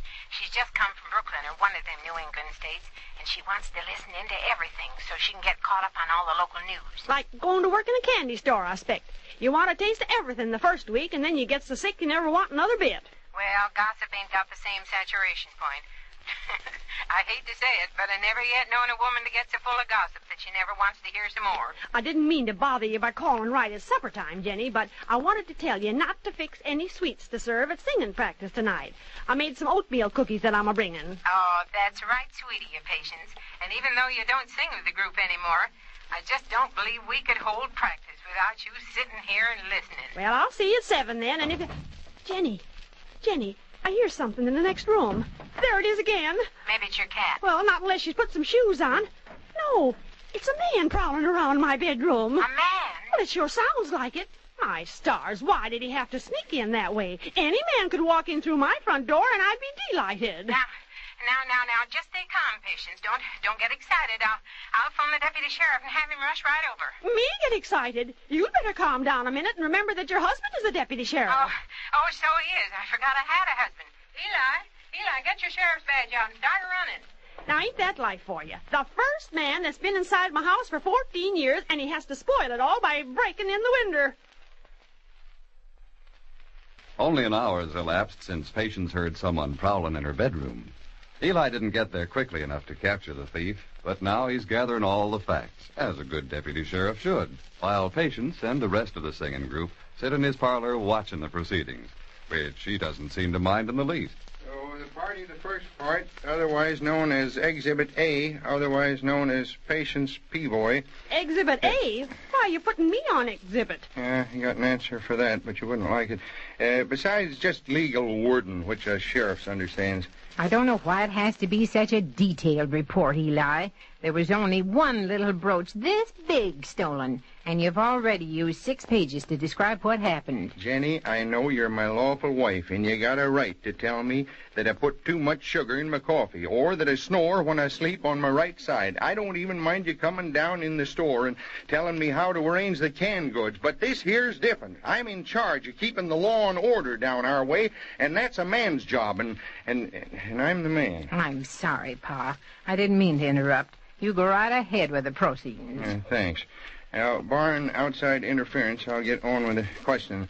Now, this here sneak thief, hereafter to be called by the moniker John Doe, was ransacking your belongings while you was talking over the phone, correct? Well, I've told you that a dozen times. Just confine yourself to answering the questions. Now, for the records, you'll kindly state just who was a-talking to on herein before-mentioned telephone. You know as well as I do that it was Jenny and... Gee, Horsefit, do we have to waste the entire evening listening to you spout about that pseudo-legal talk? Yeah, I don't know what that there pseudo is, but you're right about it being legal, Ben. This is all going to be done right and proper, just like it was the Supreme Court. You only got elected 'cause folks know that if they voted for you, they'd get their credit extended on your groceries and stuff. Way of all the dirty... Now, let's not be saying things we'll be sorry for. Haven't you got enough information to do you for a while? And then we can get back to the question after we've done a bit of practicing. Well, I guess so. Of course, it ain't very official, seeming to bust into the routine with some singing, But we must rehearse that song for Parents' Night entertainment at the school, Mr. Jenkins. Oh, yeah, I suppose so. Are you finished going through them examination papers so we can start? Yes. Cliff has been helping me while you talked, so we're all through. I feel like no less than a vice principal after thumbing through all those examination papers. Yes, now you've wasted so much time with all this here talking that I've got to take my capsules. I don't like to do that when I'm about to sing, neither. Don't seem to have the proper resonance with them capsules rolling around inside of me. Here's a glass of water, Ben. I brought it in early so you'd have it handy. Oh, that's real thoughtful of you, Jenny. You're the only one that takes a real interest in my symptoms, and have I got symptoms? Oh, golly, let's get to singing quick. Did I tell you about what I read in Chapter 5 of Dr. Samuel's Family Manual of Medicine? Yeah, come on, Jenny. Come on, start well, music. Sir, we're all ready. It says in Chapter 5 that hot flashes in the morning is mighty important. There's usually the indication that your circulation ain't circulating properly, and further it says that... brightly the moonlight is shining down through the trees from above. Two lovers wait by the old garden gate, telling tales of love. He bids the maid cease repining, whispering, sweetheart, don't sigh. Soon you and I will be happy in the sweet by and by. In the sweet by and by. In the sweet by and by. We'll have a cottage that's built for two. Then lovey-love-dovey and dovey-love-oo. Sweet by and by, in the sweet by and by. Love's dream will seem sweet as peaches and cream in the sweet by and by. After the winter is over, after the summer is done, I'll have a cot in a shady green spot with my only one. Hand in hand down through the clover, when work is over we'll stray. Then we'll forget all our sorrows, watching baby at play. In the sweet by and by, in the sweet by and by, we'll have a cottage that's built for two. Then lovey-love-dovey and dovey-love-oo. That's good, man. Sweet by and by, in the sweet by and by. Love's dream will seem sweet as peaches and cream in the sweet by and by. And it continues. continues in chapter 6 by saying that heartburn after eating indicates just one thing. That you ate too much. To think you stopped my question and to listen to that. You ain't happy for 1 second with your mouth closed, are you, Eli? There ain't a woman living that could ever equal your talking marathon. I'm glad you brought that to Eli's attention, Ben. If there's anything that gets me all wrought up, it's one of these people that's always a-talking. I remember my late husband Sylvester saying the same thing. He used to say to me, Patience, God's greatest gift to man is a woman who knows how to keep her mouth shut. He used to say that so often, too. Never could know why that was always coming to his mind. Yeah, there must have been something that kept reminding him. But let's get back to this here report about that thief, or else he'll be in Mexico before I get this alarm to the neighboring sheriff stations. Would you like me to write it down as you speak, Mr. Jenkins? It might speed things up. Oh, that'll be fine, Alice. Now, I got the part in about the... Oh, now, doggone it, who do you suppose that is? Go ahead, and I'll get it, Eli. All right. Now, you might put down, Alice, that the sheriff in charge, one Eli P. Jenkins... Hello? Is the governor calling, Ma? What about the sheriff in charge? Yeah, the sheriff in charge is planning a large-scale manhunt for the desperate character who perpetrated this year.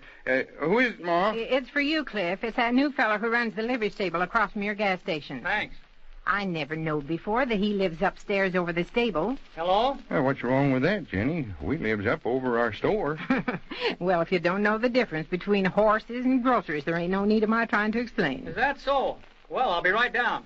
Thanks for calling. Anything wrong, Cliff? Nothing important. With Uranus afflicting this away, there's no telling what could happen. I'm just going to run down to my station for a moment. Be back in a few minutes.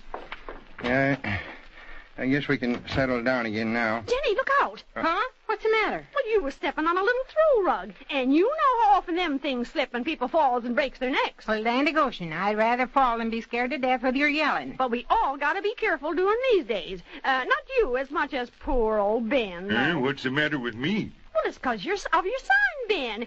Uranus has moved into your solar fourth house, and... wait, Ben, don't do that. Do what? I was just taking my white pills. But have you ever thought that arsenic is white, too? How do you know what's in them pills? Well, if we had your cat here, we could give her one and then soon find out. Oh, how awful. Are you two going to be responsible for the increase of crime in this country? Huh? Well, if you don't shut up and let me finish this here investigation so's I can trap the criminal, you might well be. Go ahead. Nobody's stopping you. Yeah, we got to plan this out methodically. If I could have an assistant to take charge of some of the territory...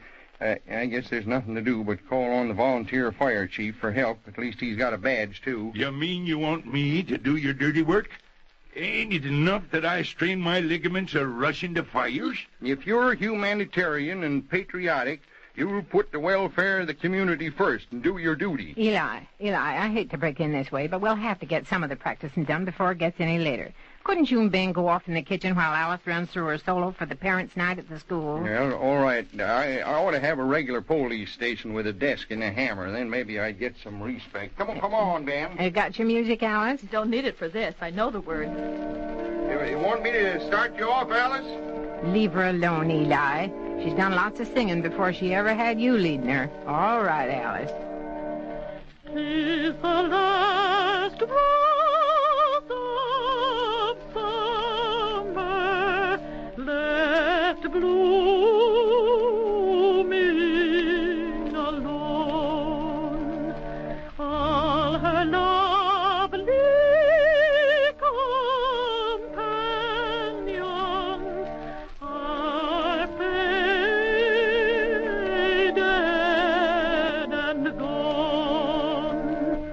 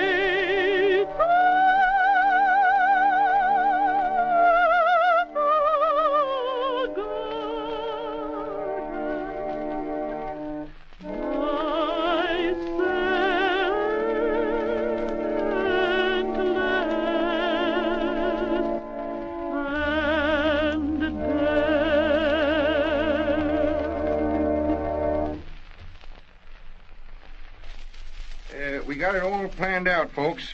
Now, don't you worry none, patients. Within 10 days after this here manhunt gets rolling under my personal direction, we'll have that robber in the hoosgow where he belongs. Well, if you don't make any more headway than you done already, he'll be tottering with old age before the long arm of the law reaches him. You got no respect for...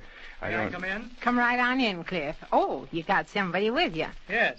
Mrs. Jenkins, may I present Bob Agnew? Glad to meet you, Bob. And this is Mrs. Peavoy. Howdy do.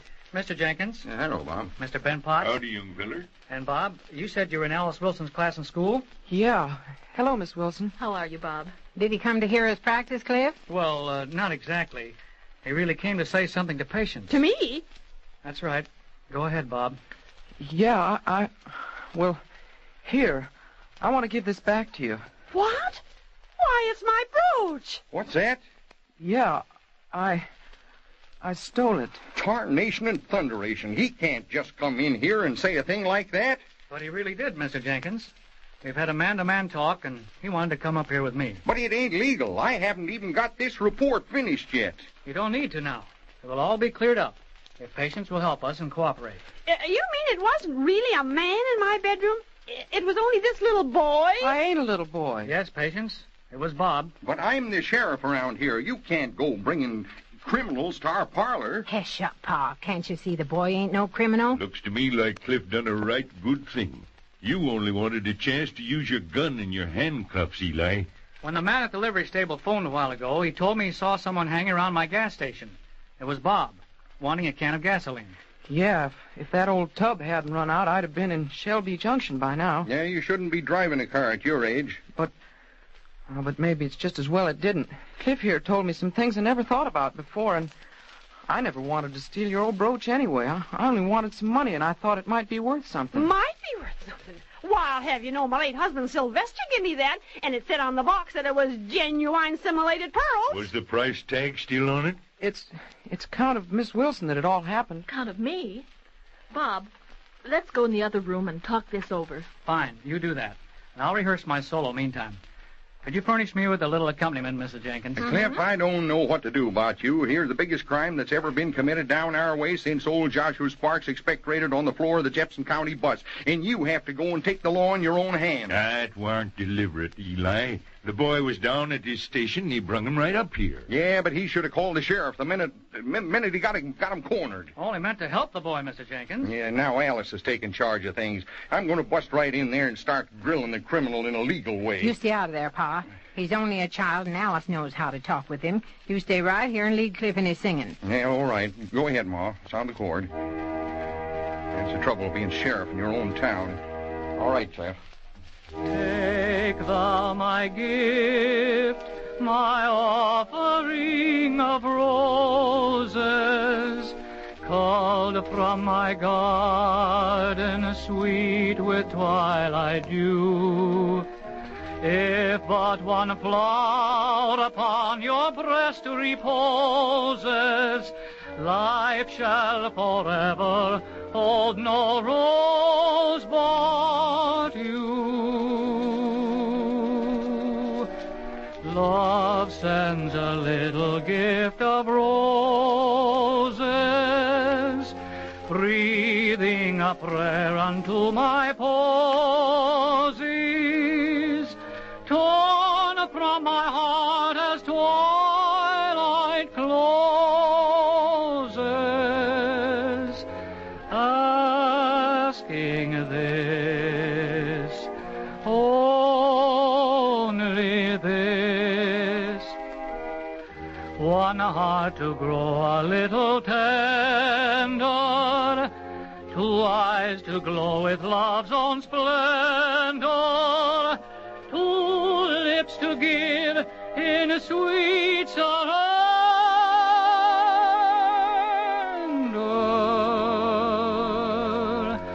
Just a kiss, just a kiss.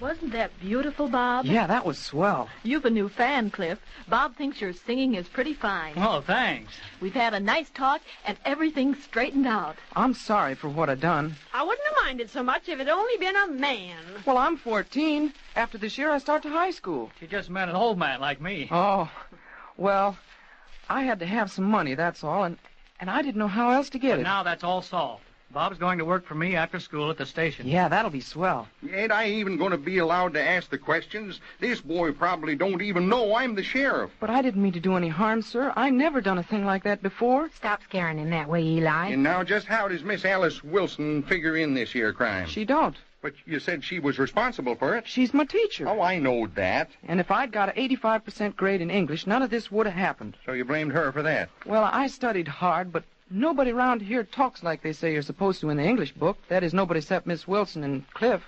So I don't know what to do. Now, if that ain't insulting an officer of the law, I never heard insults. Of course we don't talk like they do in the English books. We're Americans. He didn't mean anything, Mr. Jenkins. Pa told me if I got an 85% grade in English, he'd buy me a cape and a top hat so I could do my magic tricks at the parents' night entertainment next week. Yeah, so you went and committed a crime to get him anyway. It's all settled now. I'll buy the cape and top hat with school money, and Bob can use them for the evening. Ain't that swell? I've been taking a course by mail in magic, and I can do things you can't hardly believe. Yeah, seemed you make a brooch disappear pretty good. Eli, that's enough of that. Patience, why don't you go and make some hot chocolate while we finish up our practicing? Did you remember to bring them oatmeal cookies with you? My stars, I forgot all about them. Could somebody run over to my house and get them off the kitchen table while I make the hot chocolate? Well, we've all got to sing. Let's see. Bob, would you please go after him, and then we can all have something good to eat? Would you do that, son? Here's the key to my front door. Well, what are you... Won't take you but a minute, Bob. I'll be glad to. I'll cut right across the lot, and I'll be back in a jiffy. Now what are you women gone and done? You, Jenny, and Patience have gone and given him the key to the house he was stealing from not 3 hours ago. And Alice is going to buy him a hat and cape, and I bet it ain't going to be out of no school money either. It doesn't matter. It won't Pa, cost very much. Pa, if you don't stop worrying and getting riled up, you'll have blood pressure higher than Ben's. Huh? Reminds me, I haven't taken my cod liver oil. Where's that glass of water? Cod liver oil, that's for babies. But since you're hitting your second childhood, it might be a good idea. Oh, look here, you old goat. Now relax, you two. And by the time we finish singing this song, Bob will be back here. You just wait and see. All right, Jenny. Come on, folks. Get your books turned right here at the right page. Yeah, that's...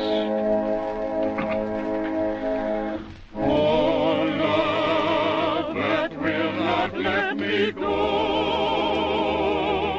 I rest my weary soul in thee. I give thee back the life I owe,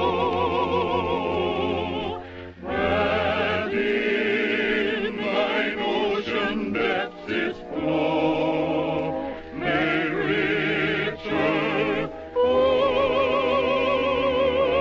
forever be.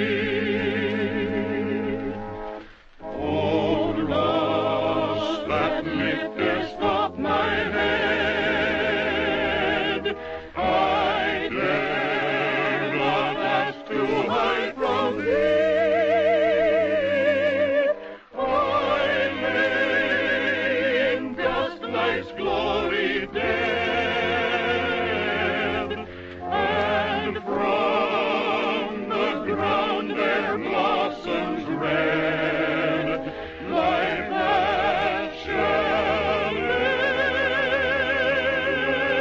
endless be. Yeah, that's nice singing, I call it. You know how we might improve, Cliff? I wish you'd give us some pointers now and then. Well, Mr. Jenkins, maybe some of the technique is lacking, but you have more than enough feeling to make up for it. Thanks, Cliff. We sure like to sing. Wonder what time it is, Jenny? 10 minutes after 9, Pa. Bob ain't back yet. You know, it shouldn't have taken him this long. I know. You got that hot chocolate ready, Patience? May as well drink it, and then I'll start out on that manhunt I planned in the first place. Yes, here it is. Careful now not to burn yourselves. Thank you. Why'd you have to go and put a marshmallow on the top? Looks like a blasted tea party. He'll come back, Eli. I know he will. I hope you're right, Ma. Speaking as Eli Jenkins and not as Sheriff Jenkins. Here he comes now. Huh? Sure enough, that's somebody coming up the stairs. Am I late? Not at all, Bob. We've just passed the hot chocolate. I'll get a plate for the cookies, and you help yourself to that cup on the tray. Thanks. Sorry to be so long, but there was a loose board on your front steps, Miss Peavoy. I know. It's been that way for 5 years. I've been trying to get Chris over to fix it, but he's always so busy. Well, I tripped on it and kind of fell. You did? Did you hurt yourself, No, Bob? just skinned my knee a little. But anyway, I found a hammer on your back porch and a few nails. So I stopped to nail the board down before someone else fell on it. Now, that's right nice of you, Bob. Thanks for your trouble, and I'll pay you what I'd have given Chris to fix it. Oh, no, don't do that. I've caused you enough trouble. I just wish it had never happened. Bob, it's mighty fine what you did. And I want to tell you something that I wish I'd known at your age. That something is about the faith of women. It's one of the grandest things there is on this earth. And this evening, Jenny and Patience and Alice put all the faith in the world in you, and you didn't let 'em down. Maybe some of us is kind of slow extending that faith, but when you finish your chocolate and cookies and head home this evening, Bob, know that you left behind you folks that have got a heap of confidence in you, and they want to be your friends. Gee, Mr. Jenkins, that's swell. There's music in the air when the infant morn is nigh, and the baby's blush is seen on the bright and laughing sky. It's been an eventful evening down our way. We don't always have that much in the way of real excitement, but we always have fun with our singing and visiting. There's singing practice again a week from tonight. We'll see you then.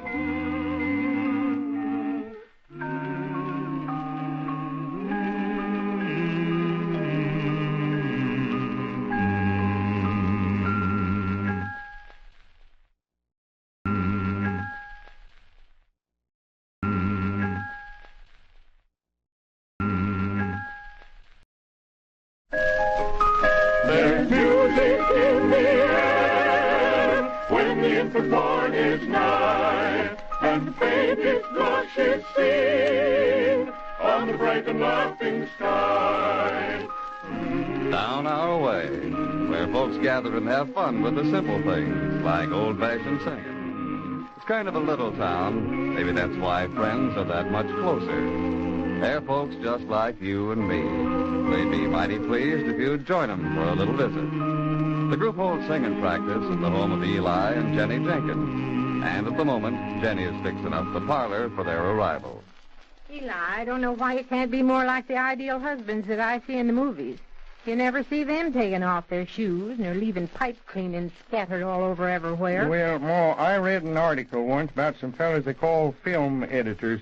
After a picture is finished, they go through them reels with a big pair of scissors, snipping out stuff. It didn't say, but I always reckoned that must be the part they cut out, because you can't tell me that husbands are any different anywhere. They all take their shoes off when their feet hurt. Eli, the very idea. Here the group's arriving already, and the room isn't even picked up. Here, put my knitting on the table and stop wiggling your toes and get your shoes on. I do wish Chris would get this clock fixed so I'd know what time it is. I have to rely on what my stomach tells me for meals and the night train for what time to go to bed. Oh, evening, Ben. Oh, Jenny, let me in and start talking. I got something to tell you. News, Ben? News, the biggest, importantest, dad-blasted thing that's happened since P.T. Barnum discovered a two-headed politician. Well, what is it? It's going to start a whole new way of living. Babies will not only cry for it, they'll climb out of their cribs and demand to see it. What in tarnation are you talking It's about? going to be a fortune for me. And down our way will be the most famous town in this here United States, just because of my discovery. Well, where and what is it? It's right here in this box under my arm, and worth its weight in gold it is. Wait till I untie this string. And here it is. It's just a little old bird. A pigeon. Right, Jenny, but not a pigeon. It's the pigeon, the only pigeon in all creation that talks. A talking pigeon? Why, Ben, that's wonderful. The entire singing group is gathered now, and they all sit kind of open-mouthed as Ben tells of his discovery of a talking pigeon. Well, sir, being as I get feed and grain at the wholesale has caused my nature. I always been a kind of generous feller. Eli. Yeah, couldn't help choking on that one. As I was a-saying, out of the kindness of my heart, I've been throwing a handful of seed out the back door of my store for about 7 years now, and all the stray birds what's too lazy to hunt for themselves depends on me for their keep. Maybe you can charge it up to charity on your income tax. Oh, I'm keeping track. Well, the same bunch of little birds come back day after day, and I sort of gets to know 'em. You mean you can really tell one from another? Why, just as quick as you can tell your students from t'other. I've grown right fond of 'em. It's a pity you don't save some of that warm feeling for humans instead of birds. The birds have got other birds, but I ain't got nobody. But when did you first find that this little pigeon could talk? I'm a-coming to that if these here interruptions can be stopped. Oh, you drag a story on till we're half asleep, Ben. Yes, my stars. I don't know why some people just like to make noise. Of course, if you've got something interesting to talk about. Yeah, like that there asteriology of yours, I suppose. Eli, how many times have I got to tell you that it's pronounced astrology? I think Webster says it's astrology, Patience. Well, you can't listen to everybody. Now about this here pigeon. With a little investigating, we maybe could find out when it was born, and then I could make out a chart Well, showing... for Pete's sake, what would this bird want with a chart? The pigeon can talk, but as far as I know, he ain't learned to read yet. Well, what proof have we got that he can even talk? He sure ain't added anything to this conversation. Neither have you, Eli, and you've been sitting there blabbing your head Why, off. you old goat, when I think of all the hours I spend listening to you tell about your symptoms... Whoops! I plumb forgot my 7 o'clock pills. No, don't you never do nothing but swallow them... Here's a glass of water, Ben. Now I think we got to get at that practicing. Oh, we've got some of the prettiest songs picked out for that Farm Bureau picnic. Yeah, we'll have to sing 'em good and loud, too, being it's outdoors. First, let's sing the group song. All right, Jenny, sound the chord. Carry me back to Virginia. There's where the cotton and the corn and taters grow. There's where the birds warble sweet in the springtime. There's where they hold guard his heart and long to grow. There's where I labor so hard for old Massa, day after day in the field of yellow corn. No place on earth do I love more sincerely than old Virginia, the state where I was born. All right, Ben, you old goat, you take the solo. Carry me back to Virginia. That's where the cotton and the corn and taters grew. That's where the birds warble sweet in the springtime. That's where this old dark his heart and long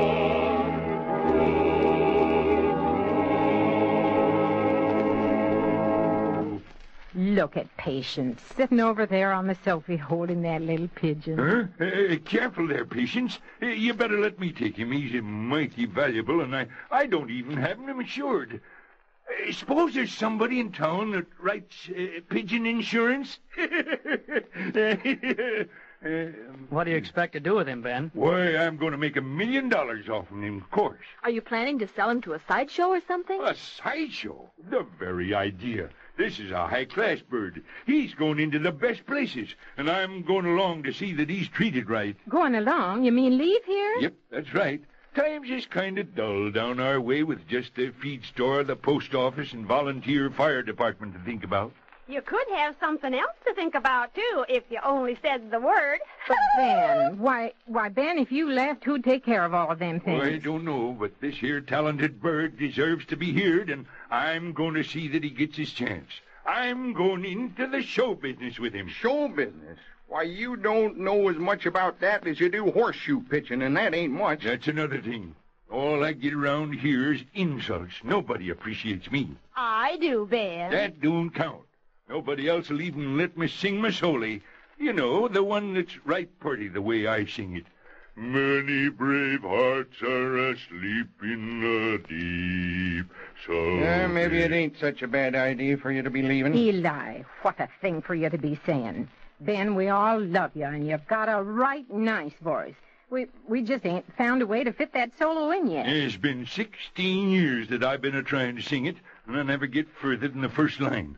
But it don't matter none now. I'll be going away, and you won't have to be bothered none. Ben, you mustn't feel that way. If you're going into show business, there are heartbreaks in that, too. Yeah, just ask Cliff. You know all about that, don't you, boy? Well, I had a little taste of it. Appears to me that you ain't going to have much of a show, Ben, with just one pigeon. After all, how much can he say? Well, you could make it something real long, like that there Gettysburg address. Oh, how you going to impress people with a pigeon reciting the Gettysburg address? It ain't even original. Don't you think it might be straining a point to expect the bird to say so much? He may be able to talk, but... Be able to? Why, he talks better than I do. Yeah, that still ain't saying much. I know what. I'll write some poetry for him to recite. That'll sound real intelligent. Yeah, that poor little bird.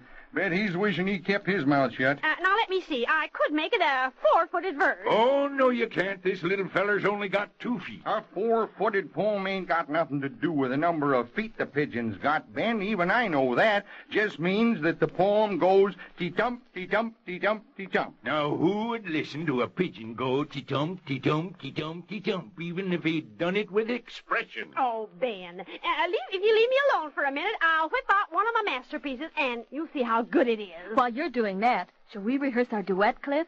Let's do. Mrs. Jenkins, you think you can play this one all right? Mm-hmm. Oh, yes, that one isn't too hard. Hey, don't let it get too fancy for us, Cliff. We like real simple harmony and singing, sort of the way our own ma's and pa's used to sing.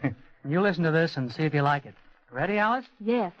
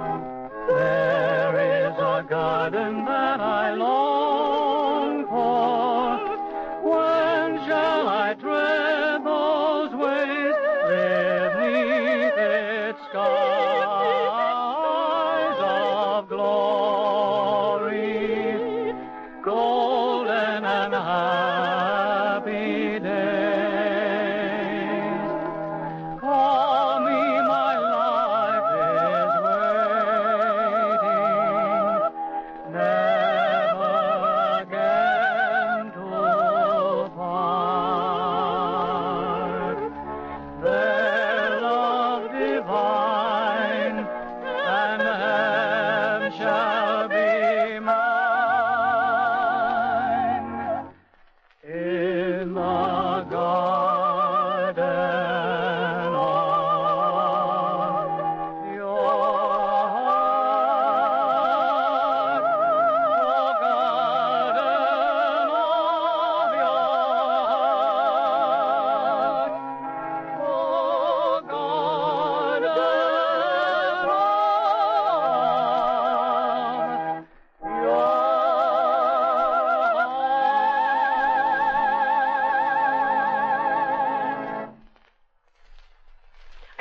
I'm all finished. Hate to brag, but I think it's one of my best efforts. He always says this one's the best, and they always sounds the same to me. Now, I'm a talking pigeon, a thing you've never seen or heard. I don't know how I got that way, but I'm a clever bird.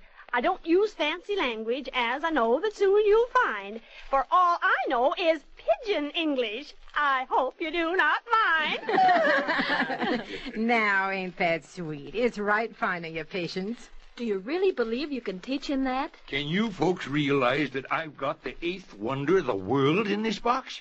Why, down in my store, he was a-saying things that would have never occurred to me to say, and I ain't exactly dumb. It's all a matter of opinion. I'm going to cause the biggest stir in the history of this here country when I take this little bird from town to town, entertaining the people. You know, maybe you can at that.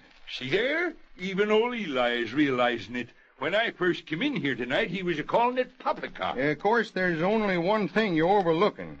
It's the thing that makes all these artistes famous and popular. What's that, Eli? Oh, it's the thing that made a success out of Jenny Lind. You know what it was? Well, I thought it was her voice. No, sirree, it was something more than that. It was her manager. If you're going to make a success out of this here little pigeon, you got to have a good manager. Maybe you're right. Seems to me I once read about a fella named Ziegfeld who knew something about the business. He's dead, Ben. But I ain't. I'm strapping and rare and full of pep and ready to go out in the entertainment world as your manager. Eli, what are you thinking? You go along? Why, that was half of what I was looking forward to. Leaving here so I wouldn't have to look at your wrinkled old man. Now, don't think I'm making this generous offer just to be in your company, Ben Potts. I did it 'cause it's my duty to see that this here bird has the proper manager. What makes you think that you know the first thing about managing? Well, look, ain't I taken care of this singing group and directed them and seen to it that we sing at all the sociables and affairs down our way? Well, we do it for free, and furthermore, we're the only singing group within 50 miles, so it don't add up to competition. Why, Yes, with me getting things fixed up for you, seeing to it that you got your name out front and a big spotlight on you during your act, you're sure to be a success. Well, there must be more to it than that. Well, now and then you need a fast talker who's on to city ways. And who'll that be? Me, of course. Look at all my business experience, all the deals I've transacted. Yes, you hand a can of pork and beans across the counter and take 17 cents for it. Don't seem exactly like big business. But perhaps Mr. Jenkins could make arrangements for you and the bird to appear in theaters, Ben. He does have a nice personality, and everyone likes him. Eli, you ain't really serious about leaving here and... Never been more serious. Why, with me managing... And me writing the And poetry. me taking good care of this here little bird. Well, we'll all be so rich and famous and... Ooh, wait a minute. Something's wrong here. Can't go on planning yet. What's the matter? Yeah, gotta have a contract. That's what all them people have, and that's what we gotta have. What's the contract for? Yeah, it's to protect everybody from everybody else. Gee, Horseshoe, that is going to be necessary since I'm a-dealing with you. But who knows how to write now? Well, Alice here, she knows everything. Would you help us out, Alice, by writing a fancy legal-like contract? Why, I'll try, but I'm just a schoolteacher after all.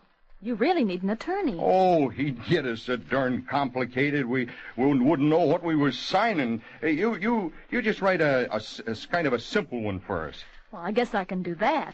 Cliff, you can run through that pretty solo while we're writing here. Want to distract you? Not your singing. Jenny, get your music ready. Oh, I know that one by heart, Eli. All right, now sound the chord for him. Give it lots of feeling, Cliff. I hear you calling me. You called me when the moon had veiled her light. Before I went from you into the night, I came. Do you remember?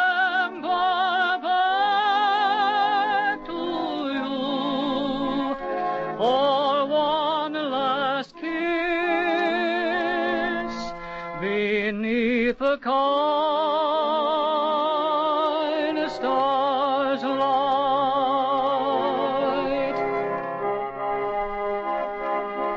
I hear you call.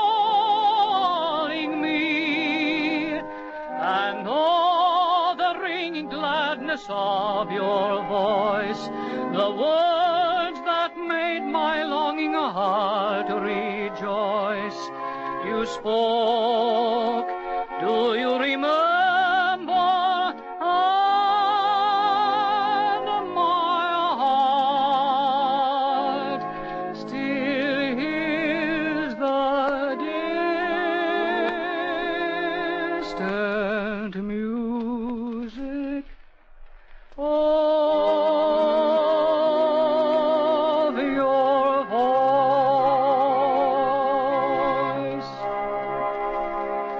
I hear you calling me, though years have stretched their weary length between, and on your grave the mossy grass is green. I stand, do you behold me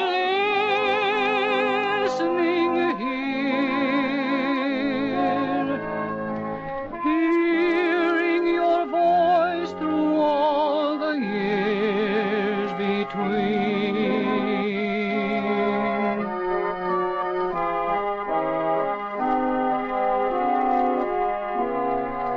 I hear you calling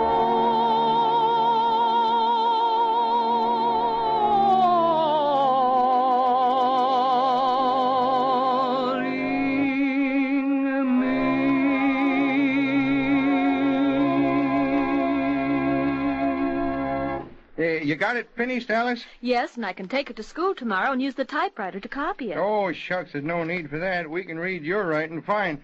Is this all right, Ben? It names me as the manager for your talking pigeon, and here, you read it for yourself. Well, I always thought that there had to be clauses in a contract. Without 'em, it's like cookies without raisins. Yeah, before we get so everlastingly bound to one another and start out for the big city to make our millions, there's one thing that's bothering me. I'll bet I know what it is. You been thinking that too, Ma? It's just this, Ben.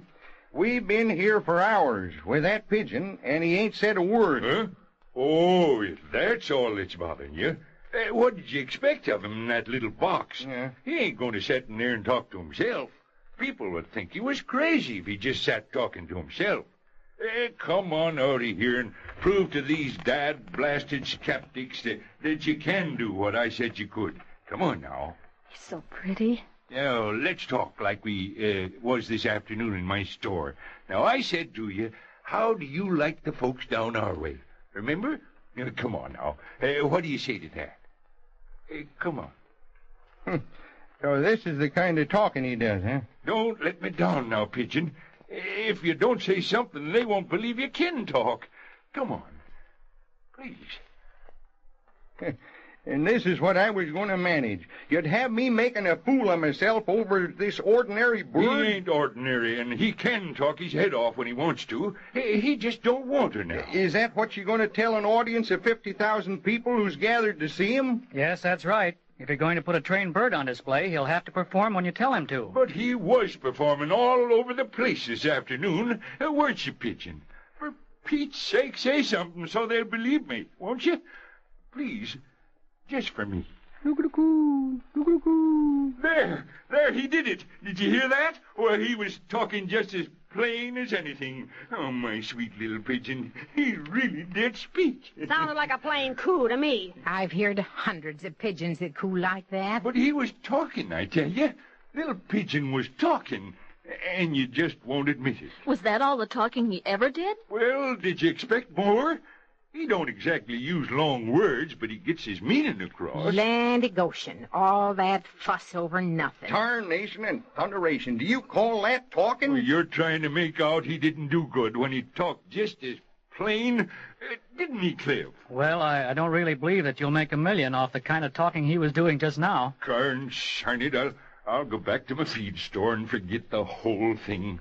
Nobody was willing to believe me in the first place, and now you just didn't want to hear it when he was talking as plain as could be.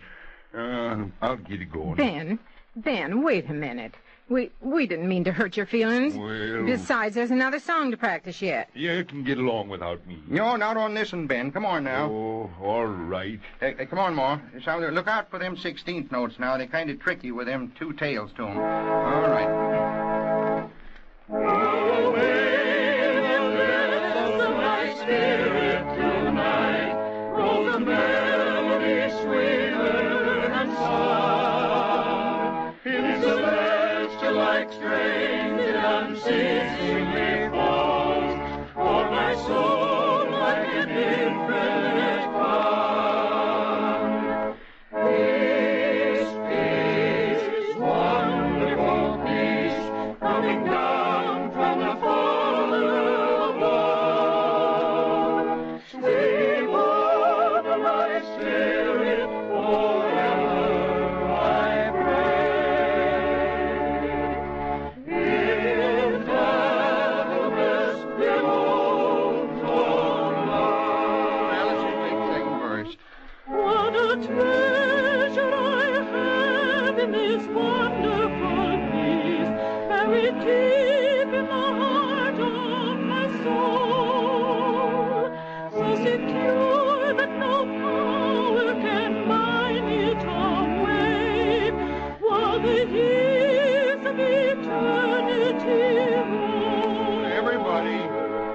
Peace, peace, wonderful peace, coming down from the Father above. Sweet Lord of my spirit, forever I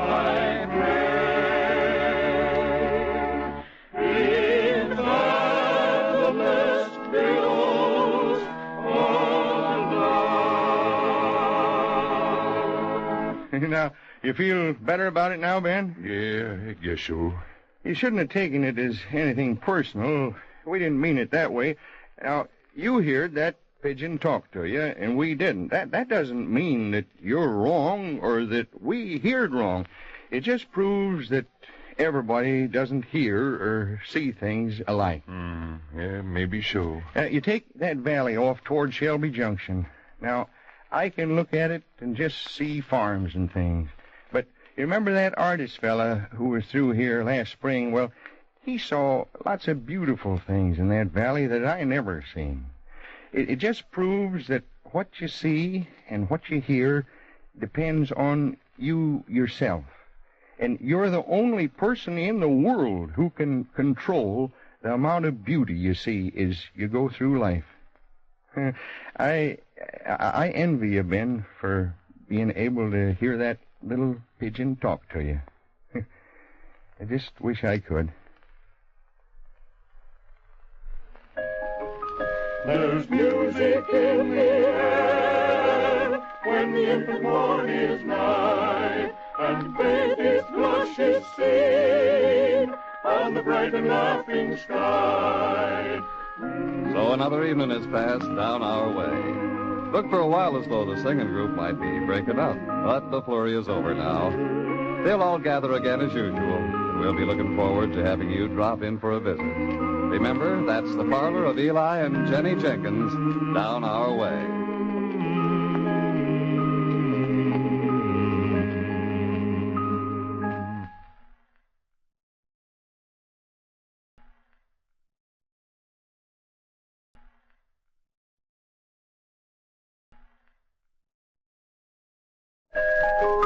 There's music in the air when the infant morn is nigh, and faintest blush is seen on the bright and laughing sky.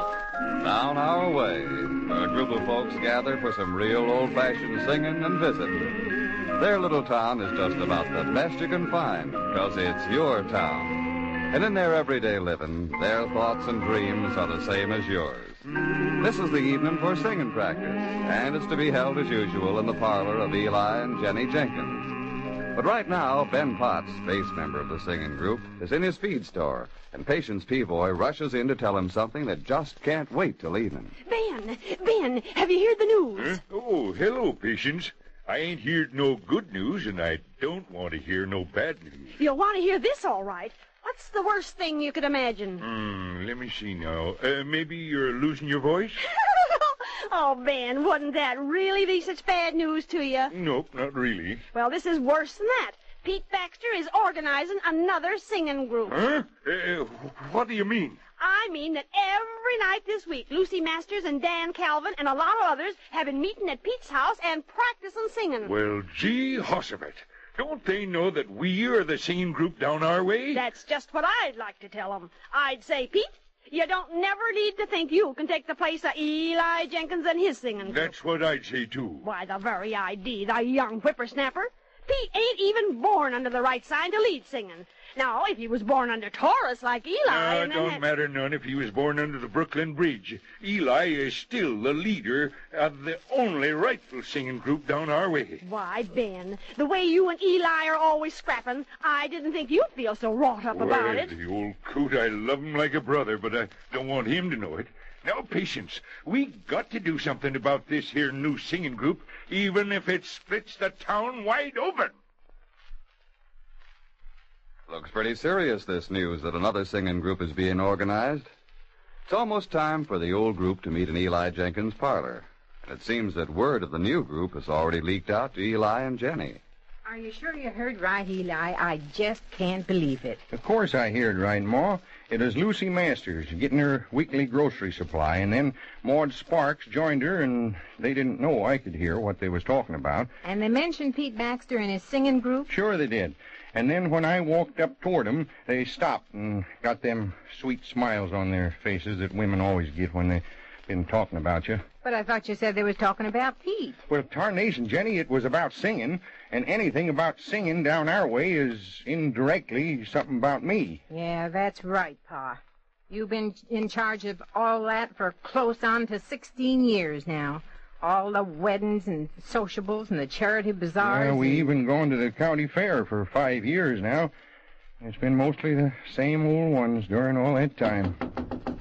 There they are now, Pa. Yeah, coming for practice, just like they done all these years. Now, listen, Jenny, don't you say nothing about what we heard. Can't let them know just yet. Not till after we've done our practicing, anyway. Evening, folks. Come on in. Howdy, Eli. Are we early? Not at all. Eli and me had just been sitting here talking about, well, just talking. Yep, just like me and Ben a little while ago. We was talking about...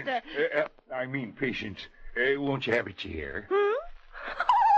I'd rather have the Sophie with you, Ben. Well, come on over then, Carn it. You always say the sweetest things. Is that Alice and Cliff cutting across the lot? Looks like 'em. Just leave the door ajar, Pa. Patience. Don't you say nothing to Eli about Pete's new singing group. We gotta think how to mention it. Well, I just thought I'd drop it casual-like. Yes, you drop it all right, casual like a ton of dynamite. How's the feed store getting on, Ben? Oh, fine. I had the post office window moved away to the back today so that now when anybody comes in for a letter, they have to detour through the corn and chicken mash department.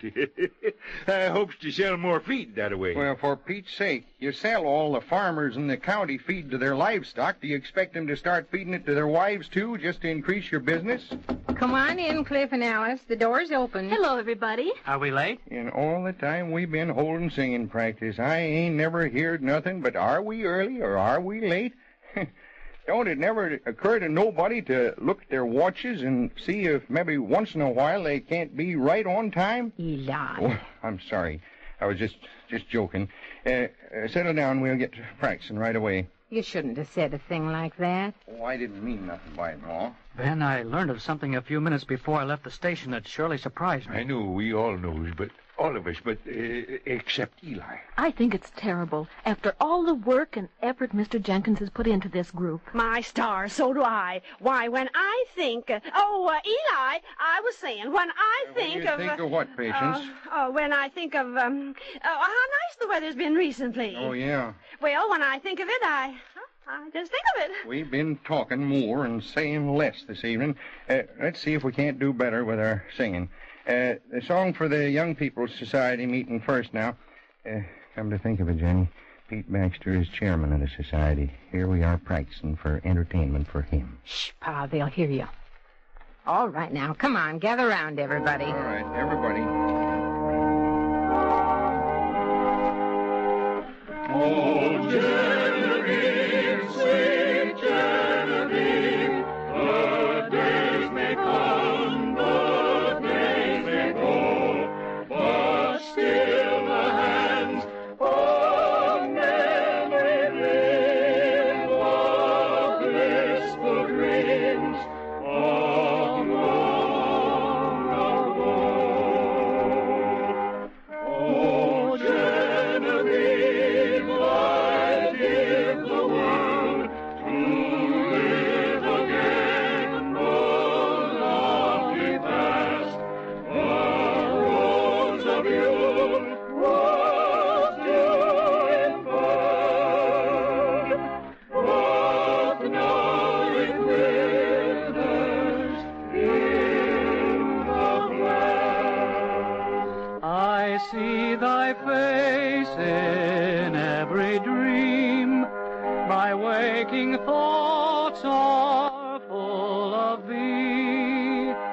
Thy glance is in the starry beam that falls along the summer sea. Oh, Genevieve, sweet Genevieve, the days may come, the days may go, but still the hands of memory wave the blissful dreams of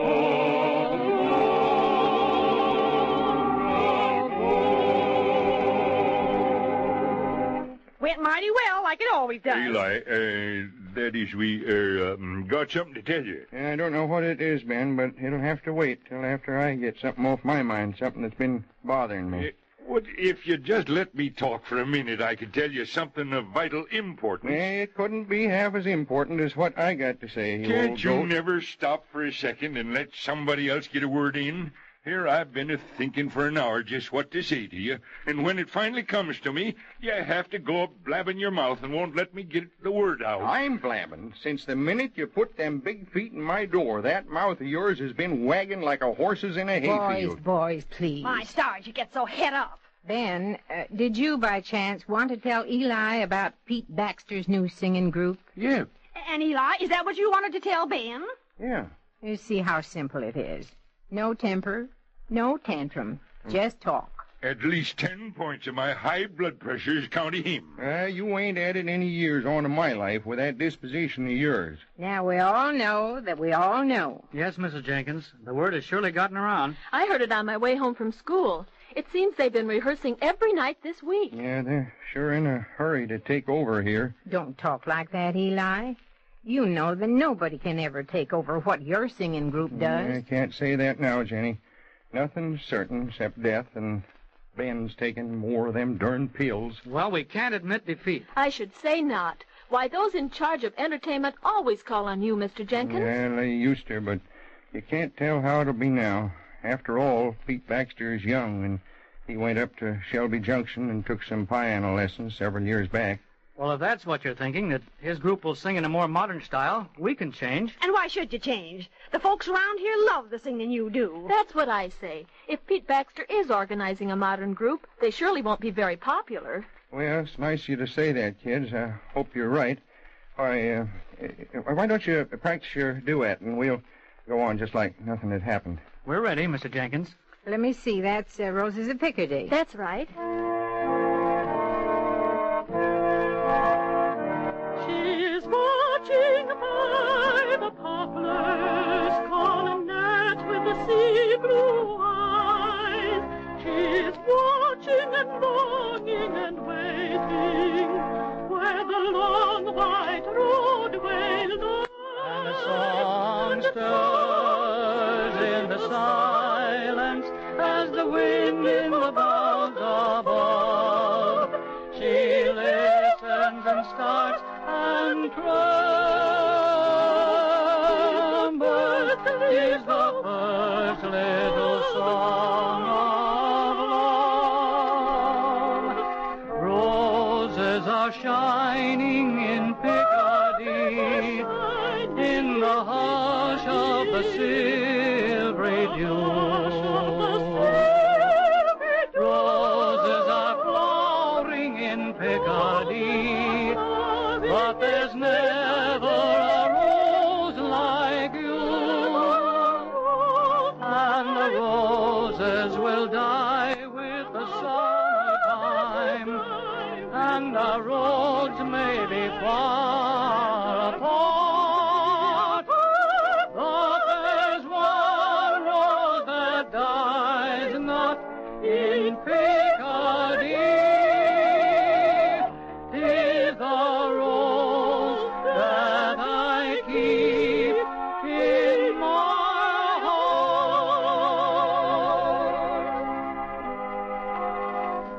Roses are shining in Picardy, in the hush of the silvery dew.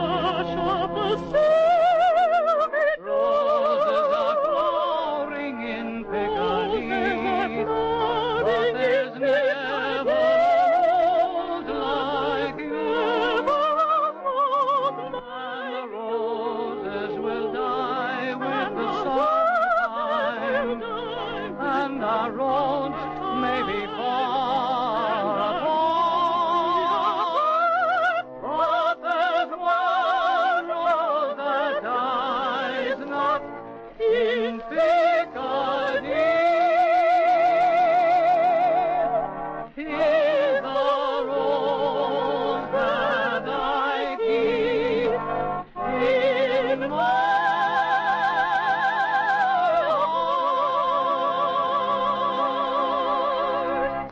While that there singing was going on, I had an inspiration. I know what to do about Pete Baxter's singing group. You do, Patience? What is it?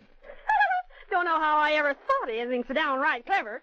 I'll go to Pete like I wanted to join him. You mean sing with his group? Well, that's what I'll pretend. But when the big moment comes, I'll deliberately go flat and make it sound awful. Well, it goes flat whether it's deliberate or not, so it shouldn't be no effort. No, Patience. I couldn't let you do that. Thanks anyway. Well, even though I ain't sung with this here group since Alice come to town, I still feels loyal to 'em. It's been mighty nice accompanying you all this time, folks. I guess I never knew how much I enjoyed it before. Shucks, Jenny, it's been more fun for us than it ever could have been for you, and, well... The four of us have been together so long, kids. Guess it's hard for you to know how we feel. Of course we understand. We feel the same way, even if we haven't been with you for all the years. We may as well divide up the music and things. Here, Ben, you take the music rack. You made it for us. I don't want it, Jenny. I guess I better take a pill. But it isn't 8 o'clock yet. I'll take one early. Maybe it'll make me feel better.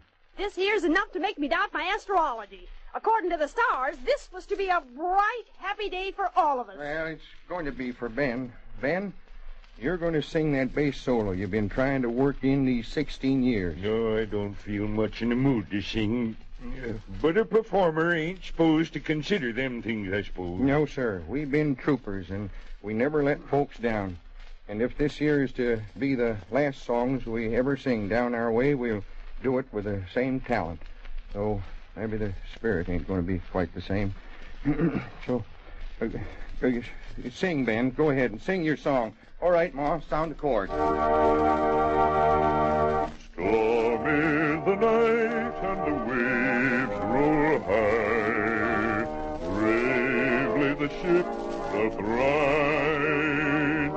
Hark how the lighthouse bells solemn cry. Rings o'er the solemn tide. There on the deck see two lovers stand, heart to heart beating and hand in hand.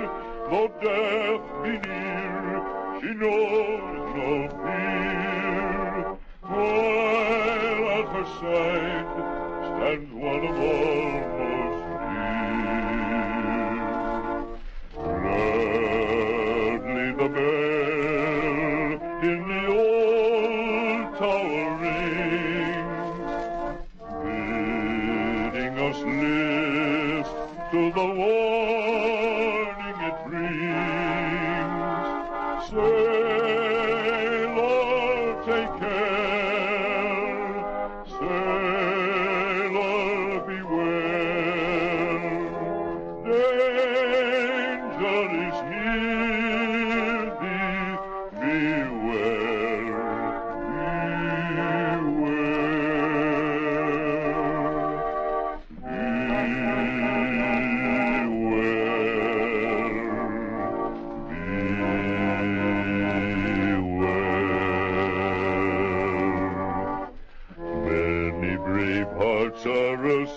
in the deep, so beware,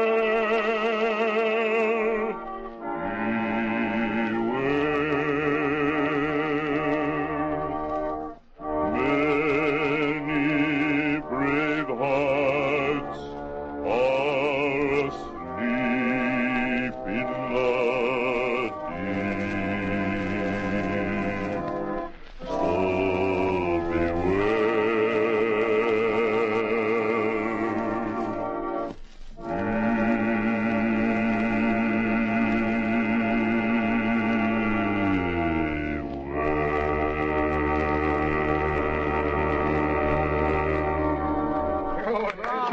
Sing it right well, Ben. That's mighty fine. I was just thinking it's going to leave us with lots of free evenings if there's to be no more singing practicing. Yep, sure will. What do men do with free evenings in the big city, Kate?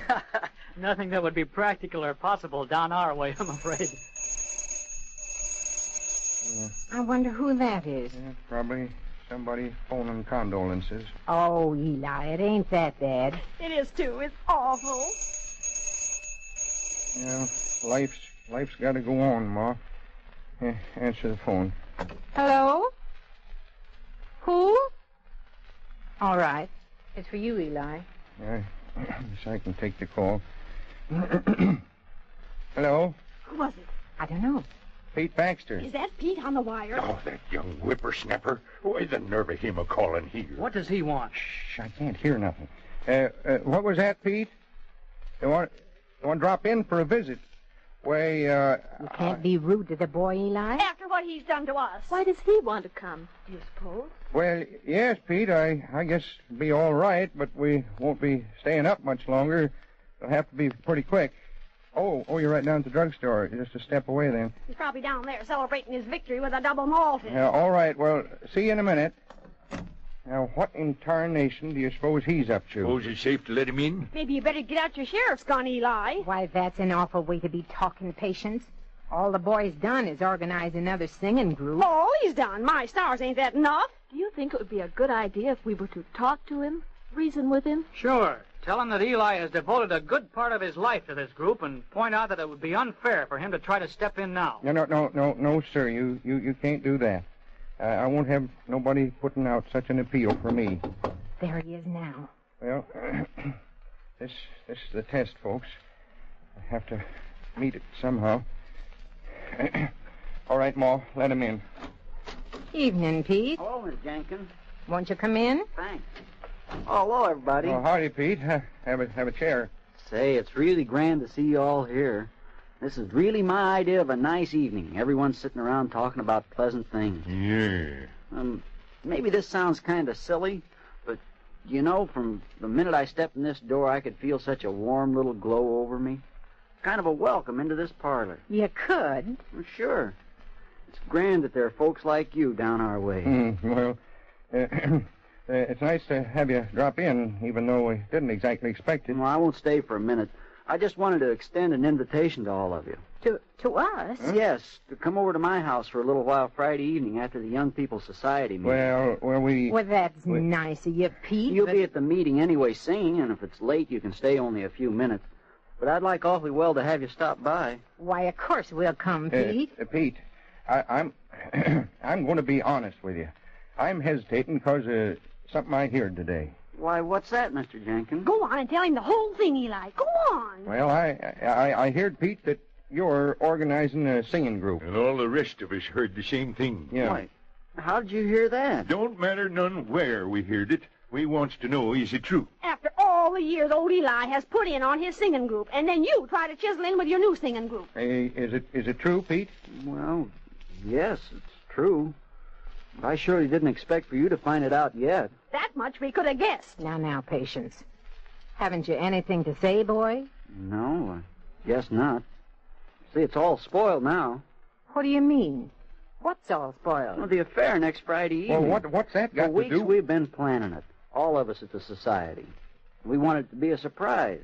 But I guess when you live in a little town like this, there's no such thing as a surprise. What in thunderation are you talking about, Pete? Well, when you all come by my house next Friday evening, as I hope you will, we wanted to serenade you. Huh? I guess everybody in this town feels that you've done so much singing for so many years, and we all feel so indebted that, well, we just wanted to do this for you. Gee, Horseshoe, what do you think of that? Well, we aren't going to be any permanent singing group. We've just organized for this one evening to give you a party. I'm sorry if you misunderstood. We thought it'd be kind of nice. And it will be, son. I'm the biggest dad-blasted old fool in 19 counties.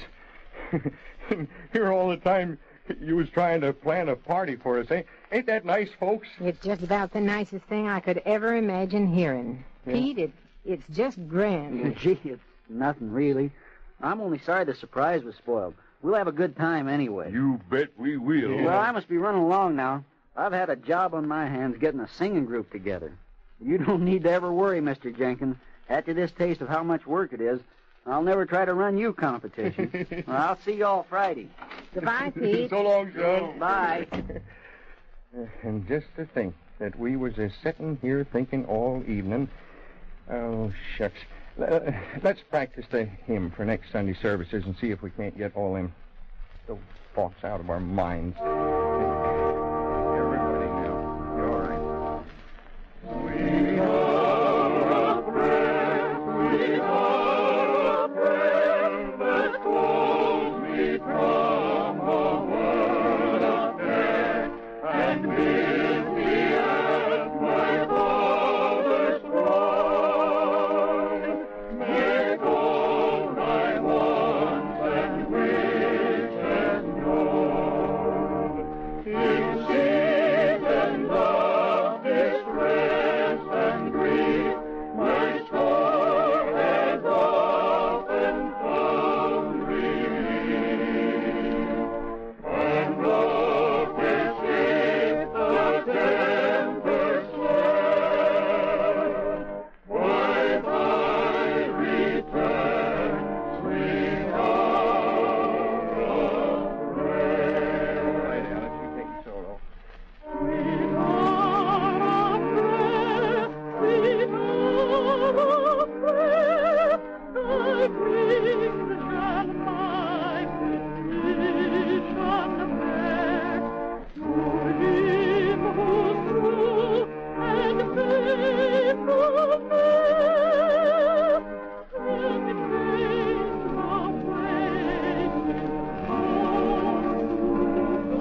Everybody. and since he bids me seek his face, he hear his word and trust his grace. I cast on him my every care, and wait for thee, sweet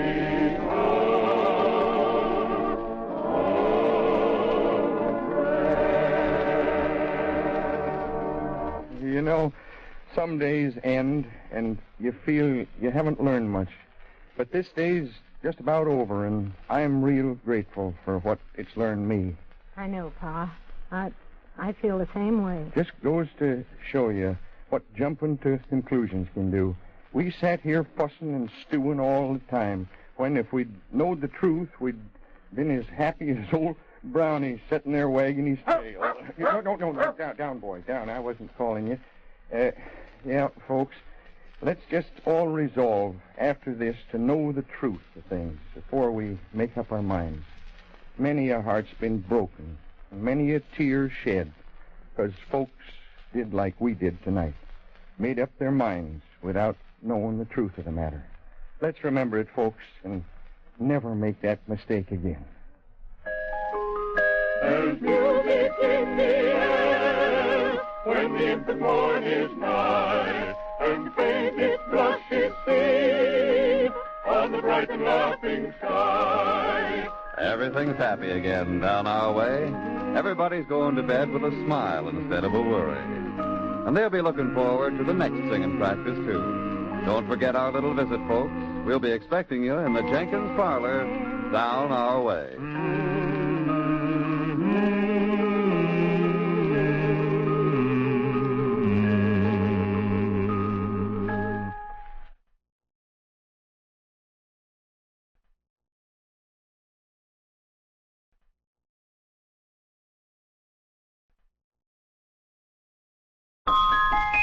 There's music in the air when the infant morn is nigh, and faint its blush is seen on the bright and laughing sky. Down our way, where folks do that old-fashioned singing that you love to hear. Ours is a kind of little town, but we've got some mighty fine people in it. And they know how to have fun with their picnics and box socials and evening gatherings. But they have their problems, too, like right now, for instance. The leader of the singing group and leader of most of the town's activities, Eli Jenkins, is discussing the state of his business with his old friend, Ben Potts. Yeah, Ben, things have sure been falling off the last 6 months. Well, I guess it's that new chain grocery over in Shelby Junction. Yeah. It's running you too much competition. Yeah, there's a lot of folks who'll drive over there on Saturday night just to save a penny or two on a sack of flour or a jar of honey. Oh, there must be some way to get your business back, Eli. If we could just put our minds to it. Well, I can't remodel my store and put in a big, long glass window like that chain store. I don't know as the folks down our way take to that much anyway. I guess I could buy me a fancy coat or a smoke or smock or whatever it is those fellas over there at the store wear. You in a smock with that big stomach of yours? Well, I'd rather have it big than little and hurting all the time like yourn. Why, all the medicine you take is enough to burn a hole in it if I ever start... Stop your jabbering a minute and listen to me. Yeah? I just got the biggest gall-darndest idea of my whole lifetime. About how to cure your stomach? No, about how to increase your grocery business. If this ain't a humdinger of an idea. Yeah, I can't exactly enthuse about it until I've at least heard it. Tell me, Eli, what do you think of when you hear good to the last drop? Yeah, well, that's that there Maxwell House coffee, of course. And what do you think when you hear watch the Fords go by? Well, I don't think of Chevrolets. Don't you see? It's all done with slogans. Huh? That's all you need, Eli, to increase your business. A good slogan. Yeah, I don't know. Why, you'll have 'em stand in line to get in if you get a good, catchy one. Yeah, maybe it's worth trying. Of course it's worth trying. Why, you can make a contest of selecting the slogan. Let all the women down our way submit one. See, that might be pretty exciting at that, Ben.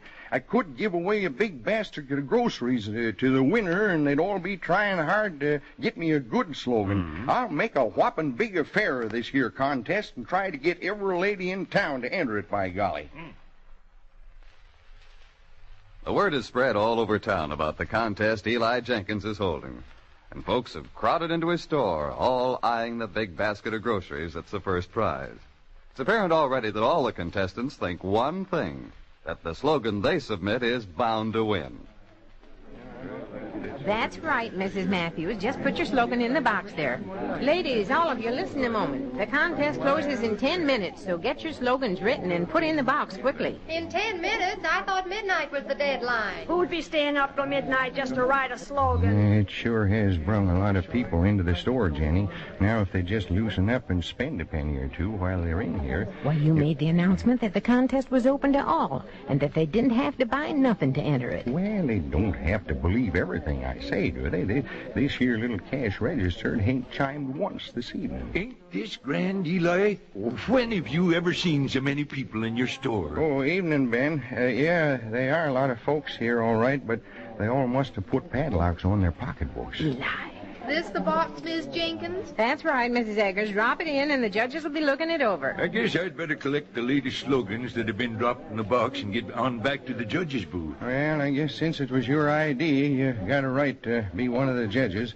I can even understand you wanting Alice as the second judge, but then to insist that you must have privacy and go off in the back room that way. Say, so far we've read over and judged fairly 236 slogans, Eli.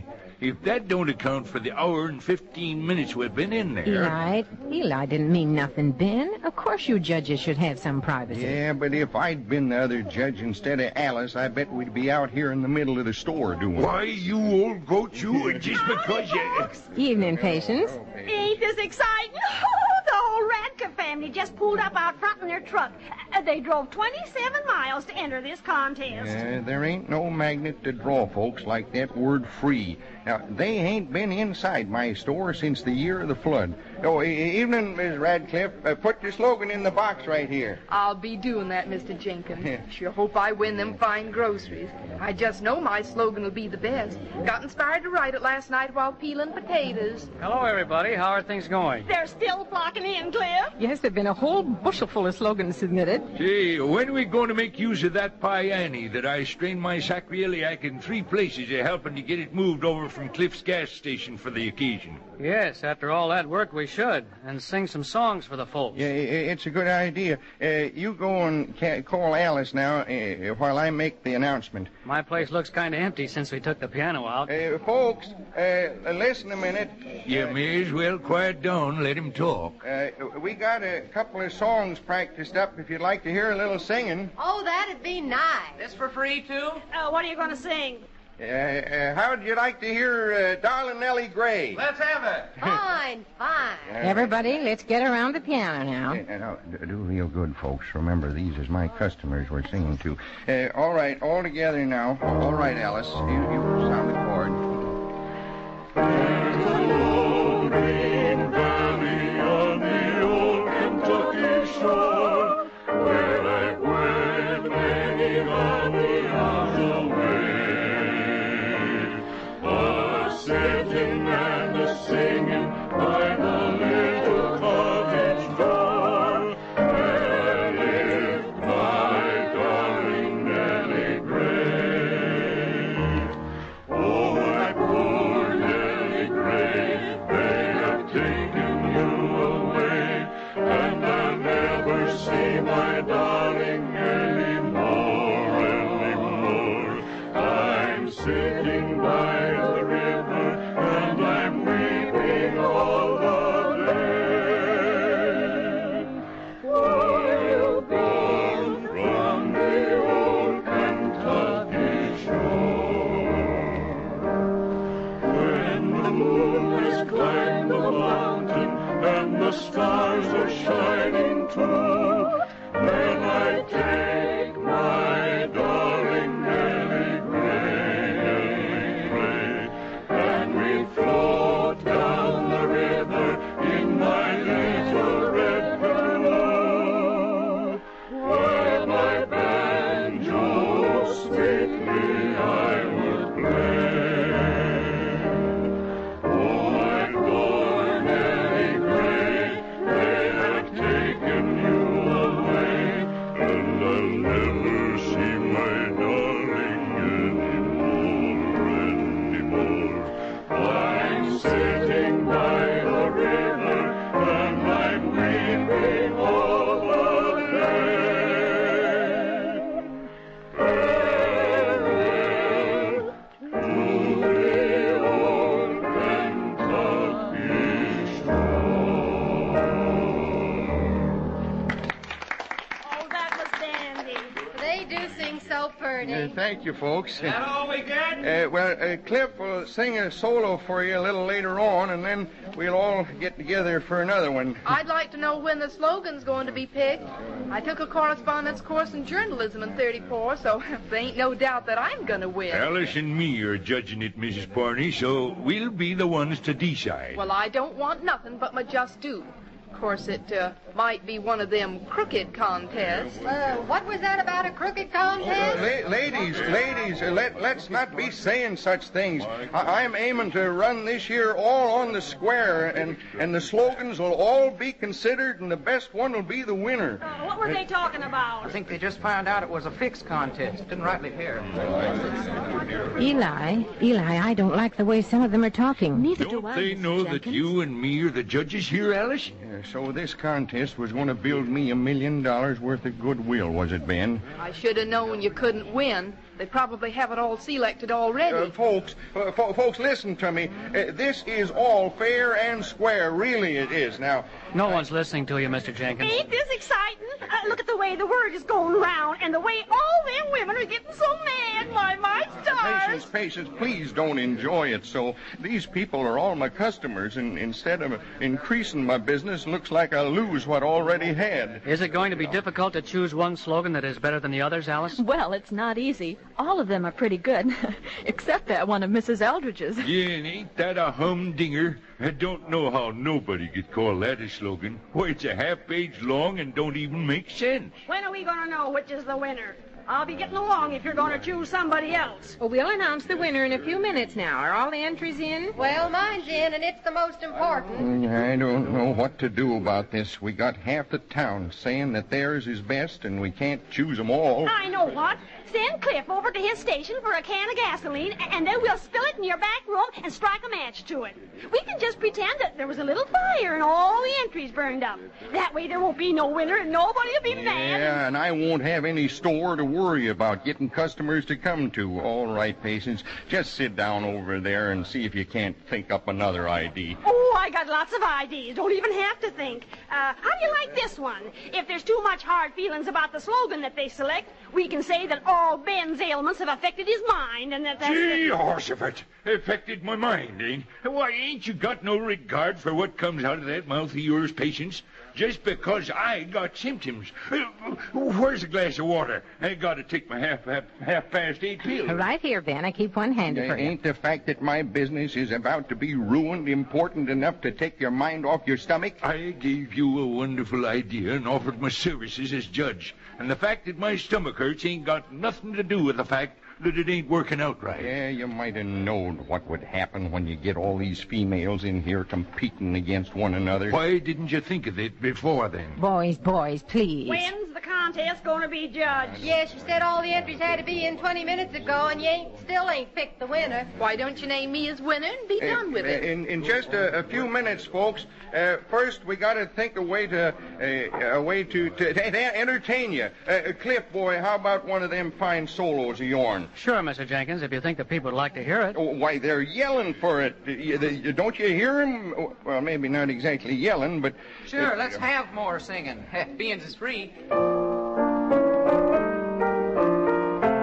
Sing sweet now, Cliff. See if you can't get him in a good humor.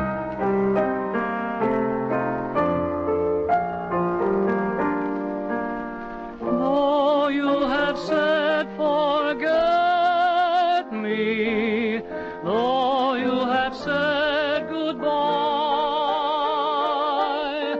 you taught me love's deep meaning, and love can never die. Still in my dreams it always seems we'll meet when clouds roll by.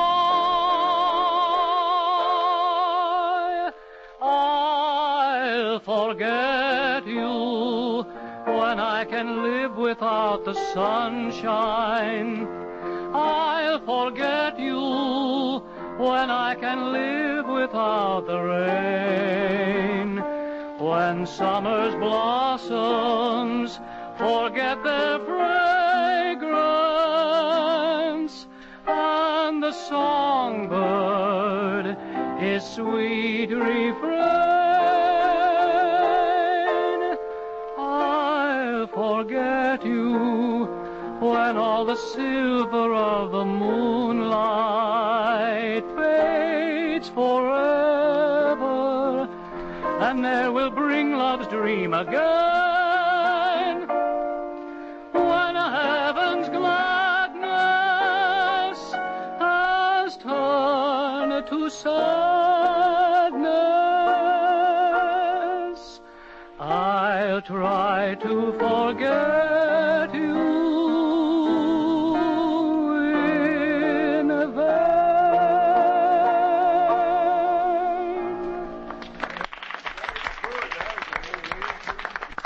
Just as pretty as ever, Cliff. That was right nice. Wish Paul could sing that away. What's the matter with the way I sing?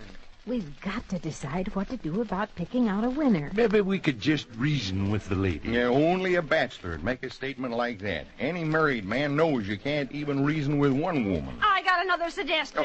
Patience, we're in a heap of trouble, and if But you... this is really a good one. We can get a big red handkerchief and tie around your face, Eli, and disguise you like a bandit. And then you can pretend to steal the big basket of groceries. And then there'd be no prize to give away, so there wouldn't be no winner. Ain't that a good one? Yeah, I won't say what it's good for. If we could only find some way to pick out one without making the others mad. There are so many good slogans among them. Well, I've tried to help you, but with Mars afflicting and being Ben is judging this, and with him being born under the sign of the crab. Ain't no crab. Oh, she said you was born under one. I was not. I was born under the... Can't you two stop arguing and give your attention to solving this problem? The folks are getting mighty impatient. Yes, some of them just left. Yeah, I don't know why I ever listened to old Ben here. As if business wasn't bad enough for me, he has to concoct a stunt like this to drive them all away. Ben had good intentions, Mr. Jenkins. Yeah, and you know what they say about good intentions. The road... Eli. Well, that's what they say, and I'm beginning to believe I got another idea. Oh, ain't we got enough trouble? You go ring the fire bell, Ben. Then I'll yell, Mrs. Gerwuskelpin, your house is on fire. Nobody will be able to understand when I say Mrs. Gerwuskelpin, so they'll all run home to see if it's their house. Then you can lock the doors and go to bed, Eli, and everybody... Well, I got a souvenir upstairs that might solve it. It's a hand grenade, and I'll just pull the pin out, and then we won't have to worry. Now you're talking silly. I'm talking silly, she says. If this contest ain't decided and decided in my favor within the next 3 minutes, I'm going home. Me too. Yeah, there ain't nothing to do but sing another song and give us time to think. Will you oblige with a song, Cliff and Alice? Of course. What should we sing, Cliff? Well, how about the one we were humming over the other night on the way home from the movies? You two been to the movies together? I didn't know that. You want him to make a report to you next time, Patience? What's it to be, kids? We thought of Evensong, Mr. Jenkins. Remember the introduction, Alice? Is this it, Cliff? Fine. Softly sighs the voice of evening. Earth has lulled her cares to rest.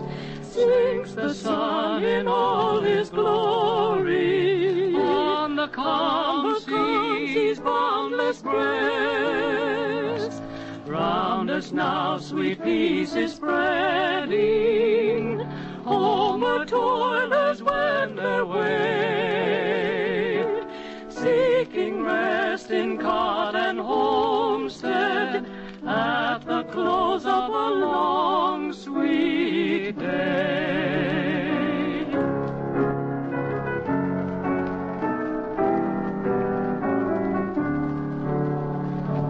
Dearest, let us idly wander mid the heather in the glade, where the moonbeam soon will linger. Now that earth is wrapped in shade, do not fear, for I will guide thee. Gently hold your hand in mine. Songs of love I'll softly sing thee. For my heart, dear one, is thine. Songs of love I'll softly sing thee. For my heart, dear one, is thine.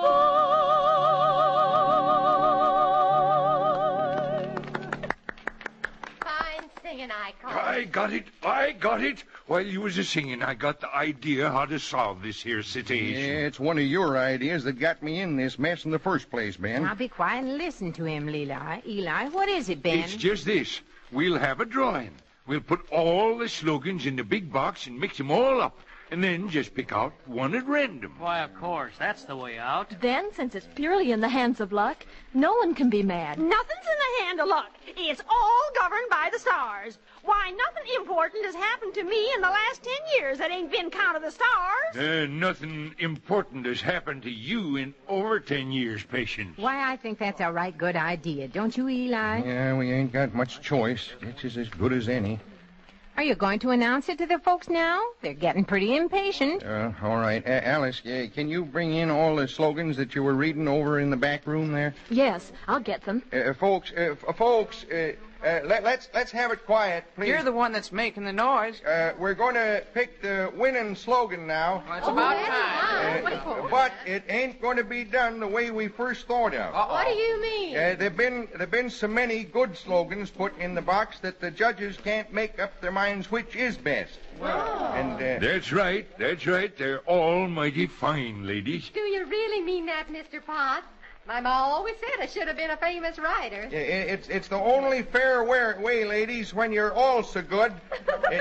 Oh, Mr. Jenkins, were we that good? Yeah, you bet you were, Miss Guntry. Why, they was the best darn slogans I ever read. Now, what do you think of that? To think that all of our slogans were so good that he couldn't choose one. Yeah, I guess this is the best way at that. Yes, it sure is. Now, ladies, I'm ready to pick out the winner. The one whose slogan will be painted across the front of my store. Shake him up good. Wait till I get this one. Mrs. Hank Eldridge. Oh, no. 150 of them, and he's got to pick that one out. And the winning slogan reads, when there's a store fairly handy and it has most of the stuff and groceries you want, and the prices ain't much higher than anywhere else, and you ain't in the mood to get on the bus and go over to Shelby Junction to trade at the big chain store, there ain't no particular reason why you shouldn't just as well stop in at Eli Jenkins if you're in the mood, that is.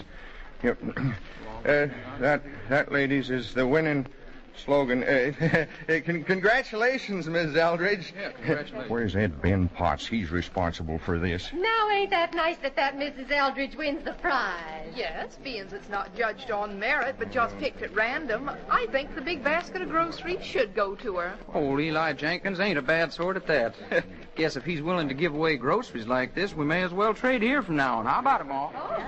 Eli, do you hear what they're saying? The folks all seem pleased at the way things has turned out. Why, yes, they do, Mr. Jenkins. Everyone is smiling. I don't understand how things can be turning out this well with Mars afflicting. I thought we was doomed for nothing but trouble. Yeah, well, what do you think of that? Let's sing another song for the folks before they all leave. Alice, you got your music ready? All set, Mr. Jenkins. Folks, just as a final thing, we'd like to sing a song for you. I can't tell you how nice it's been to have you all in here this evening, and I just hope that you'll be coming back. You bet we will, Mr. Jenkins. Sure, thank you so much. All right, Alice, go ahead.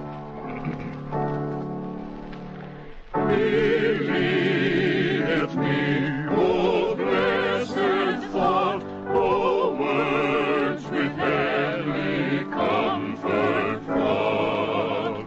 Whate'er I do, where'er I be, still 'tis God's hand that leadeth me. He leadeth me,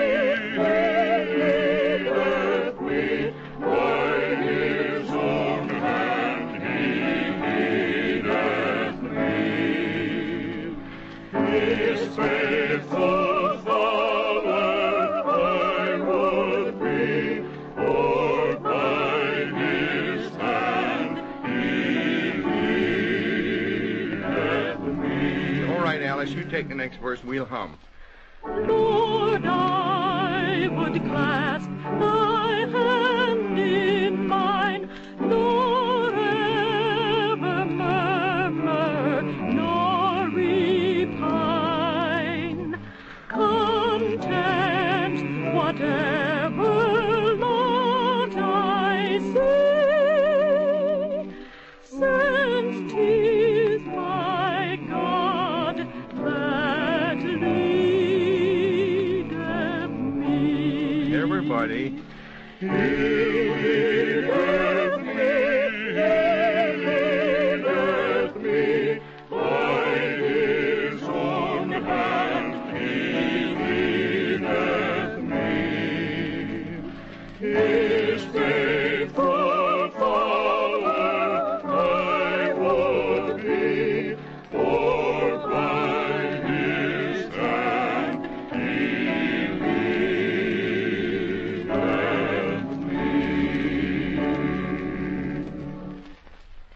that is a fitting finish to the evening. You've got a fine group there, Eli. Yeah, we ain't no professional singers except Cliff and Alice here. The rest of us just like doing it. Thanks for a mighty pleasant visit, Eli. Be seeing you next time I shall. Good night. Good night, everybody. Good night. Good night, Mr. Jenkins. Good night, everybody. Here we did fancy planning for a contest to get me a slogan. Then we was afraid to award the prize to the rightful winner, and by holding a drawing, got stuck with the worst possible Seems slogan. it's all my fault, Eli. Oh, but don't you see, Ben? It don't matter none. We got the goodwill of the people, and that's the thing we was after. Look at them all leaving with big smiles on their faces. Good night, Mrs. Sparks. Good night. Guess maybe you're right. If we'd all just remember that we can't control the way things are working out sometimes, so if we just relax and wait for the outcome, it might be better than even hoped for in the first place.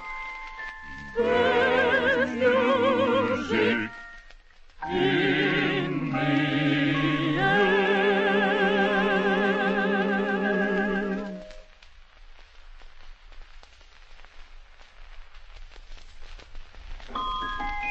There's music in the air when the infant morn is nigh, and the faintest blushes sing on the bright and laughing sky.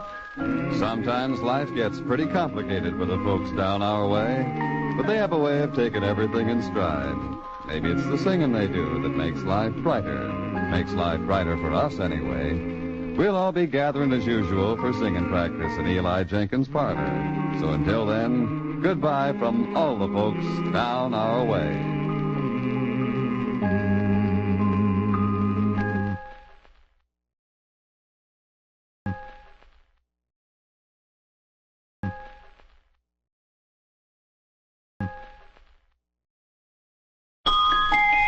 There's music in the air when the infant morn is nigh, and the faintest blushes sing on the bright and laughing sky. Down our way, for the folks love old-fashioned singing and the simple way of living. It's a pleasant little town, and the folks are all your friends. So let's gather with them for another pleasant evening of singing practice. As usual, it's being held at Eli Jenkins. At the moment, Eli has just locked the door to his grocery store and is climbing the flight of stairs that lead to his parlor.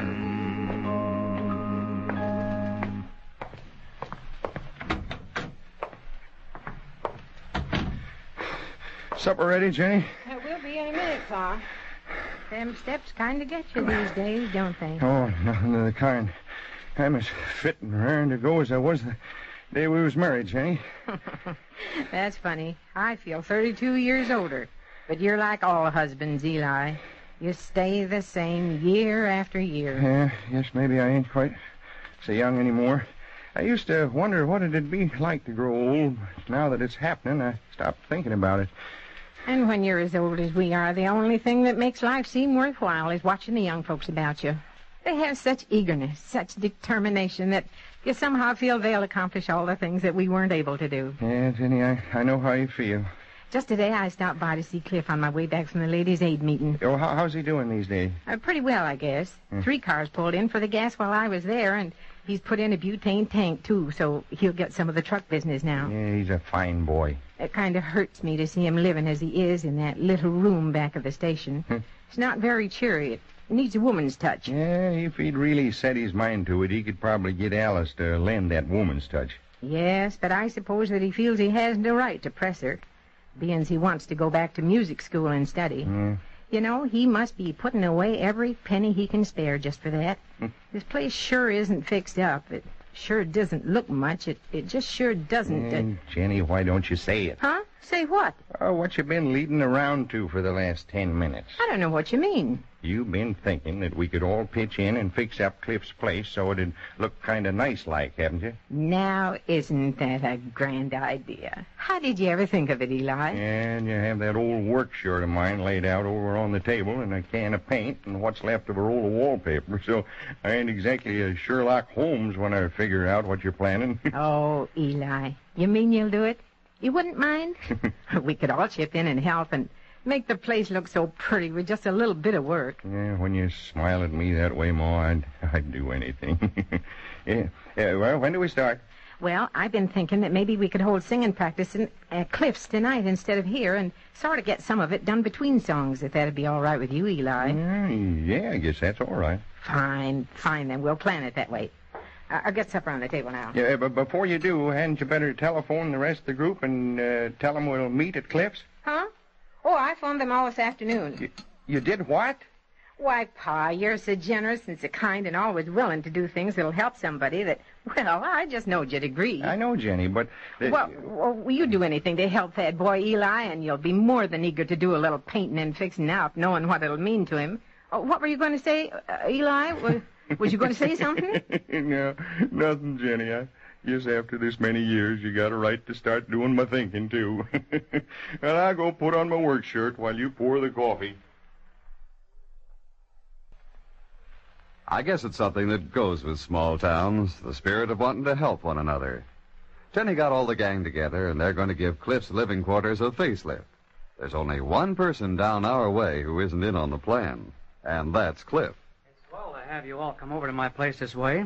Are you sure this little piano is going to be all right for accompaniment? Yes, Cliff, it'll be fine, and I brought along all the music. That ain't all you brought. Could I take this bundle for you? No, I'll just set it down over here in the corner. If I'd had more warning that you were coming, I'd have bought some cookies or something. The grocery down our way closes promptly at 5:30. Well, tarnation, do you expect me to stay open all hours just in case somebody might get hungry? I gotta have hours, same as anybody else. I was only kidding. Well, there ain't nobody that's got a problem like mine when it comes to hours. On Saturdays, I close the post office window at noon, but I keep my feed store open till 5:30. So all afternoon, people keeps it coming in and wanting postage stamps. And I keep it telling them I can't sell nothing but feed and grain. And then they say, well, how can I use feed and grain to mail a letter? And I say, you ain't supposed to mail a letter with it. You feed it to your cows and horses. And dag-nabbit, it's always my luck to say that to somebody that ain't got no cows or horses. I have the awfulest time. If you just give me a chance to get a word in, I can solve a whole problem. It don't matter none that the grocery was closed, Cliff. I brought some homemade cookies with me. Oh, swell. Now I won't have to worry. Are they oatmeal cookies? I wish you'd give me the recipe, Patience. They're so delicious. Of course, dearie. And the men all like 'em. At Alice's age, Patience, she don't need to rely on no cookies to get a man's interest up. Well, what a thing to say. As if I was just talking, Patience. What am I supposed to do with this here paint that I brought? Just put it down, Ben. Is that to go with the cookies, Ben? I think coffee would go better. No, Jenny has some crazy idea Oh, do you about have to tell everything you know, Ben? Say, what's going on here? I think all of you know something that I don't. If you must know, Mr. Cliff Tyler, I know a lot that you don't know. For instance, what are the natural resources of Brazil? And name the 4 largest rivers in the world. All right, teacher. You know a lot that I don't know, but that isn't what I meant. Why don't we get to practicing, folks? That's a good idea. All right, change the subject, you two, but I'll find out what it is sooner or later. You bet you will, Cliff, and will you be surprised? Huh? Yeah, let's practice the group number for the Sunday school rally first. All right, Alice. Sound the chord. All right, let's not drag it too much now, folks. All right, everybody all together. Sleep, my child, and peace attend thee all through the night. Guardian angels, God will send thee all through the night. Soft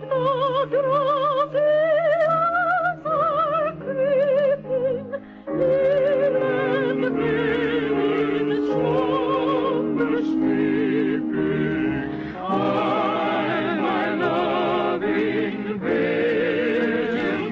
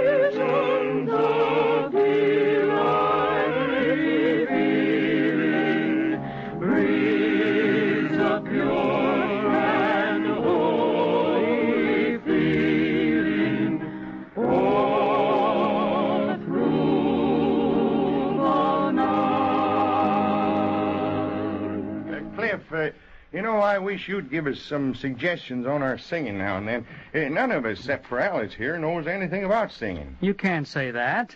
You all do so nicely. The only thing we might watch is our breathing. I think in this first chorus we might take a breath here instead of here.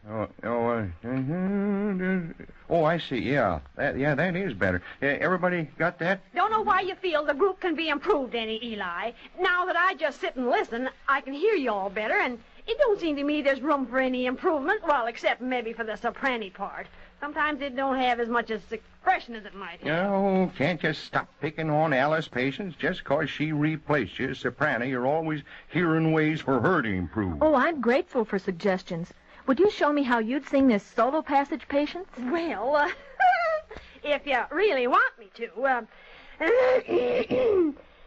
soft the drowsy hours are creeping. Gee, Horsevich, are you trying to sabotage our group? Yeah, thank you, Patience, but I think maybe Alice can struggle along without your coaching. Well, don't hesitate to call on me if you ever need my help, dearie. I'll be only too glad. Yeah, I know. We know. I'll Patience. be only too glad to give you any little tips. Yeah. Why, when I was 16, my singing teacher told me that Did if I they have kept on, I singing would... teachers when you were 16, Patience? Well, of all the... I never heard such insulting... There now. Let's make some plans for what we first had in mind to do this evening. By all means.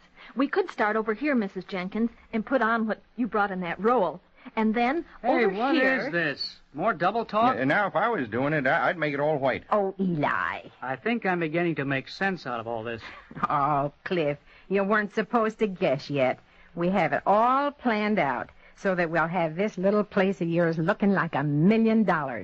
We just brought little bits of paint and wallpaper and such that we had around, and we can all pitch in and do it awfully quick. I guess that's about the nicest thing that I could ever imagine. It'll be lots of fun, Cliff. And I'll make you some curtains, and Alice will make you one of her rag rugs, and... I'm a pretty lucky fella to have such friends as you, but I couldn't think of letting you go to all that work. Nonsense. It ain't enough work to hurt anybody. We all want to, Cliff.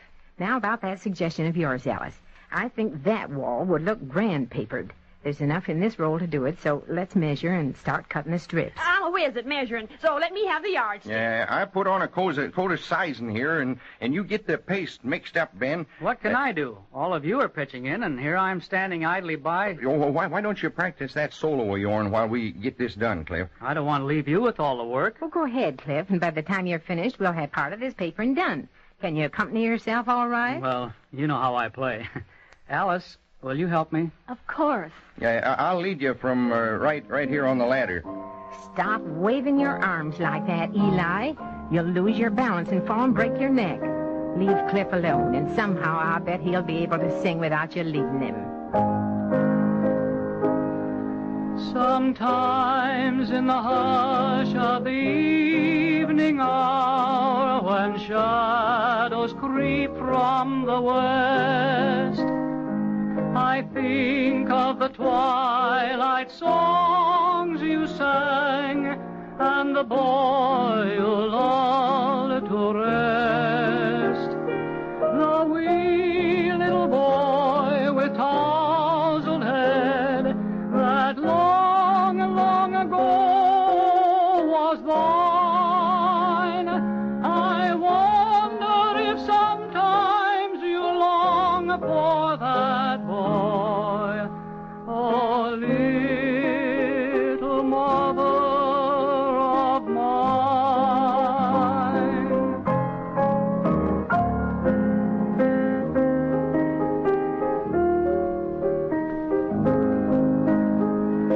And now he has come to man's estate, grown stalwart in body and strong. You'd hardly know that he was the lad you lulled with your slumber song. The years have altered the form and the face, but the heart is unchanged by time, and still he is only your boy as of old. Oh, little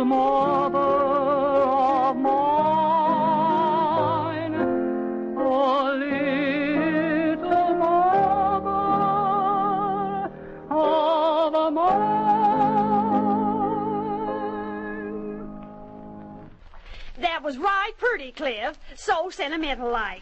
Now, turn around and look at the wall behind you. It's half-papered already. It is. Why, so it is.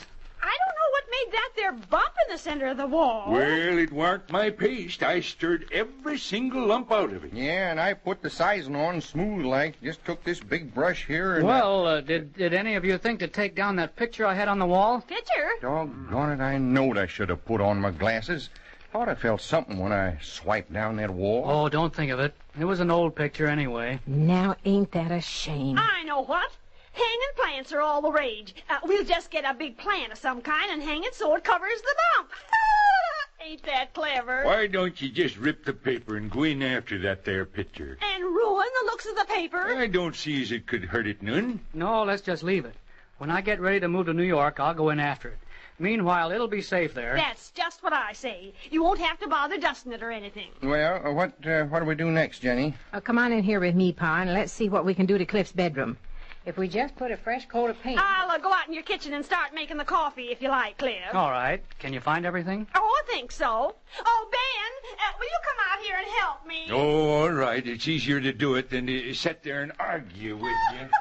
You say the sweetest thing. Hey, you sure you want this wall like you said, Jenny? Of course, Pa. Well, don't you think you better ask Cliff if he wants it that way? Oh, anything Mrs. Jenkins says will be fine with me. Go right ahead. Yeah, you don't know what you're saying, boy, but all right. Hey, here I've been so busy I forgot to take my 8 o'clock pills. Have you ever thought of putting in a drugstore there with your feed store and post office, Ben? You'd be your own best customer. Don't know why folks always has to make cracks about me taking a bit of medicine. I guess it's my stomach, and I can put in it what I please. Of course it is, Ben. If it helps you, you go right ahead. Well, don't know as it exactly helps me, but at least I feel like I'm trying when I keep taking my pills. Maybe you need to drink more water, Ben. You were born under the water sign, you know, and now that Pluto has moved into your 4th house... I ain't got but one house, and as far as I know, nobody's moved in with me. Jenny, are you sure you want this like you told me? I don't know as how Cliff's going to like it. Stop your stewing and get it finished, Eli. With that there big brush, it shouldn't take you long to cover that little wall. All right, Ma, but I don't like the way it's looking. Just another minute and it'll be all done. Let's have a spot of coffee now, and I'll keep Eli's hot on the stove. My, but that smells good. Sometimes I think cooking's just a waste of time. I can go through a cookbook as easy as most people do their evening paper, and what good does it do me? I got nobody but a cat to cook for, and I don't think she even appreciates what I fix her. Always thinking of men. Can't you get your mind on anything else? Is there anything else? Well, that's all finished. Might as well come and look. Oh, good. Come along, everybody, and see if you all like what I had Eli do. Gee, but it's nice of you to take all this trouble. I guess I could have done it myself, but there isn't much incentive when you live alone. Well, say, look at that. It's interesting. Landy Goshen. Eli, what have you done to that wall? Yeah, I done just what you told me. I kept thinking it looked kind of peculiar. But that color. Well, you told me to put pink on it, Ma. Oh, Eli, I told you to put paint on it. Here's the can I pointed to right here. Oh, that and... Oh, gosh, I thought you said pink. And here's a can of pink over here that Patience brought. Yes, it's what I use to paint my little cat's basket. Ain't that rich? Cliff and your cat now got a lot in common. Well, there must be something we can do about Going it. to get another hanging plant, Patience? Better get your measuring stick out. It's going to take a pretty big one to cover that whole wall. Oh, Ben. Now, all of you, just stop your worrying. I got an idea about how to fix it all up. You have? Sure I have. Now run along to the room and do more practicing and just leave all this to me. Where are those tools I brung along? Oh, what do you want with tools? Never mind. Just leave them in here for a little bit. Well, let's get on in and get that duet practiced up then. Do you need the music for this, Alice? No, I can remember it.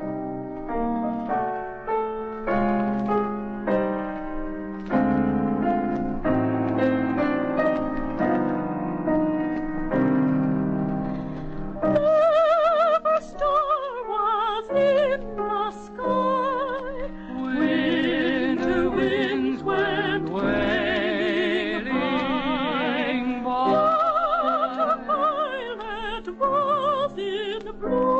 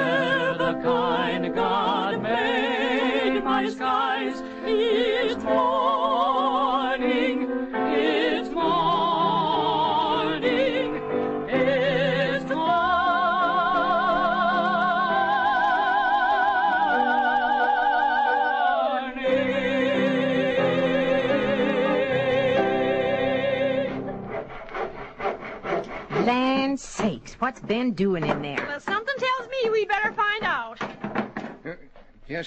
I guess whatever he was doing is all done now. Don't look so concerned, boy. Anything's an improvement over the way it looked when I got through, Cliff. Come along in, everybody. I'm all finished. Well, we might as well look. I wonder what it is that's finished. I have an idea. I hope I'm wrong. Oh, no. There it is, folks. Why, you hardly see any of that pink wall now. But you've sawed a big piece out of the wall. Oh, it's a great big winder for you, Cliff. That's the way all these modern houses are built, all winders. Oh, that's no winder. It's just a hole in the wall. Well, it's the beginning of one. There has to be a hole first. This is kind of flimsy construction, Cliff. I just sawed through it like anything. Well, maybe it wasn't very good, but it's all I had. Cliff, I don't know what to say. What's everybody looking so downcast about? I solved the problem of the pink wall, didn't I? Yeah, even if you can put a winder in that hole, don't you think it's going to be a little drafty for Cliff sleeping in here in the meantime? Gee, HORSESHOE, I never thought of that. I tell you what, I'll drive my big delivery truck over from the feed store, and I'll park it close outside the hole in the wall there, and that'll keep out most of the wind, and none of the bigger animals that prowl around at night can come a-jumping in on you while you sleep. Oh, that'll be fine. Why, this is only the beginning. Why, we can do lots more to your place. You can? Well, when we get through, why, you'll never recognize it. It's looking unfamiliar already. That is, we can do more if you want us to, Cliff. Sure, Cliff. We don't want to do nothing you don't want. It was all my idea in the first place. I thought we could brighten the place up a bit and make it more cheery for you to live in, Cliff. I didn't mean for it to turn out exactly this way. No, I guess I should have been more careful and watched where I was slapping them strips of wallpaper. The paste was all over them and getting in my hair, so I just didn't notice that picture on the wall. No, and shucks, I thought Ma said to put pink on the wall. I didn't mean to make it the wrong color. And all I wanted to do was to get rid of that pink wall, and the simplest way I could see was to cut a great big winder in it. So, Cliff, we all meant well, and we'd like to come back and finish the job if you'd like us to. Just whatever you like. You know, I've been standing here listening, and I haven't had a word you said. Instead, I've been hearing a voice tell me, Cliff, you're a lucky fellow to have a room full of friends like these. I guess I know how you feel, Cliff. You and I each came to this town as strangers, and yet, in the year you've been here and the few months since I've moved in, we've gathered some pretty wonderful friends about us. It's the spirit of these folks that I love so much. Maybe people in the big cities have it too, but they're always so wrapped up in themselves and their work that you don't often see it. Yes, it's the spirit of wanting to help one another. Well, shucks, if we couldn't do a little something once in a while. It doesn't matter whether it's little or big. Just the fact that you want to do things. That's what counts. No, not you said enough, kids.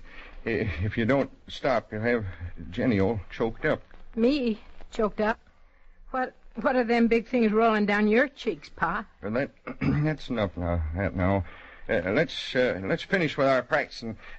Will you oblige us at the piano, Alice, again? Of course. Everybody now, all together. There's a land that is fairer than day, and by faith we can see the far, for the Father waits over the way to prepare us a dwelling place there, in the sweet by and by, we shall meet on that beautiful shore.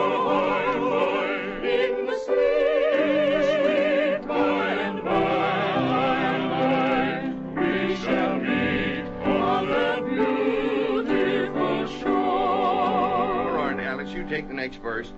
To our bountiful Father above, we will offer our tribute of praise for the glorious gift of His love and the blessings that hallow our days. Everybody. In the sweet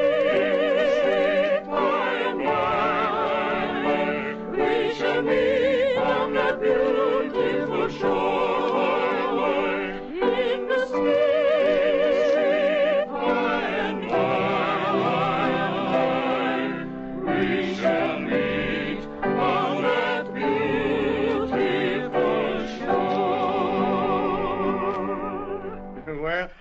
guess we better say good night and get on home now. I just wish I could thank you.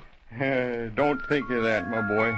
Just remember that a man is great when he knows enough to let his friends help him. If he ever gets to feeling that he doesn't need his friends, the good Lord had better help him.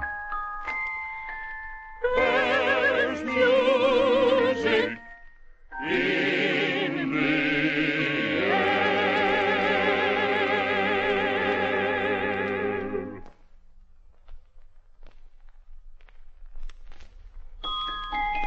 There's music in the air when the infant morn is nigh, and the faintest blush is seen on the bright and laughing sky. Another evening of singing practice is over, and another evening of visiting with the folks down our way. We're hoping that you enjoyed it, and that you'll be back next time we all gather. We didn't ask Patience what the stars are predicting, but we'll predict that it'll be another pleasant evening. Till then, so long from all of us down our way. Down Our Way, a Commodore production, is written by Shirley Thomas and produced by Walter White, Jr.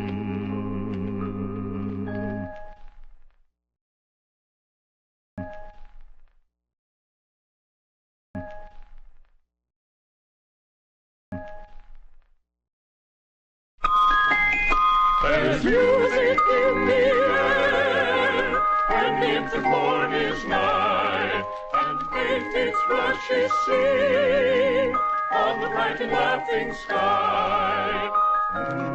Down Our Way, an evening's visit that's filled with old-fashioned singing and simple fun. The folks are just like your friends and neighbors, and their town is your town. Eli Jenkins is leader of the town's singing group and also has a finger in most of the town's social activities. So it's no little surprise to Eli when he receives a phone call at his grocery store informing him of a contest to be held in conjunction with the church bazaar. A contest he hadn't heard a word about. But I ain't heard a thing about this year contest. Huh? No, now you can't say nobody ain't heard about it, because now I've heard about it, and... All right, so you mean that... Oh, you mean I'm the first? Yeah, that's better. Now, tell me about it. Huh? The cooking contest for all the men down our way. Ain't that something? A cooking contest.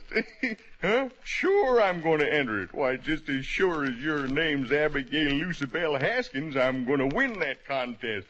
Huh? Oh, your name's Abigail Lucy May Haskins. Well, just the same, I'm going to win it. Thanks for calling, and I'll see you when I come to collect my prize. Oh, Jenny. Had you forgotten about me? I've been waiting for 10 minutes for you to get through with your telephone call so you give me the groceries I need. Well, now, how do you expect me to give my mind to groceries when I get news like that? Didn't you hear? News like what, Eli? Were you calling to tell me something? Well, of course I was. I was calling to tell you... What about my molasses? I was calling to tell you about the molasses... No, I mean the contest. A molasses contest? No, molasses ain't got nothing to do with it. What do you mean, nothing to do with it? How am I going to finish up my supper without molasses? Oh, the only thing that's important now at the minute is the contest. Oh, so my supper ain't important. Well, what kind of a contest is it, Eli? What about my supper? It's a supper contest. No, consarn it, I mean a cooking contest. Don't know how you think people can get along without any supper. It's all for men. It's a supper for men?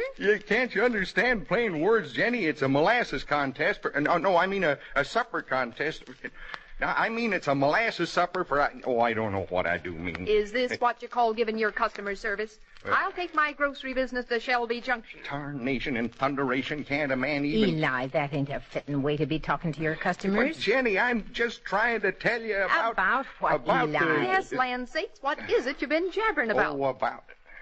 Now, ain't that the god-dangest thing you ever heard of? I can't even... remember what I wanted to tell you now. Well, just rest for a spell and it'll come to you. Now, can I get something for you? Yes, I wanted a can of molasses. She did it. Her and her molasses. If it hadn't have been for that, I'd remember what it was I wanted to tell you. Daggone it, they ought to put a special tax on molasses, always gumming everything up. The men's cooking contest is causing quite a stir down our way. Since this is the evening for singing practice, it was Jenny's idea that the men use her kitchen to prepare the dishes they'll enter in the contest. So between the singing and the cooking, it promises to be a pretty busy evening. Ouch! Eli, can't you be more careful? It's a known fact that when you light a fire under a pan, it's going to get hot. Even a child knows that. Yeah, even I know that. How in tarnation did little Stinky get in here? Ain't we got enough to do without him underfoot? Stop riding the kid, Eli. You're just jealous 'cause he knows more than you do. That's right. I'll bet I do, all right. I know that a pan on the stove is hot, and he don't. It don't seem possible that he's really a child. I've always suspected that he's a midget with a mind of Rasputin. What are you disputing? I didn't say disputin'. I said rasp. He was a foreigner that I didn't like. I didn't know that you knew no foreigners, Eli. Oh, I didn't know him, Ma. I just read about him. And you disliked him just from what you read about him? Well... Now, that ain't no fair way to judge a man. I ain't no midget, but I wish I was. 'Cause if I was, then I'd be a freak. And if I was a freak, I'd be more like you, Mr. Jenkins. Why, you... Ow! Eli. Put down that butcher knife. Oh, I was just cutting this meat, and it served Stinky right if he got the wits scared out of him. He's got to learn sometime that with that personality of his'n, it ain't safe to keep talking when a man's got a butcher knife in his hand. He was coming after me. He would have killed me. You don't need to give me any IDs. No, now, Stinky, don't cry. Eli was just playing. Don't you and your little friends ever play cops and robbers? Was that what he's doing? Did I have a knife, too, then? Don't let him have it, Jenny. I wouldn't trust that kid any further than my shoelaces He reach. wasn't playing. He was trying to get what's me. going on in here? I thought you were supposed to be cooking. We're trying to, but Eli has to shoot off his big mouth and scare all the little kids. I've got an idea. What do you say that we do some of our singing practicing? And then we'll get back in here and finish up the cooking. Yeah, I guess we may as well. We sure ain't getting much done this way. You mean now I gotta listen to him sing? Oh, Stinky, no. you mustn't say that. Now come on in here like a good little boy, and after we get through with this song, I'll help you with your cooking. Having to bribe him to keep him quiet while I sing, if that ain't the dangest thing. Patience, Alice, where are you? We're ready to practice now. All right, coming. Notice anything new, folks? Gee, Horsepet, what's happened to you? Well, it's my new hairdo. Alice says all the girls in the big city are fixing it this way now. Well, if you can call down our way a big city, I guess it won't take much more of a stretch of imagination to call you a girl. Folks, please, let's get to practicing. Have to bribe Stinky to let me sing. Well, I still feel girlish, and it's how you feel that counts.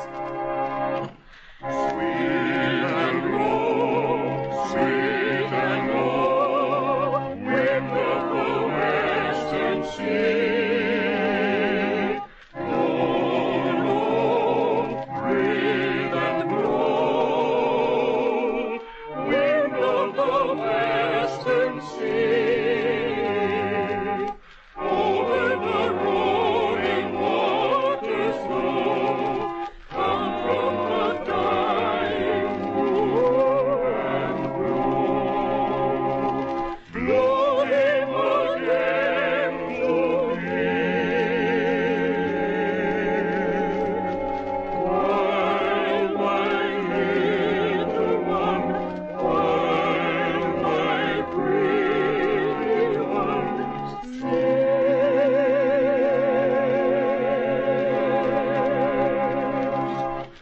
sleep and rest, sleep and rest. Father will come to thee soon. Rest, rest, oh mother, rest. Father will come to thee soon. Father will come to his babe in the nest. Silver sails all over the west. Under the silver moon. Sleep, my little one, sleep. My pretty one,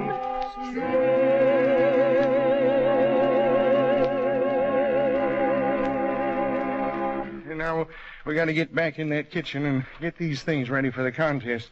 All entries have to be in by 8 o'clock sharp. Yes, and I hear that the judges are going without any supper, so they'll be good and hungry to taste all the entries as they come in. Yeah, I don't call that fair. Anything will taste good to a bunch of hungry people.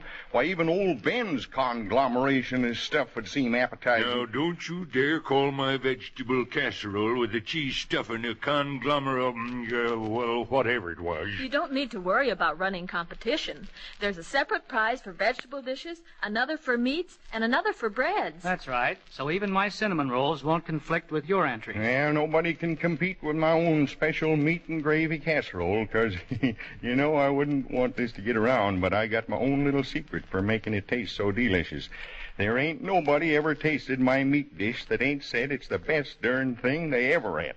And it's all account of my little secret. I just sort of pour it in to taste. Dandy Koshin, Eli, do you mean you've been doing that all these years?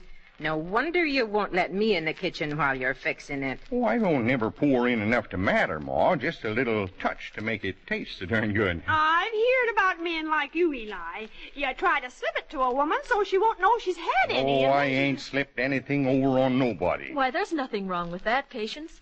Even people who never drink will use a little in cooking. I don't know why I always wind up feeling like I done something. Oh, come on in. Get your stuff off of this here drain board, Eli, and give me some room to work here. Why can't you work on the table? Oh, Stinky's got his stuff all over it. You mean that little I whippersnapper? told him he could have something to enter, too, Eli. I'll go and see that he don't get in your way. Oh, he's in my way just living in the same town. I guess I'd better put my rolls in the oven now. My, but they look wonderful. And here all this time, I didn't even know you could cook. Well, I've been telling you I'd make some girl a fine husband. Well, I don't know why you keep Cliff on the ropes this way, Alice. Why, Mrs. Haskell and me was just remarking the other day that we think Patience, there's one thing you overlooked. It ain't Mrs. Haskell's affair, and it ain't your affair. Now, if that ain't an insult. There ain't a reason in heaven or earth that'll excuse you insulting me tonight, Ben Potts. All your planets are just where they should be, and the ecliptic is rising in your vernal equinox. There's something rising in this kitchen, too. I think it's Cliff's rolls. You'd better put 'em in, boy. Here goes. Let's hope they behave themselves in that oven and bake pretty enough to win me the prize. Well, if this ain't a sight. Eli Jenkins with a ruffled apron on, dipping his finger in the gravy to see if it tastes good. Well, you ain't no beauty contest winner with your chef's hat cocked over one eye. Silliest thing I ever heard of, wearing a hat to cook. Well, gets me in the mood, Eli. And when you're a bachelor and have to cook all the time, you need something to get you in the mood. You don't have to do your own cooking, Ben. Don't you remember I can cook? Remember it. Just the thought of it, and I feel like taking another dose of medicine. Where's my bottle? You always put in marshmallows and stuff. Well, that's to make it look pretty. Well, I'd rather turn out the lights and enjoy the food. Yeah, there's something around here I don't like. Little Stinky's being too quiet. Nobody's got a chance to be anything else around you. Where's that butcher knife? Eli. Is he going to tag along with us down to church? Well, any man in town can enter the contest. But he ain't no man. I ain't a midget either. There's no age limit, and the contest will close in 10 minutes. So I think you'd better stop fussing around and get your entry ready, Eli. No, I'm hurrying like blazes. Where's the pepper? I gotta have some more pepper here. How are you coming, Ben? Will you have it done in time? Hey, bet your life I will. I wonder how a bit of medicine would taste in this. You know, I kind of got to liking it after taking it all these years. Maybe you better leave it out. The judges may not take to it as you do. They don't know what they're missing. Cliff, since you're all finished, why don't you practice your song while your rolls are baking? That's a good idea. Alice, will you watch to see that they don't burn? Yes, I will. Mrs. Jenkins, will you make with the music at the organ? Well, I'll try. What are you going to sing? I'd better get a number ready for the PTA picnic. The entertainment chairman called on me yesterday. Would this one seem to fit? Yes, that'll be good. Oh, Danny boy, the pipes are calling from glen to glen and down the mountainside. The summer's gone and all the roses falling. It's you must go and I must bide. But come ye back when summer's on the meadow, or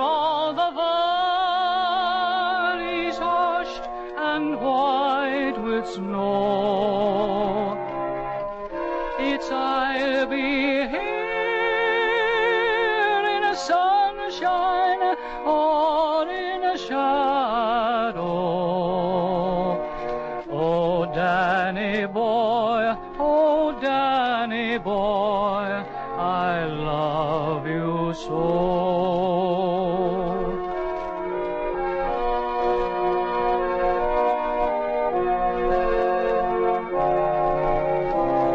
But when you come and all the flowers are dying, if I am dead, as dead I well may be,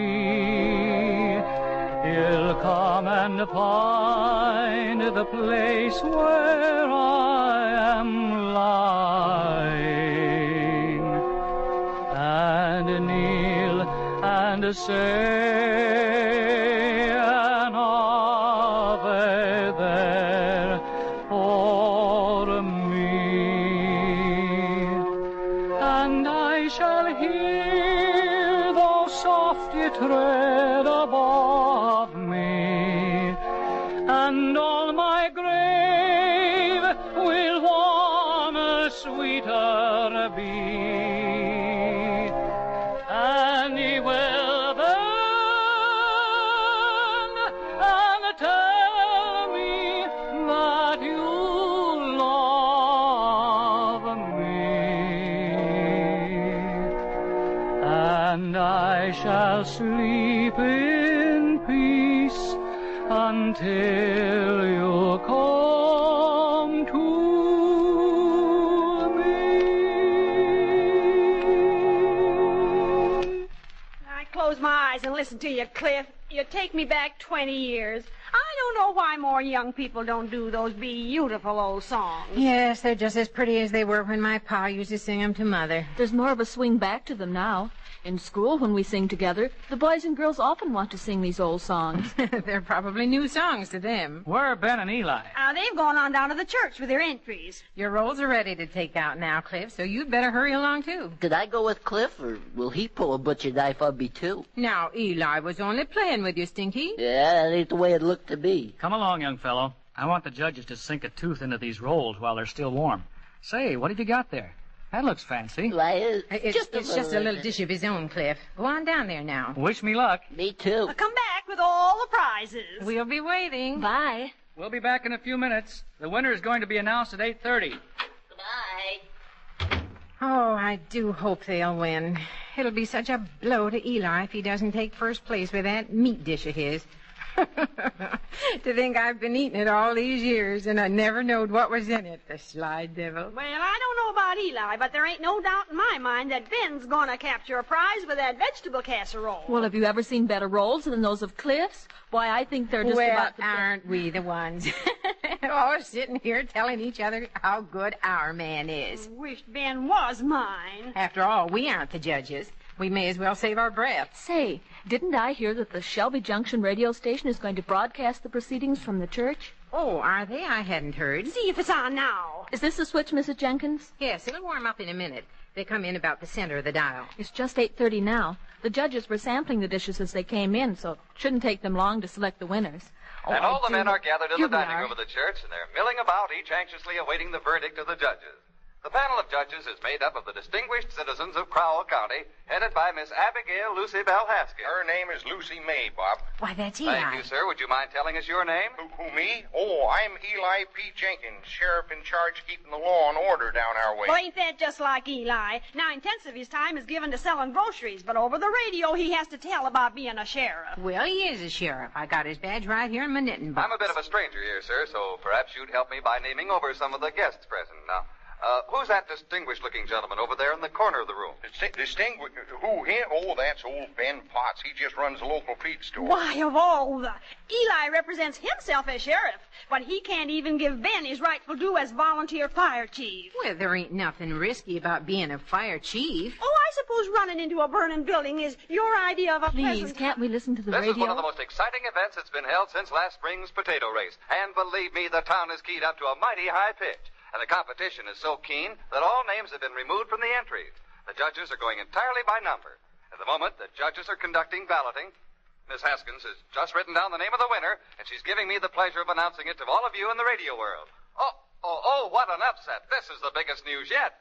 By unanimous decision, they've taken an unprecedented step and voted to combine all the prizes into one grand award.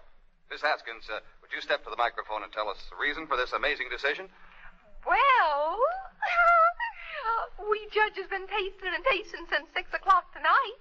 And when one dish was set before us, it was so superior to all the rest that we just couldn't do nothing but award it the combined prizes. It's Eli's. I just All know the prizes are going to this one dish? Yes, it combines the meat, vegetable, and bread classifications. So here's a number of the winner. It's 463. That's it. Which of you men hold that stud? Now, quickly, number 4. Mistake. My number's 271. No mistake. Who holds 463? Mister, if you'll protect me, I'll tell you something. Why, what do you mean, protect you, little boy? Now, I'm busy. I'm trying to find the winner of the men's cooking contest. But Number that's 463. what I want to tell you. If you'll see that nobody has any butcher knives, I'll tell you that I'm the winner. What? You, Stinky Peterson, why, you dirty little... I want to... Wait till I get my hands on At that. this point, ladies and gentlemen, we feel it best to conclude our remote broadcast from the dining room of the community church. You've witnessed the gaiety of this contest, and now we return you to our main studios for... Well, kind of surprising, ain't it? Oh, poor Ben. Poor Cliff. Poor Eli. Alice, why don't you practice that solo of yours? We may as well carry on as best we can. All right, Mrs. Jenkins.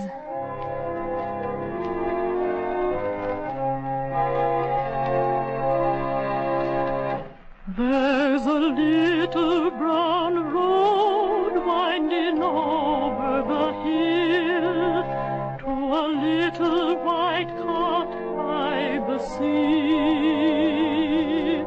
There's a little green gate at whose trellis I wait, while two eyes of blue come smiling through at me. There's a gray lock or two in the brown of the hair. There's some silver in mine too, I see. But in all the long years, while the clouds brought their tears, those two eyes of blue kept smiling through at me. Wait a minute, Alice. I think I hear them returning. The return of the Crusaders triumphant. Is it a nice night out? Oh, beautiful. It reminds me Don't of... you even want to know what happened? We tuned in on the broadcast over the Shelby Junction station. You know, Eli, you have the nicest voice over the radio. The first judge tasted mine, and he smiled, and the second took a bite and reached for another, and the Yeah, but third... what about my dish? They licked the casserole clean. Then after all that... Careful, Eli, you're getting red in the face again. And the terriblest part of it all is the fact that I know Stinky didn't rightfully win that prize. What? What do you mean? I mean that I recognized the dish that won all them prizes, and I got to thinking back, and I remembered that Jenny was in the kitchen there supposedly helping them. Why, then it was Yeah, and it was Jenny's hunter's pie, or I ain't been eating her cooking for 32 years. Yes, I guess it did help him quite a lot. Yeah, I got another ID, too. Here, let me take a look at that bottle. Here you are, just as I thought, half gone. I put in just a touch in mine, but little old Stinky practically empties it in his. That kid, if I ever get my hands on him... Eli, I'm realizing that I didn't do a good thing helping him as much as I did. Bet you didn't. I only meant to make up to him for the way you'd been fussing. But now that he's won all 3 prizes, I just don't know what to do. Yeah, there's only one thing to do. All right, if you think I should go to the judges, I will and tell them everything. And then they'll undoubtedly take back the prize money and maybe give you part of it. Yeah. Let's sing this beautiful hymn that we got to practice now, and then I'll tell you the only excuse I got for what I done. After that, if you still want me to, I'll go to the judges. Come on now, gather round. All right. Everybody now, all together. On a hill far away stood an old rugged cross, the emblem of suffering. suffering and shame. And I love that old cross where the dearest and best for a world of lost sinners was slain. So I'll cherish their rugged cross till my trophies at last I lay down. I will cling to the old rugged cross and exchange it someday for a crown. Take the chorus once more, folks. So I'll cherish the rugged cross till my trophies at last I lay down. I will cling to the rugged cross and exchange it someday for a crown. Are you all listening? This is what I wanted to tell you. Yeah, we're listening, Ma. You know, an 8-year-old boy like Stinky doesn't want much. For that matter, he really doesn't need much. But among the things he does need are shoes without holes in the soles. I guess that now he won the prize money, I just keep thinking how it might fill up those holes in his shoes. I know his ma ain't got none to spare with a whole load of 5 kids to carry. But as I said, boys, if you want your rightful prizes, I'll go right to the judges and tell them I had a hand in it. Yeah, Jenny, would you forget what I said? Here we was complaining about a 8-year-old doing this out of a prize, and all the time we was acting worse than any kid. You know, there's something I think I ought to do first thing in the morning. What's that, Pa? I ought to go over and congratulate Stinky on winning that prize. Why, in all the excitement, I just plumb forgot to. There's music in the air.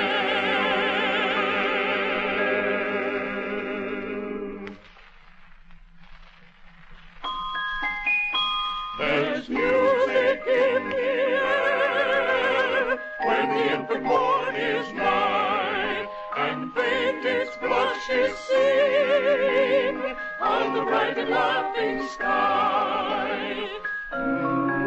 As we said, folks, evenings down our way are filled with singing and everyday happenings that make living fun. There's always something new happening, so we'd be mighty pleased if you'd stop in and visit with us again next time the group gathers for their usual singing practice in the parlor of Eli Jenkins. Down Our Way, written by Shirley Thomas and produced by Walter White, Jr., is a Commodore production.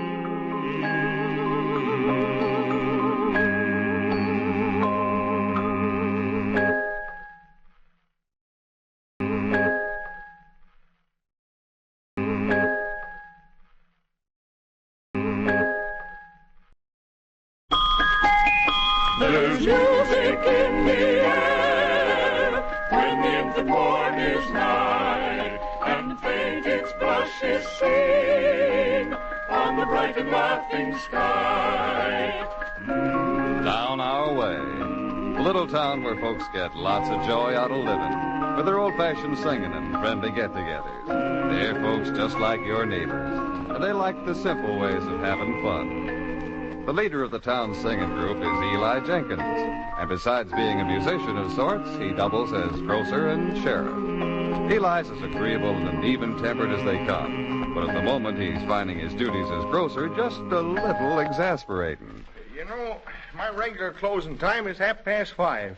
And if I'm a fair judge of time, that there clock up on the wall stopped chiming 5:30 about 6 or 7 minutes ago. Eli, ain't you ready to lock up and get washed up for supper? In a minute, Ma. I still got a couple of customers, and they can't make up the important decision about what to buy. Well, I'll try to keep things hot. I'll be up in a jiffy.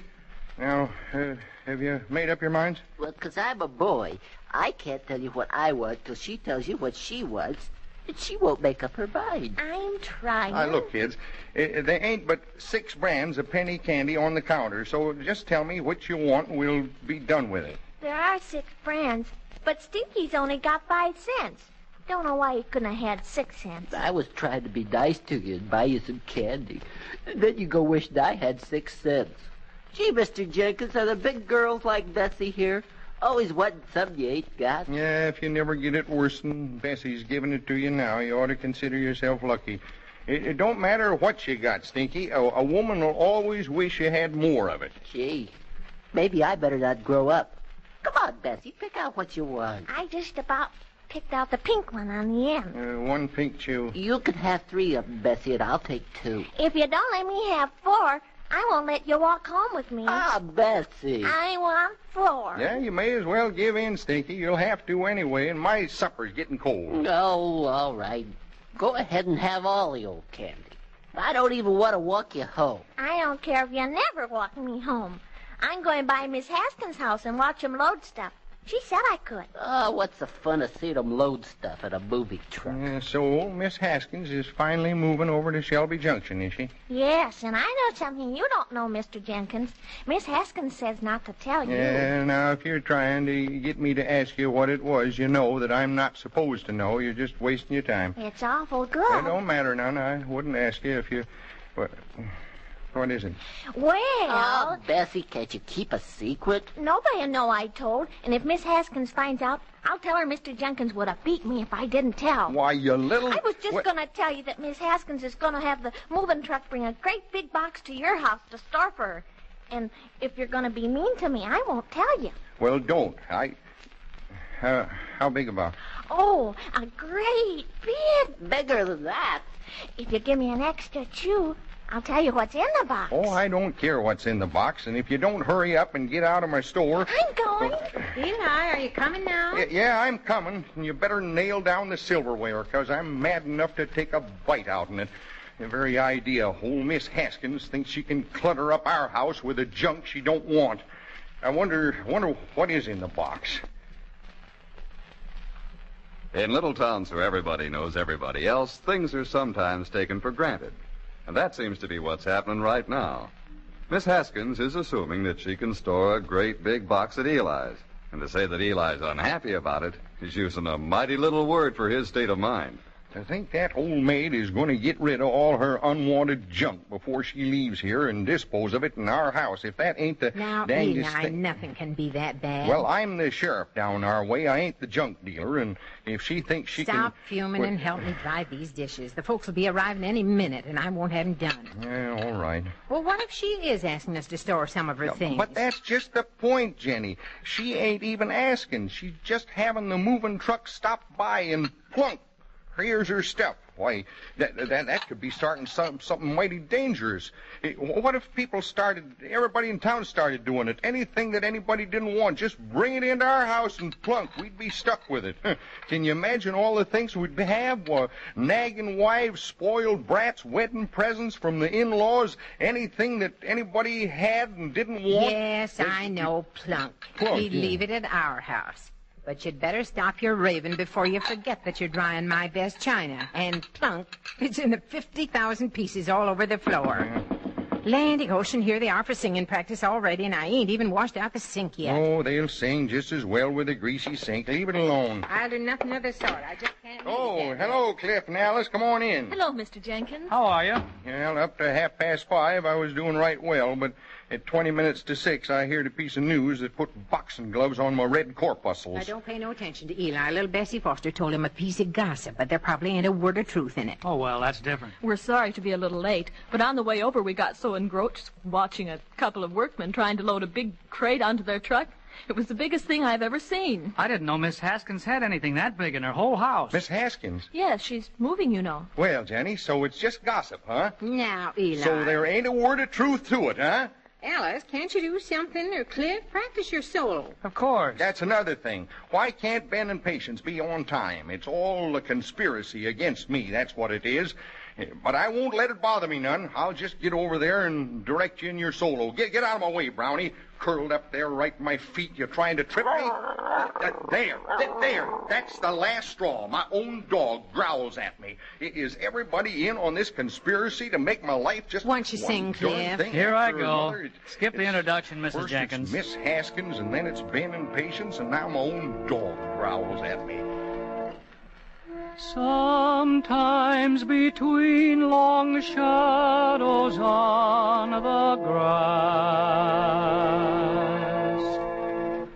the little truant waves of sunlight pass. My eyes grow dim with tenderness the while, thinking I see thee, thinking I see thee smile.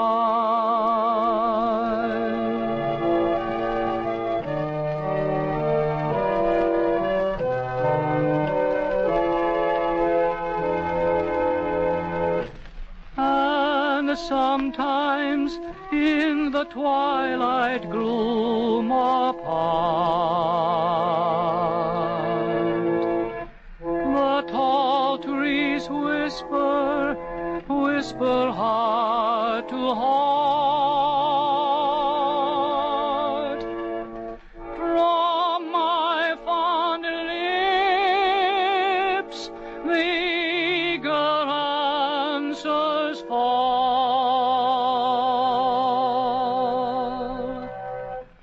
thinking I hear thee, thinking I hear thee call.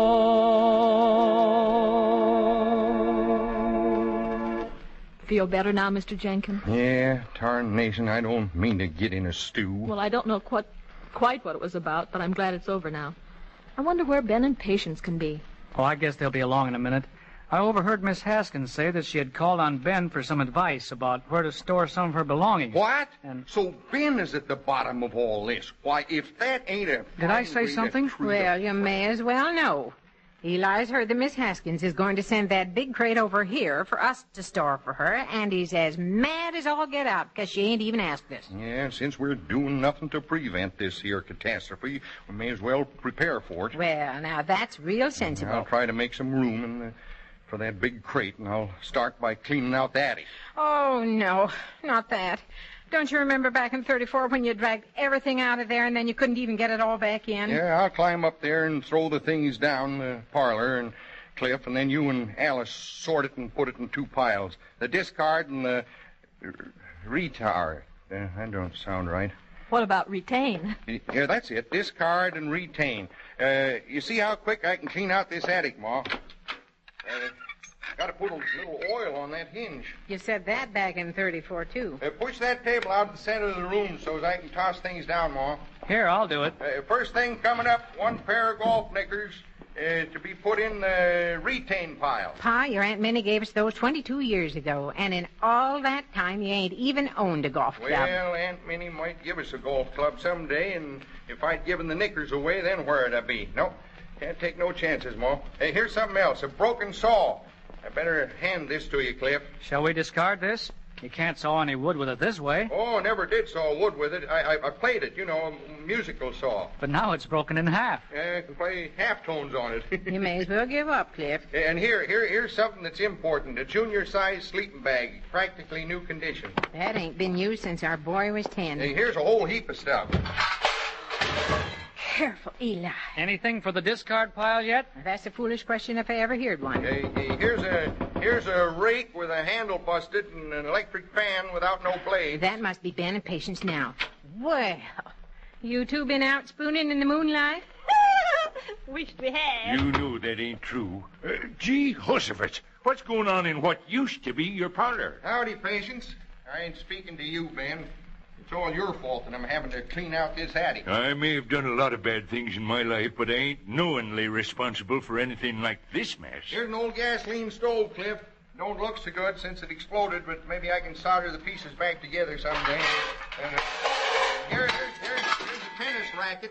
The tennis racket here, it ain't got no strings and the frame's split, but it looks kind of athletic having it around. In case you don't know, Ben, this empty spot on the carpet is where the discard pile would be if there were anything to discard. Since you've come down for to get your breath, Eli, why don't we do a little practicing? I just come down to tell Ben what I think of him for suggesting to Miss Haskins that she can store all her junk at my house when she moves. Excuse me, folks. I got to take my white pill. Yeah, come on back here and face the music like a man. Please, let's get to singing. I have to clean out my attic because of him. Hey, you ought to be thanking me for prompting you to get rid of some of your junk.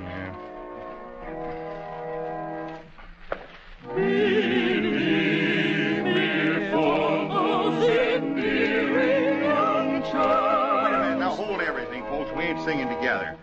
Well, I thought we were together. No, now, come on. Let's start again. Let's all get started right together now. Everybody. Believe me for those endearing young charms which are games are so fondly to name. Words which change by tomorrow and feed in my arms like fairy gifts fading away. Thou would still be adorned as this moment comes. Let thy loveliness fade as it will, and around the dear ruin each wish of my heart would entwine itself perfectly still. It is the wild beauty and youth of thine own, and thy cheeks unprofaned by a tear, that the fervor and faith of a soul can belong, to which time will not make them more dear. No heart that has truly loved never forgets, but as truly loves on to the close. As the sunflower turns on her god when he sets, thus is the moon which she turned when he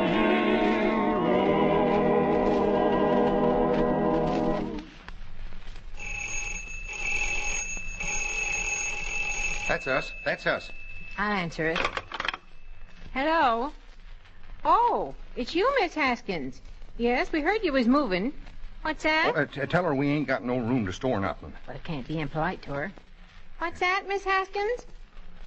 Well, I reckon we could oblige you if it means that much. But, Ma, And you say Ben knows how large the crate will be? don't matter how big it is. I can't throw away valuables from my attic just to make room for her junk. You calls this stuff valuable? Goodbye, Miss Haskins. She talked so sweet, Pa, saying how much she appreciates all the little things we done for her. And she wants us to keep on doing them. Is that it? She said Ben saw the crate and suggested that we'd be the ones to keep it for her. Well, Ben Potts, what do you got to say now? I think I better take more pills. Tarnation and thunderation. Eli, stop fussing, and let's make a place for it. What about letting me help you? All right. Are you throwing all this stuff away, Eli? Don't you know him better than that, Patience? Here's a crank from a Model T and some isinglass curtains off an old touring car. By golly, I didn't know where them things was. Yes, we sure needed him a lot. Bet you can't guess what I found up here, Jenny. Your old love letters to me. Oh, Eli, stop such talk and try to get something done. I'm going in the back part of the attic now. I may as well start hauling this stuff back up. Mr. Jenkins doesn't want to part with any of it. You suppose that's the man with the crate already? I heard a truck outside. Yes? Hello, Mrs. Jenkins. Oh, hello, Joe. What can I do for you? I didn't know when I agreed to move this crate that you wanted it upstairs. My stars, stars, look at what's on that truck. Maybe I could go out and help him. Mr. Jenkins is certainly going to be surprised when he sees this. Just leave him be. He's up there reading over Jenny's old love letters. Have you got the dolly secured, Jim? I tightened up all those ropes. All right. You'd better go and help, too, Ben. My, I hope they don't drop it. Looks like they'll make it this time. Easy now. Oh, sure ain't room to put anything else in this room, is there, Miss Jenkins? Oh, all this belongs in the attic. We just brought it down for the night. Well, I hope it has a nice time. Mr. Jenkins was cleaning out the attic so they could store this crate up there. Are you kidding? I wouldn't haul this crate another 10 feet if my own mother was begging me to. Besides, old lady Haskins said to bust the crate open here in the parlor. In the parlor? What in the world? Why don't you just let the man do as he's told, Jenny? Something tells me you know more about this than you're letting on, Ben. Well, what will Eli say? Can't you stop worrying until they get the crate busted open, Jenny? Hey, help me over here, Joe.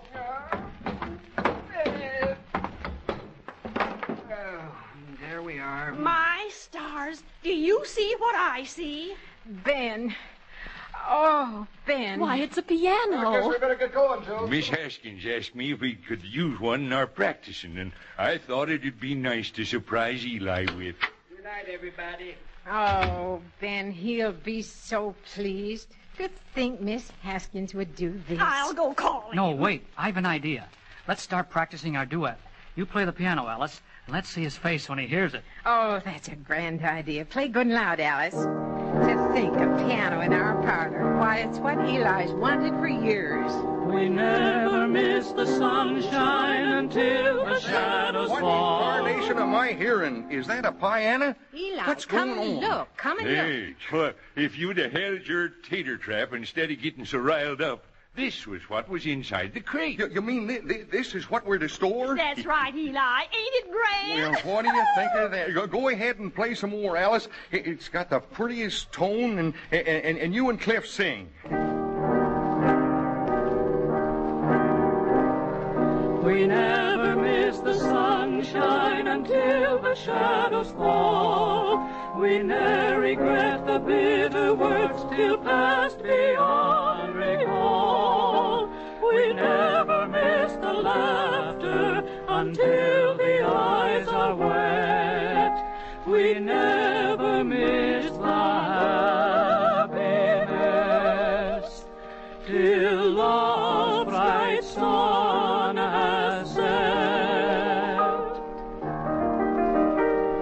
We never miss the singing until the birds have flown. We never miss the blossoms until the spring has gone. We never miss the joyous dress till sorrow bids us wait.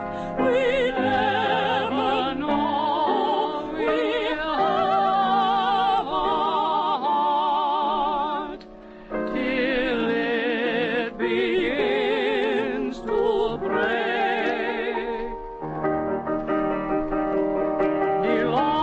Delong back the sunshine, my beers forget. Bring back the old time happiness. My eyes with tears are wet. Bring back the birds of singing. Dear Lord, why should we part? Did springtime blossoms come again in the garden?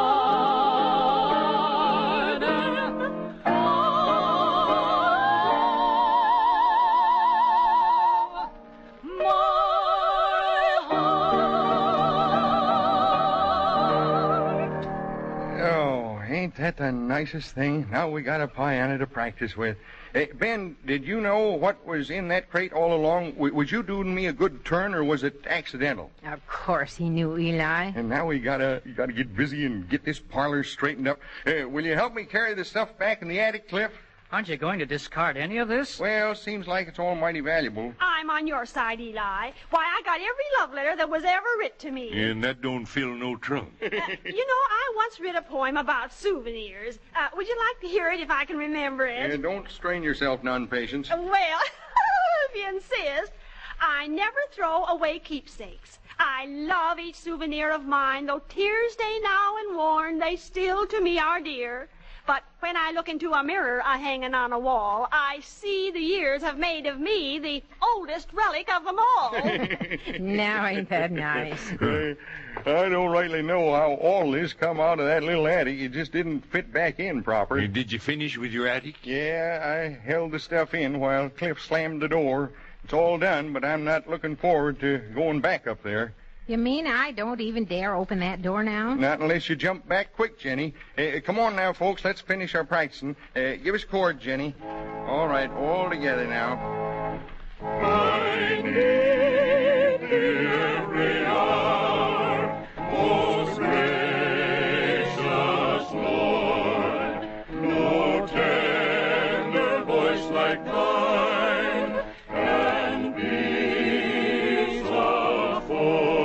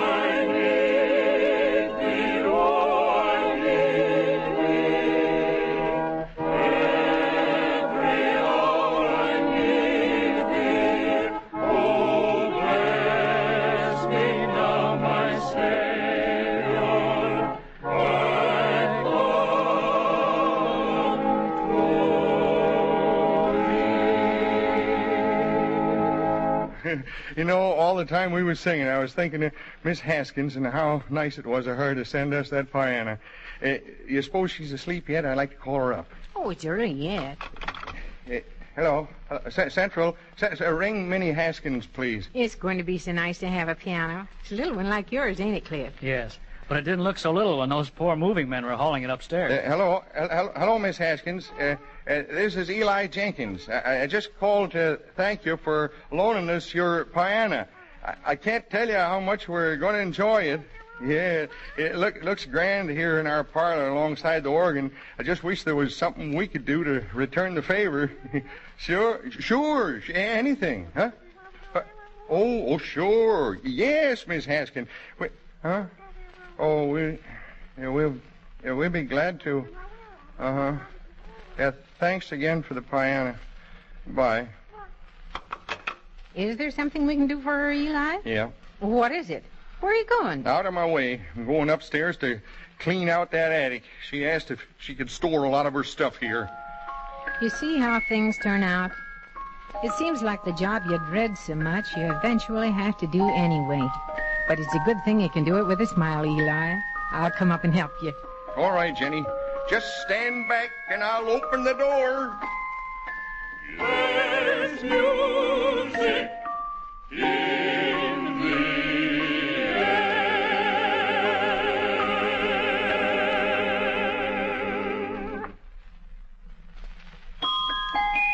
There's music in the air when the infant morn is nigh, and faint its flushes seen on the bright and laughing sky. We'll say goodbye to the folks down our way once again. There's nothing they like more than these gatherings of singing and visiting. And there's nothing we like more than to share them. They'll be gathered again for more singing practice, so come along to Eli Jenkins' parlor and join in the fun. Down Our Way, written by Shirley Thomas and produced by Walter White, Jr., is a Commodore production.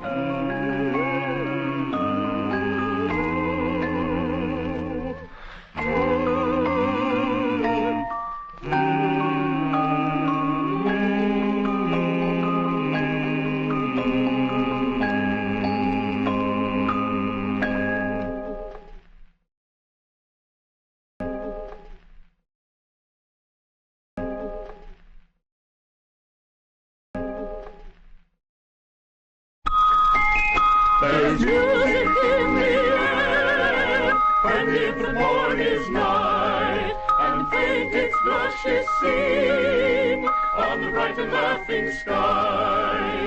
Down Our Way. A pleasant visit with some folks you'll enjoy. They have some mighty good times with their old-fashioned singing. The town's just as friendly and comfortable as your own fireside. Ben Potts, who sings bass with the group, is owner of the local feed store. But the thing he's most proud of is being the volunteer fire chief. At the moment, he's making some pretty big plans to impress the folks with how important the volunteer fire chief is. Or as he says, "The trouble is I ain't got enough prestige around here. Now you take the fire chiefs in the big cities. They got shiny red cars to run around in, fancy uniforms with silver buttons, and a siren to let folks know when they're a-coming." And I don't see you got nothing to get huffy about. Why, I'm leader of the town singing group, but I ain't going to get my feelings hurt just because we ain't got an auditorium to sing in. I'm also sheriff. You don't need to tell me about that, Eli Jenkins. Yeah. I'm still regretting that it was one of my votes that put you there. Why? The way that it's gone to your head. No, I ain't aiming to listen to that kind of talk. What was this plan you was thinking of to gain more prestige for the fire department? Well, it's the thing they do everywhere. I'm going to give a fireman's ball. A fireman's ball? Down Our Way? You bet your life I am. It's going to be the biggest social event that's ever taken place. And they'll be talking about it from here to Summers Creek. Why, they'll be a-saying that... It's the Fireman's Ball, to be held at the fire chief's headquarters. Well, where's that? Why, it's the left end old Ben Potts feed store, I guess. Maybe that's why these invitations smell like alfalfa. I hear it's going to be a real social event. Even the children gotta wear shoes. Not only that, everybody's got to be in costume. In costume? Yeah, each one will come dressed to represent a famous fire. Guess there ain't much doubt that Ben Potts will be the new social leader down Our Way. Yep, Eli Jenkins is sure to be replaced by Ben Potts as leader of all the town's activities. Yes, I can hear it all now. Oh, you can hear all of what? You just been sitting there with a satisfied smile on your face, and I ain't heard a blasted thing. Well, you will soon enough, Eli. You just wait till I put over this fireman's ball. You'll be a-hearing about some changes. Yes, sirree. This is going to settle an old dispute between you and me, Eli Jenkins.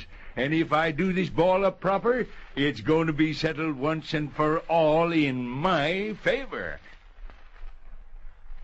the whole countryside is chattering about the big affair that Ben Potts is planning.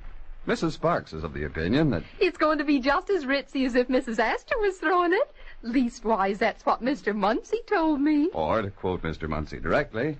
I've been volunteer fireman for 23 years, and believe you me, there ain't nobody can say we ain't always conducted our firefighting with dignity. And as unofficial spokesman for all the hog raisers in Jefferson County, I'm saying that this here fireman's ball deserves the support of man and child, and the women too, of course. And when it comes to real gossip down our way, there's one whose chatter is louder than all the rest put together. That, of course, is Patience Peavoy. She's in the Jenkins parlor at the moment, putting the proverbial monkeys to shame. Why, my stars, there ain't never been nothing like the fancy dress ball that Ben is planning. I always did say he was blue-blooded and... Yeah, I know there was a lot of things wrong with him, but this is the first time I heard about his blood being blue. It's a figure of speech, Eli. That's right. After this glittering affair, he'll belong in the social register. Yeah, I thought of a lot of places he belongs, but that ain't one of them. I know what's the matter with you, Eli Jenkins. You're just afraid that your position as leader of all the town's activities is going to be jeopardized. You're thinking... Oh, I am not. After all, I'm the leader of the singing group, and there ain't no silly little party of Ben Potts going to change that. You don't need to think that Ben's got me worried none with his fireman's ball. I'll still be the leader of things down our way long after there ain't no more fires. Oh, don't get so riled up about it, Pa. After all, Ben's just trying to give us all a good time. He's been asking everybody's advice about how to hold this here ball. Oh, he has he? Well, he ain't asked my advice. He knows he don't have to ask. You'll give advice to anybody about anything, whether they ask you or not. Patience, P-boy, if that ain't the Never mind now. Let's decide on the music we're going to practice tonight. Yeah, now, there's another thing. Why can't folks be on time to my singing practice? Pa, it's a known fact that folks are on time up until the time after which time they'll be late. And so far, it ain't even that time yet. I wonder how Ben would like me to sing a solo at this ball. It'd serve him right if I encouraged you. Have you got any solos practiced out, Patience? Well, I got the one that I was going to sing at Clara Sue's wedding 12 years ago, and I never got to sing it because that Brewster fella jilted her.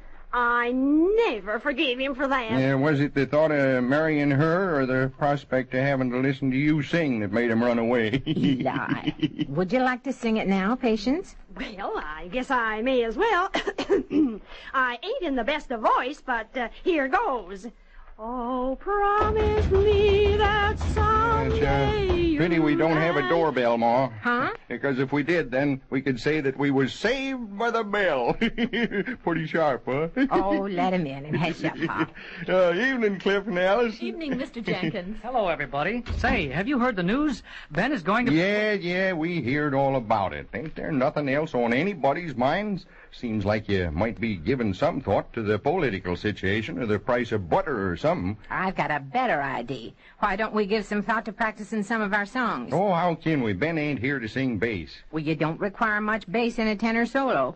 Come on, Cliff, here's your music. And you play for him on the piano, Alice. This sure was nice of Miss Haskins to lend us his piano. Is this the right key, Cliff? Let's see. That takes it up to a G. Guess that's about right.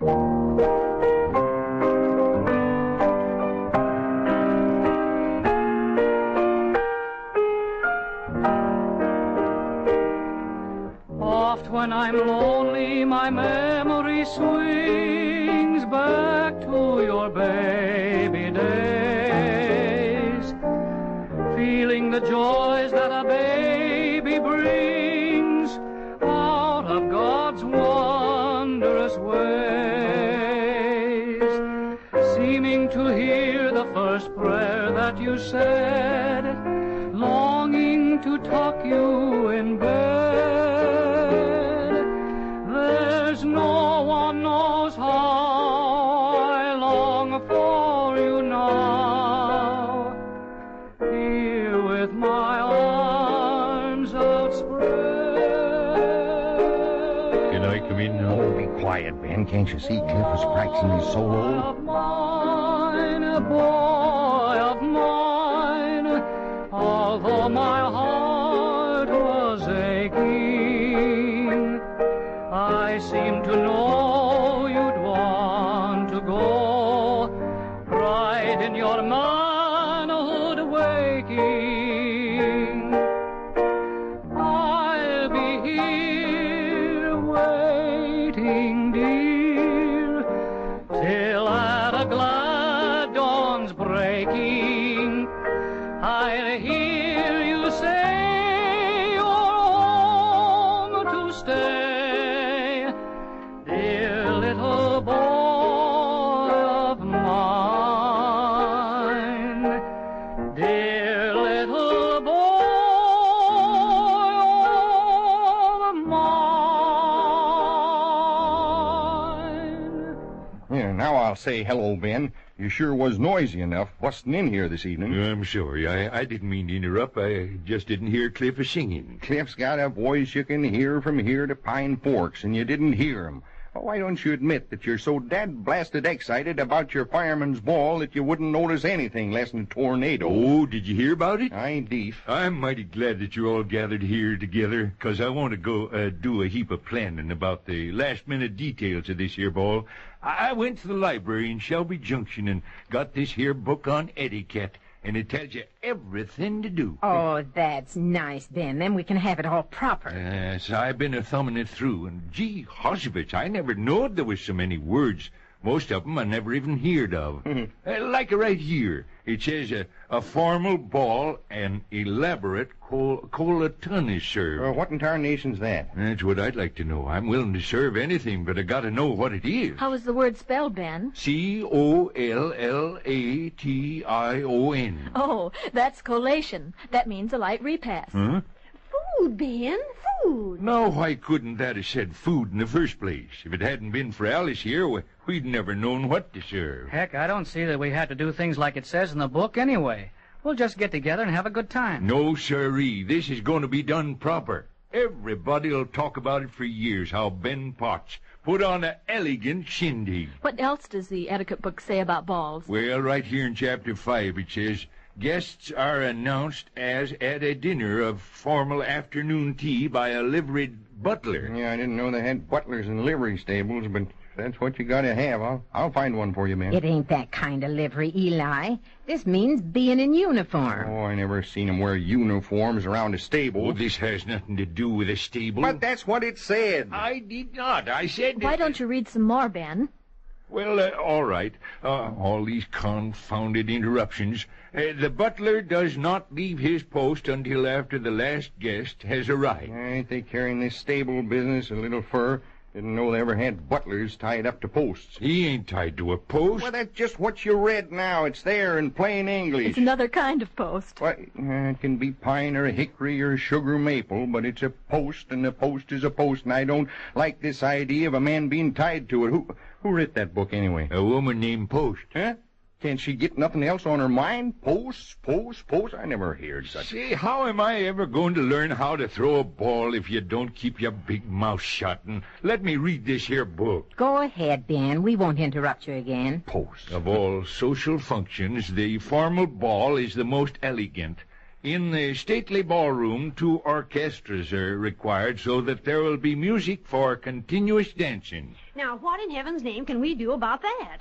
We can get a fiddler and a guitar player to go with Alice and her piano playing, but what can we do about the second orchestra? I don't know who they think can dance continuously anyway. Why, everybody'd be so fagged out they couldn't even milk the cows next morning. Yeah, this book is writ for people who don't milk cows, Ma.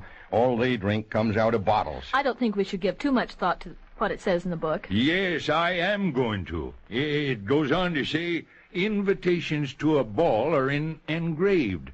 Doggone, and here I went and writ all by hand. I hope nobody notices the difference. London invitations are usually for 10 o'clock, but first guests do not appear before 10:30, and most people arrive at about 11 or after. Gosh, that seems kind of early. Doesn't that mean 11 o'clock at night? At night? Why, whoever heard of going at 11? Well, that's coming home time. Oh, remember, Ben, that says it's the time they do it in London, and that's English time. It's a few hours later than our time. Oh, yeah, that's right. I never thought of that. You gotta have somebody smart like me to think of things like that. Now, in conclusion, it says, at the Ritz in New York, the ballroom opens on a foyer at the head of the stairway. The hostess always receives at this place. Yeah, you got a tool shed opening off your feed store. Maybe you could stand in there. No, there's still something wrong. I ain't a hostess. Yeah, you can't do nothing about that. Well, then it says, the best available point is chosen for the receiving of the guests. And wherever she is standing, the hostess never leaves her post. Tarnation and thunderation. Now they're tying women to posts. If that ain't just about the limit. Posts. So that's all they do in high society. Eli, calm down a minute and listen. No, don't matter what you say. I ain't going to approve of any such treatment of women. Oh, I give up. Why don't we practice our group number and try to get Eli's mind off on this? A great help he is. Come on, folks. Let's get to singing now. The woman who writ the book is named Post. She's got posts on the brain. Once in the dear dead days beyond recall, when on the world the mist began to fall, out of the dreams that rose in happy throng, lo, to our hearts love sang.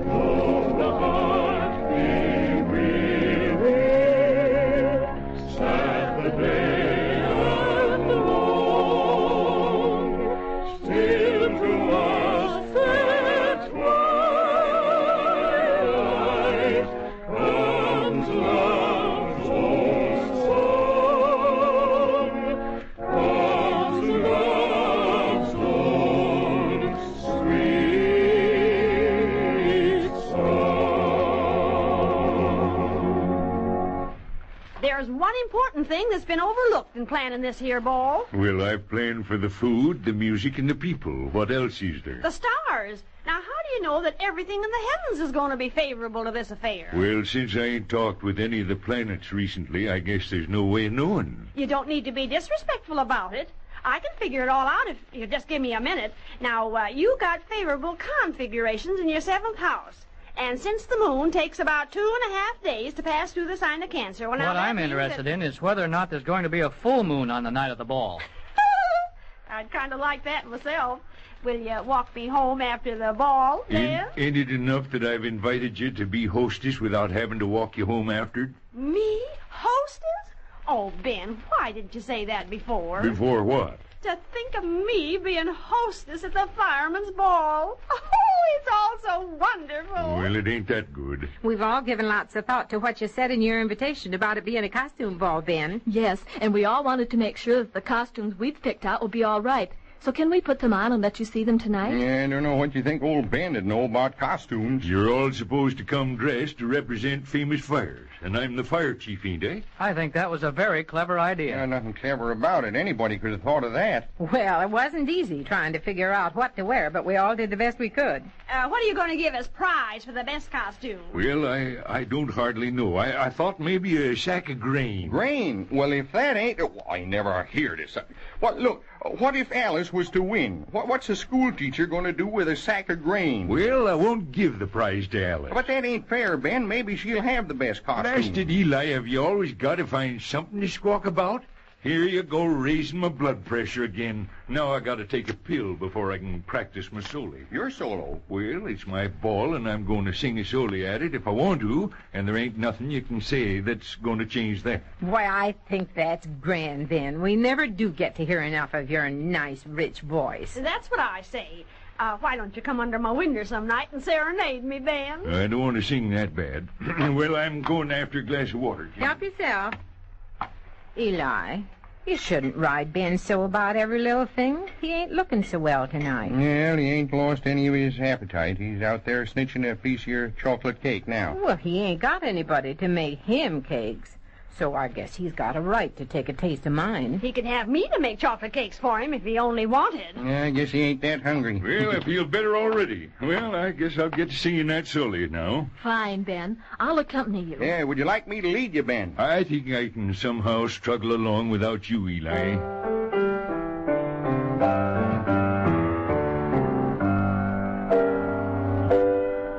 Over the dark blue sea, far from the breakers' roar, proudly our good craft sails, seeking a sunlit shore. Merry and bold our crew, happy of heart and free, fearlessly on we go over the dark blue sea. Roll on the dark and deep blue ocean, roll on, throwing thy billows high. Gone are the foes who dared to brave thee. Down in the deep they lie.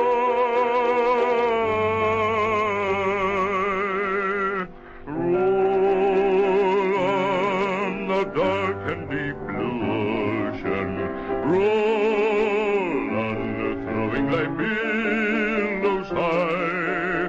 Gone are the foes who dared to brave thee.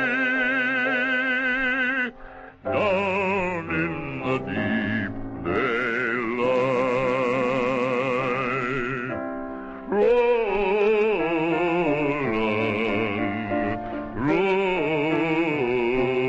on,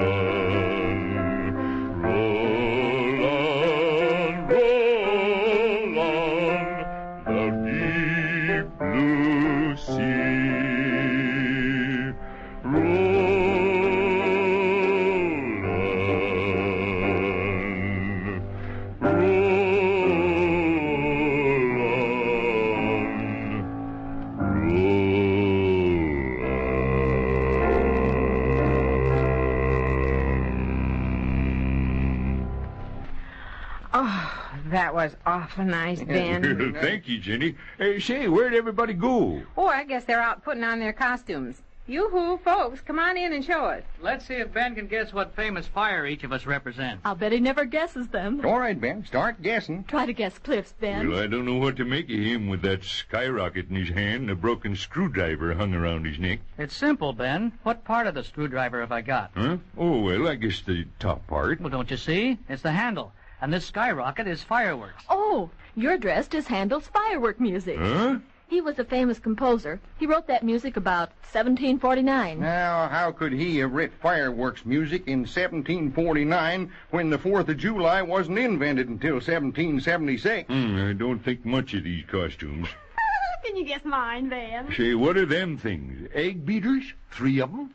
Sure, can't you guess? I'm the fire in Old Man Rawlinson's hen house. Oh, this was supposed to be famous fires, Patience. Why, everybody's here to that. He lost 6 Rhode Island Reds. You're last, Eli. Let's see if I can guess yours. Say, what in heck is all that white stuff smeared around your eyes? I'm the Don't Fire, Ben. Haven't you ever read about it in history books? The Don't Fire? Yeah, it was at Bunker Hill, I think. And that famous general said, "Don't fire until you see the whites of their eyes." And I got white smeared all over. Ain't that clever, Ben? Oh. What fire are you going as, Ben? Well, I don't think you'll ever guess mine. I'm going to hang a cowbell around my neck and... The Chicago Fire. Oh, blast it. I thought that was the cleverest thing. Here I wanted to go and make a big social success out of this here ball, and I wanted to be in a costume that nobody guessed. It done gone and spoiled it all. Oh, Ben, they didn't mean nothing. Don't feel bad. I tell you what, let's finish our practicing now. Oh, all right. Sound the chord, Jenny. All right.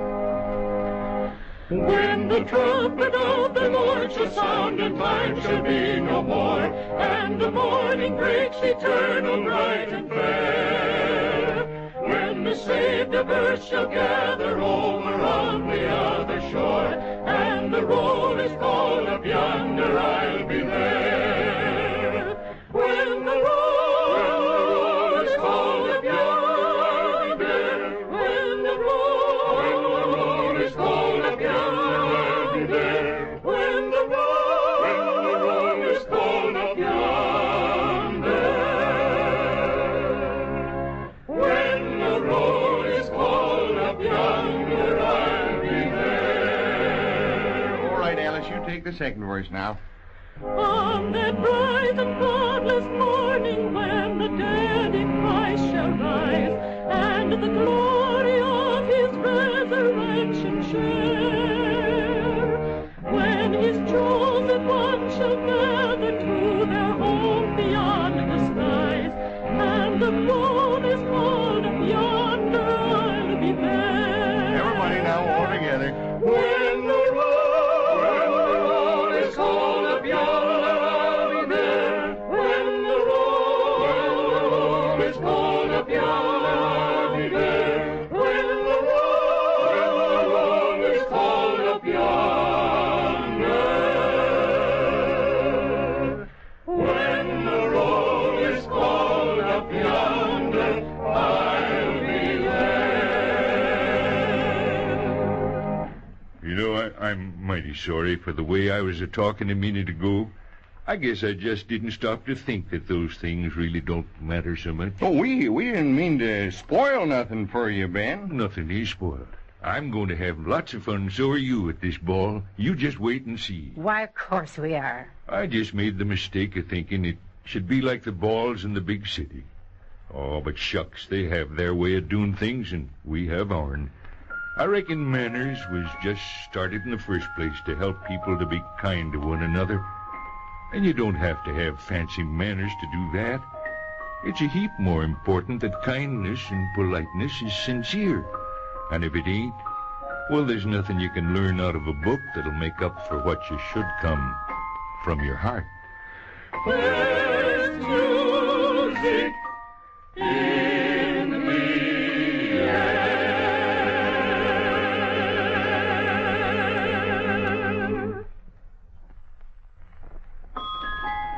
There's music in the air when the infant born is nigh, and faith its blush is seen on the bright and laughing sky. It's time to say so long from all the folks down our way. If you like old-fashioned singing and homey visiting as much as we do, we'll be dropping in again next time there's singing practice at Eli Jenkins. We'll have another evening of fun real soon. Down Our Way is written by Shirley Thomas and produced by Walter White, Jr. This is a Commodore production.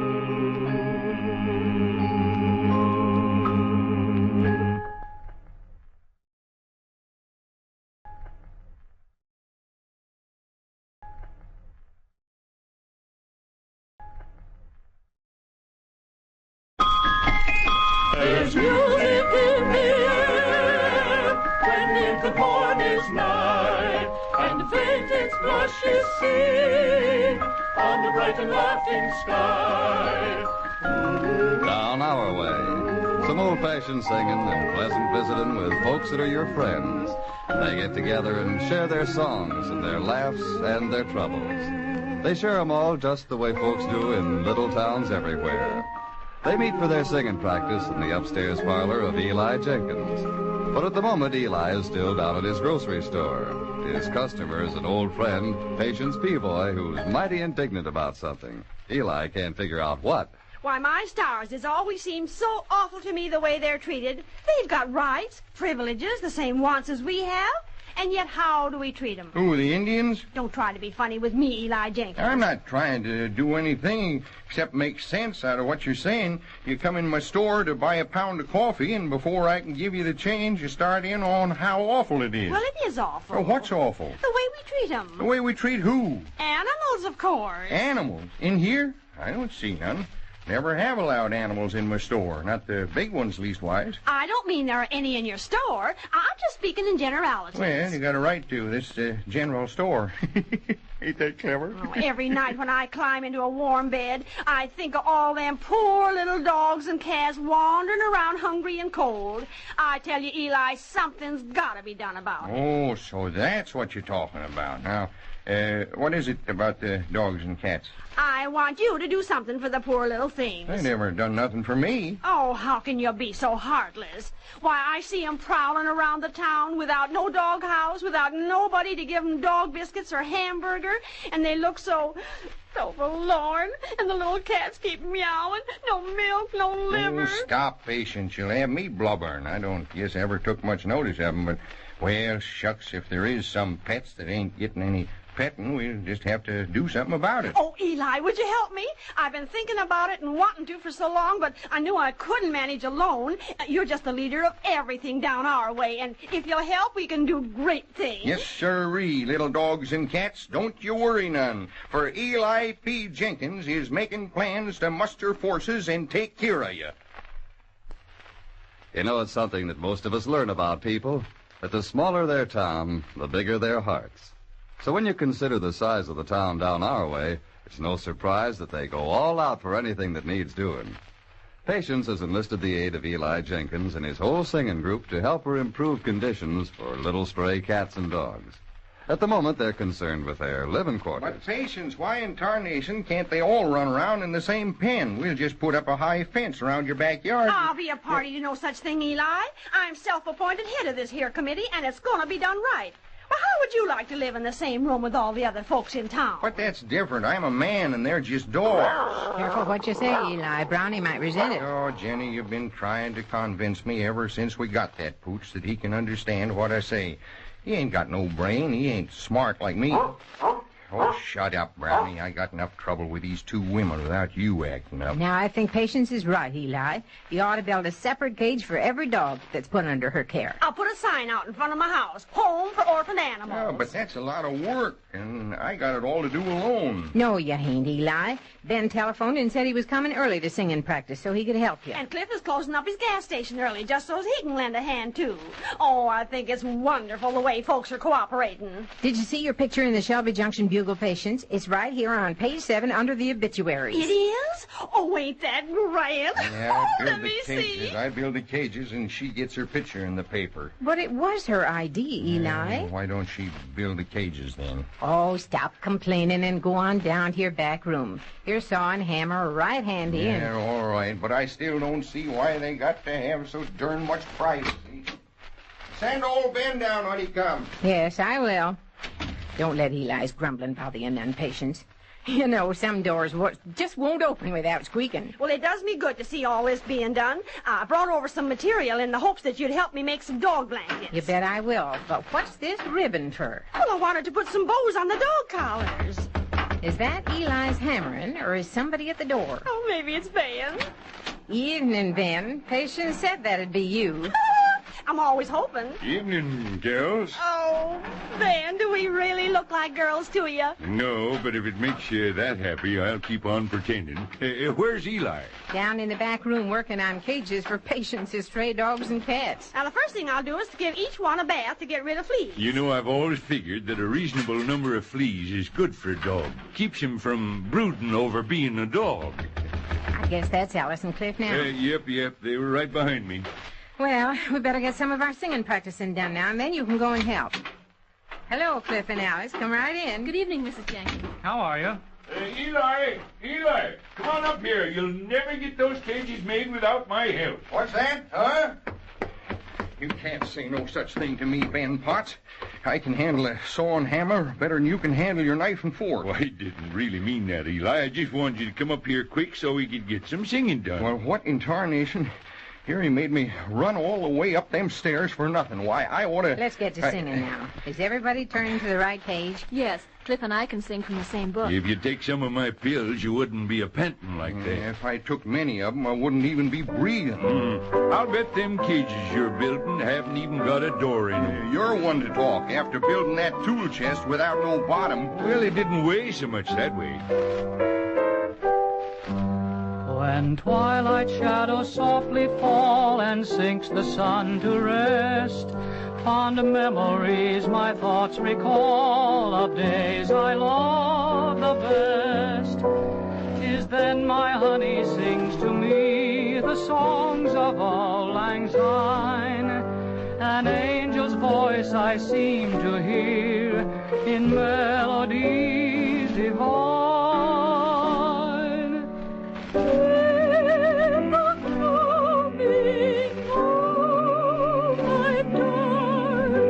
I hear her singing sweet and low. Oh, Genevieve, sweet Genevieve. The song her mother sang long years ago. The sun shines bright on my own home. In fancy I can see the Dixie throng. I send the perfumed rose where the Swanee River flows, where the honey sings an old time song. The night is sweet with melodies that make the teardrops start. When the honey sings at eventide, the songs that reach my heart. A vision wondrous fair I see, another voice I hear. The gates of heaven are opened wide, and paradise is near. Just a song that while I hear her singing sweet and low. Where other lips and other heart, the song her mother sang long years ago. Oh, carry me back to old Virginia. In fancy can see the Dixie throng. I send the perfumed rose where the Swanee River flows.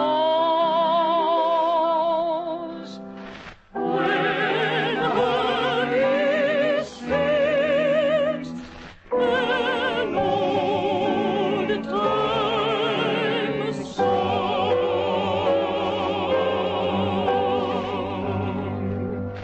Well, Patience, how does it feel to be a celebrity? Yes, it's the talk of the town. These plans you're making to care for animals. Well, it's about time somebody looked after him. Why, all those poor... Yeah, we know, Patience. The dogs ain't got no hamburger and the cats ain't got no liver, but all that's going to be changed. Cats have, too, got a liver. Why, I was a-reading just t'other day in Dr. Samuel's family manual of medicine about a cat's organs. Oh, I mean liver to eat, Ben. Well, in this chapter in Dr. Samuel's book, it was telling some mighty interesting things. Here we go. You've got to use psychology on animals just as you got to do it on humans. Is psychology like sciatica? No, Mr. Jenkins. Ben means the study of the mind. Psychology has been a great help to man. I don't see it's helped old Ben none in running his feed store. All of you hush up.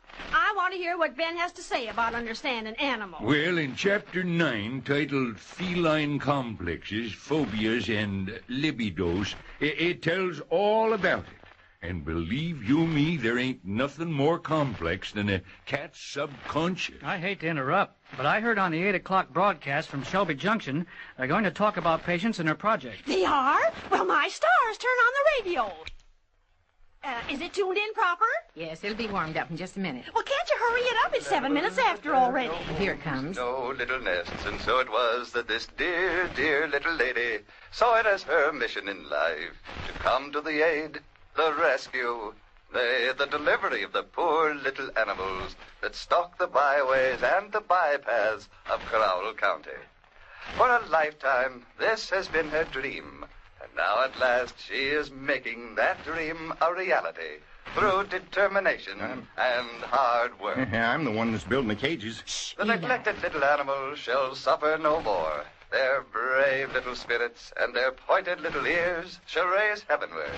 For this dear, dear lady, Patience Peabody, is doing all... Well, I'll be flabbergasted. He didn't even get my name right. That don't matter none, Patience. Everybody down our way knows you anyway. Well, he sure don't seem to. And so, dear listeners, I ask you to keep in mind the work of this dear, dear lady. And if you ever have an extra dog biscuit around the house, won't you put it in the mail to Miss Patience Peabody? My name's Peaboy, and I ain't a miss. Well, you're a widder. Well, that still don't make me a miss. And as you remember the inspirational work of this dear, dear lady, also remember the words of our dear, dear sponsor. Crunchy Wunchies come in bunchies. Eat 'em in the morning and taste 'em all day. Now, I thought that was right nice, Patience.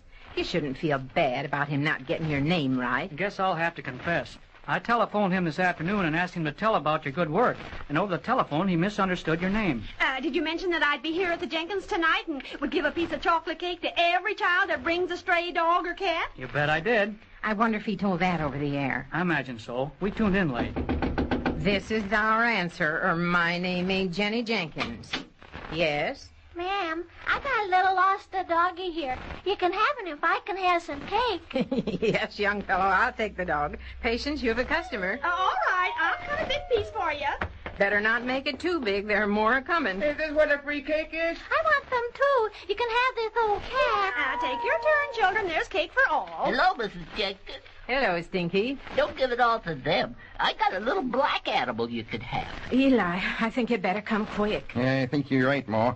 Stinky, let's see just how quick you can get down them stairs and put that little black animal with a white stripe out where he belongs. Don't I get no cake? If you don't hurry... All right. Go sit over there and listen to Cliff and Alice sing, Ma.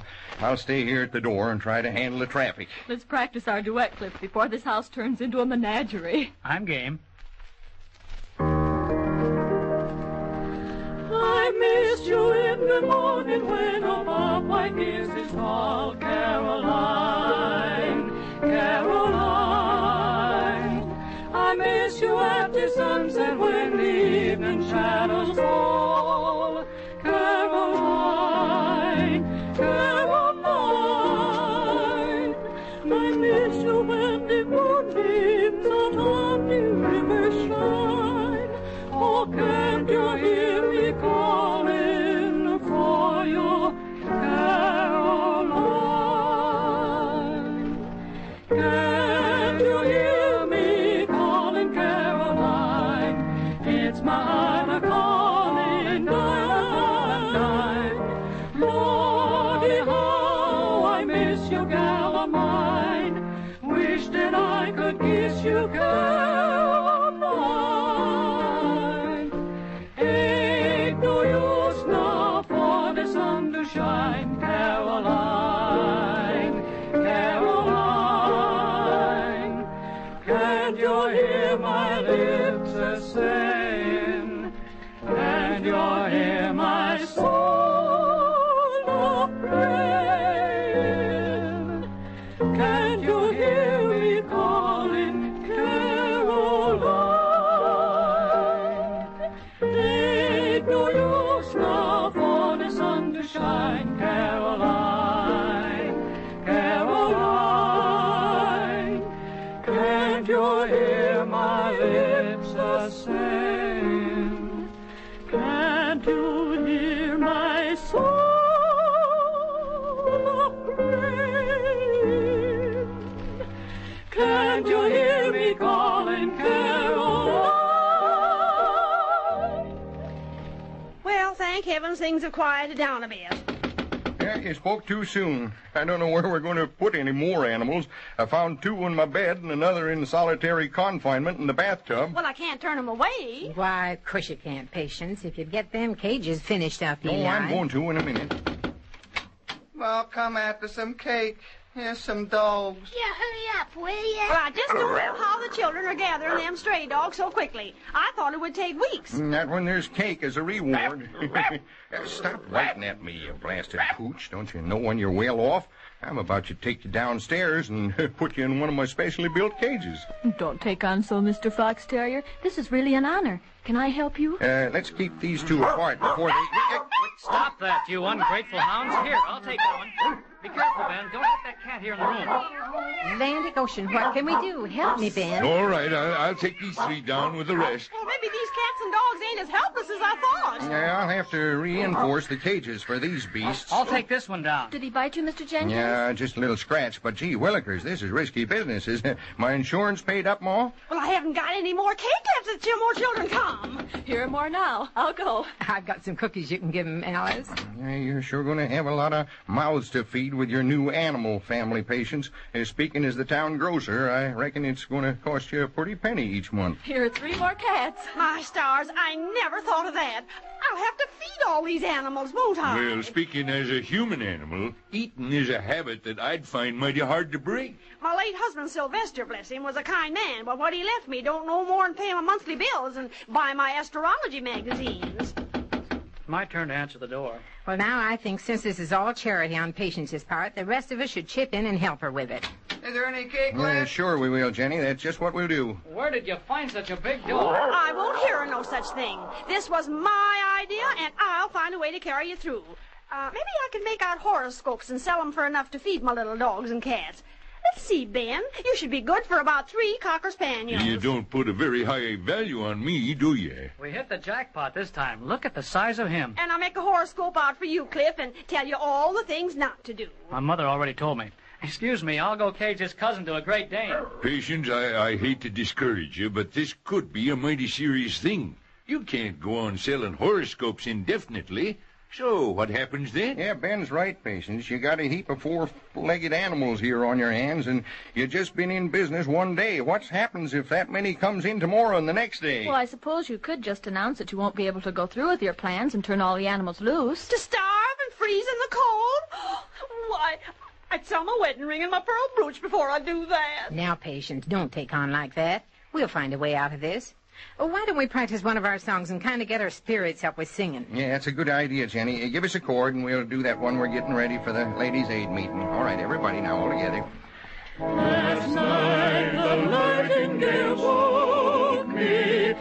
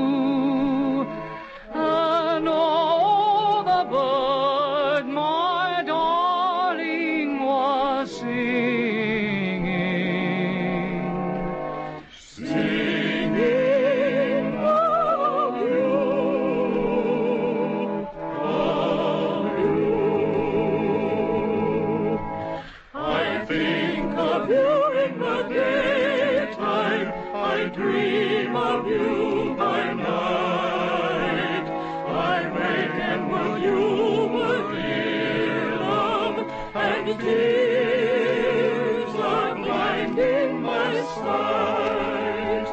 I hear a low breath in the lime tree. The wind is floating through. And oh, the night, my darling is sighing. Sighing for you.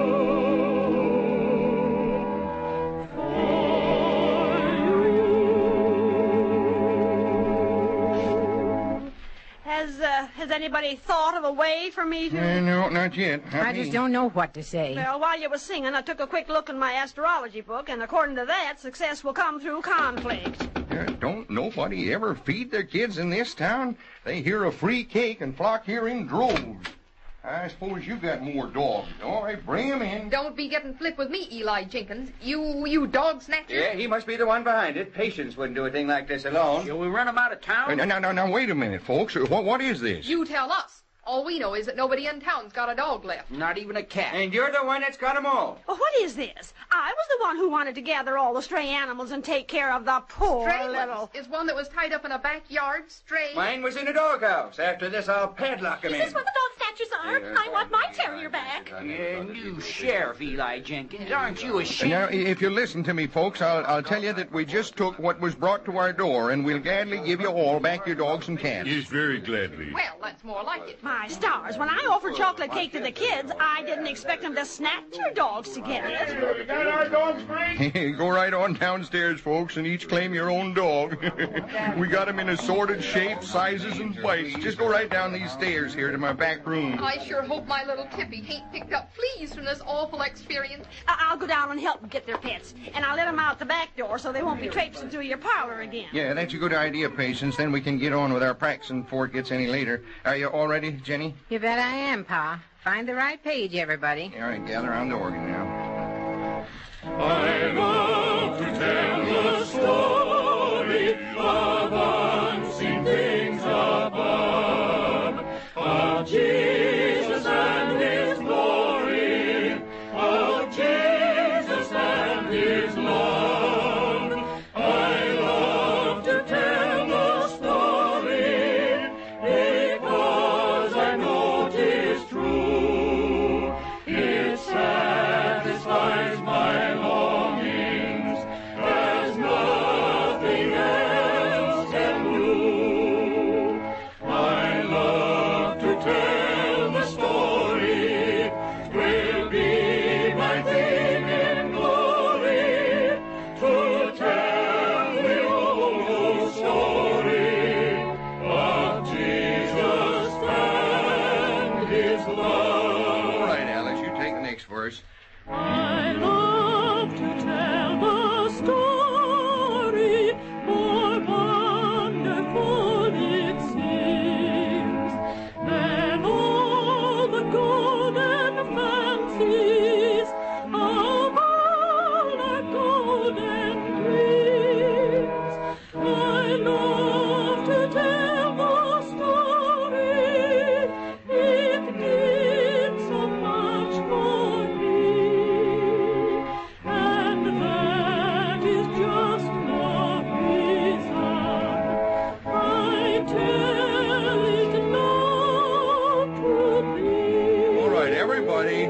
I love to tell the story, 'twill be my theme in glory, to tell the old story of Jesus and His love.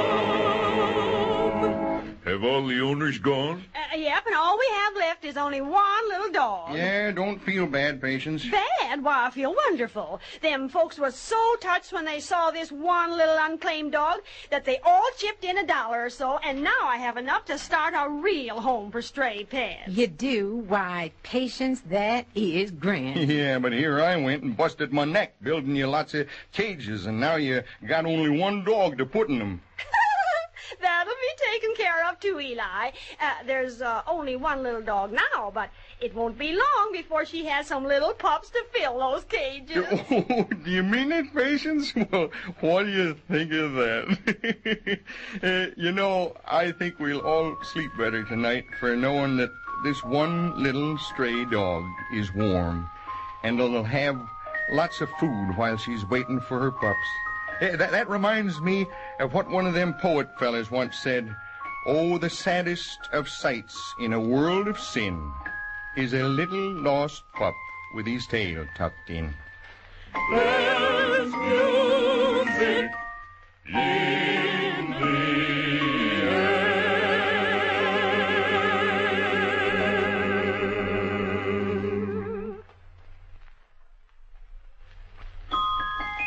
There's music in the air when infant morn is nigh, and painted thrushes sing on the bright and laughing sky.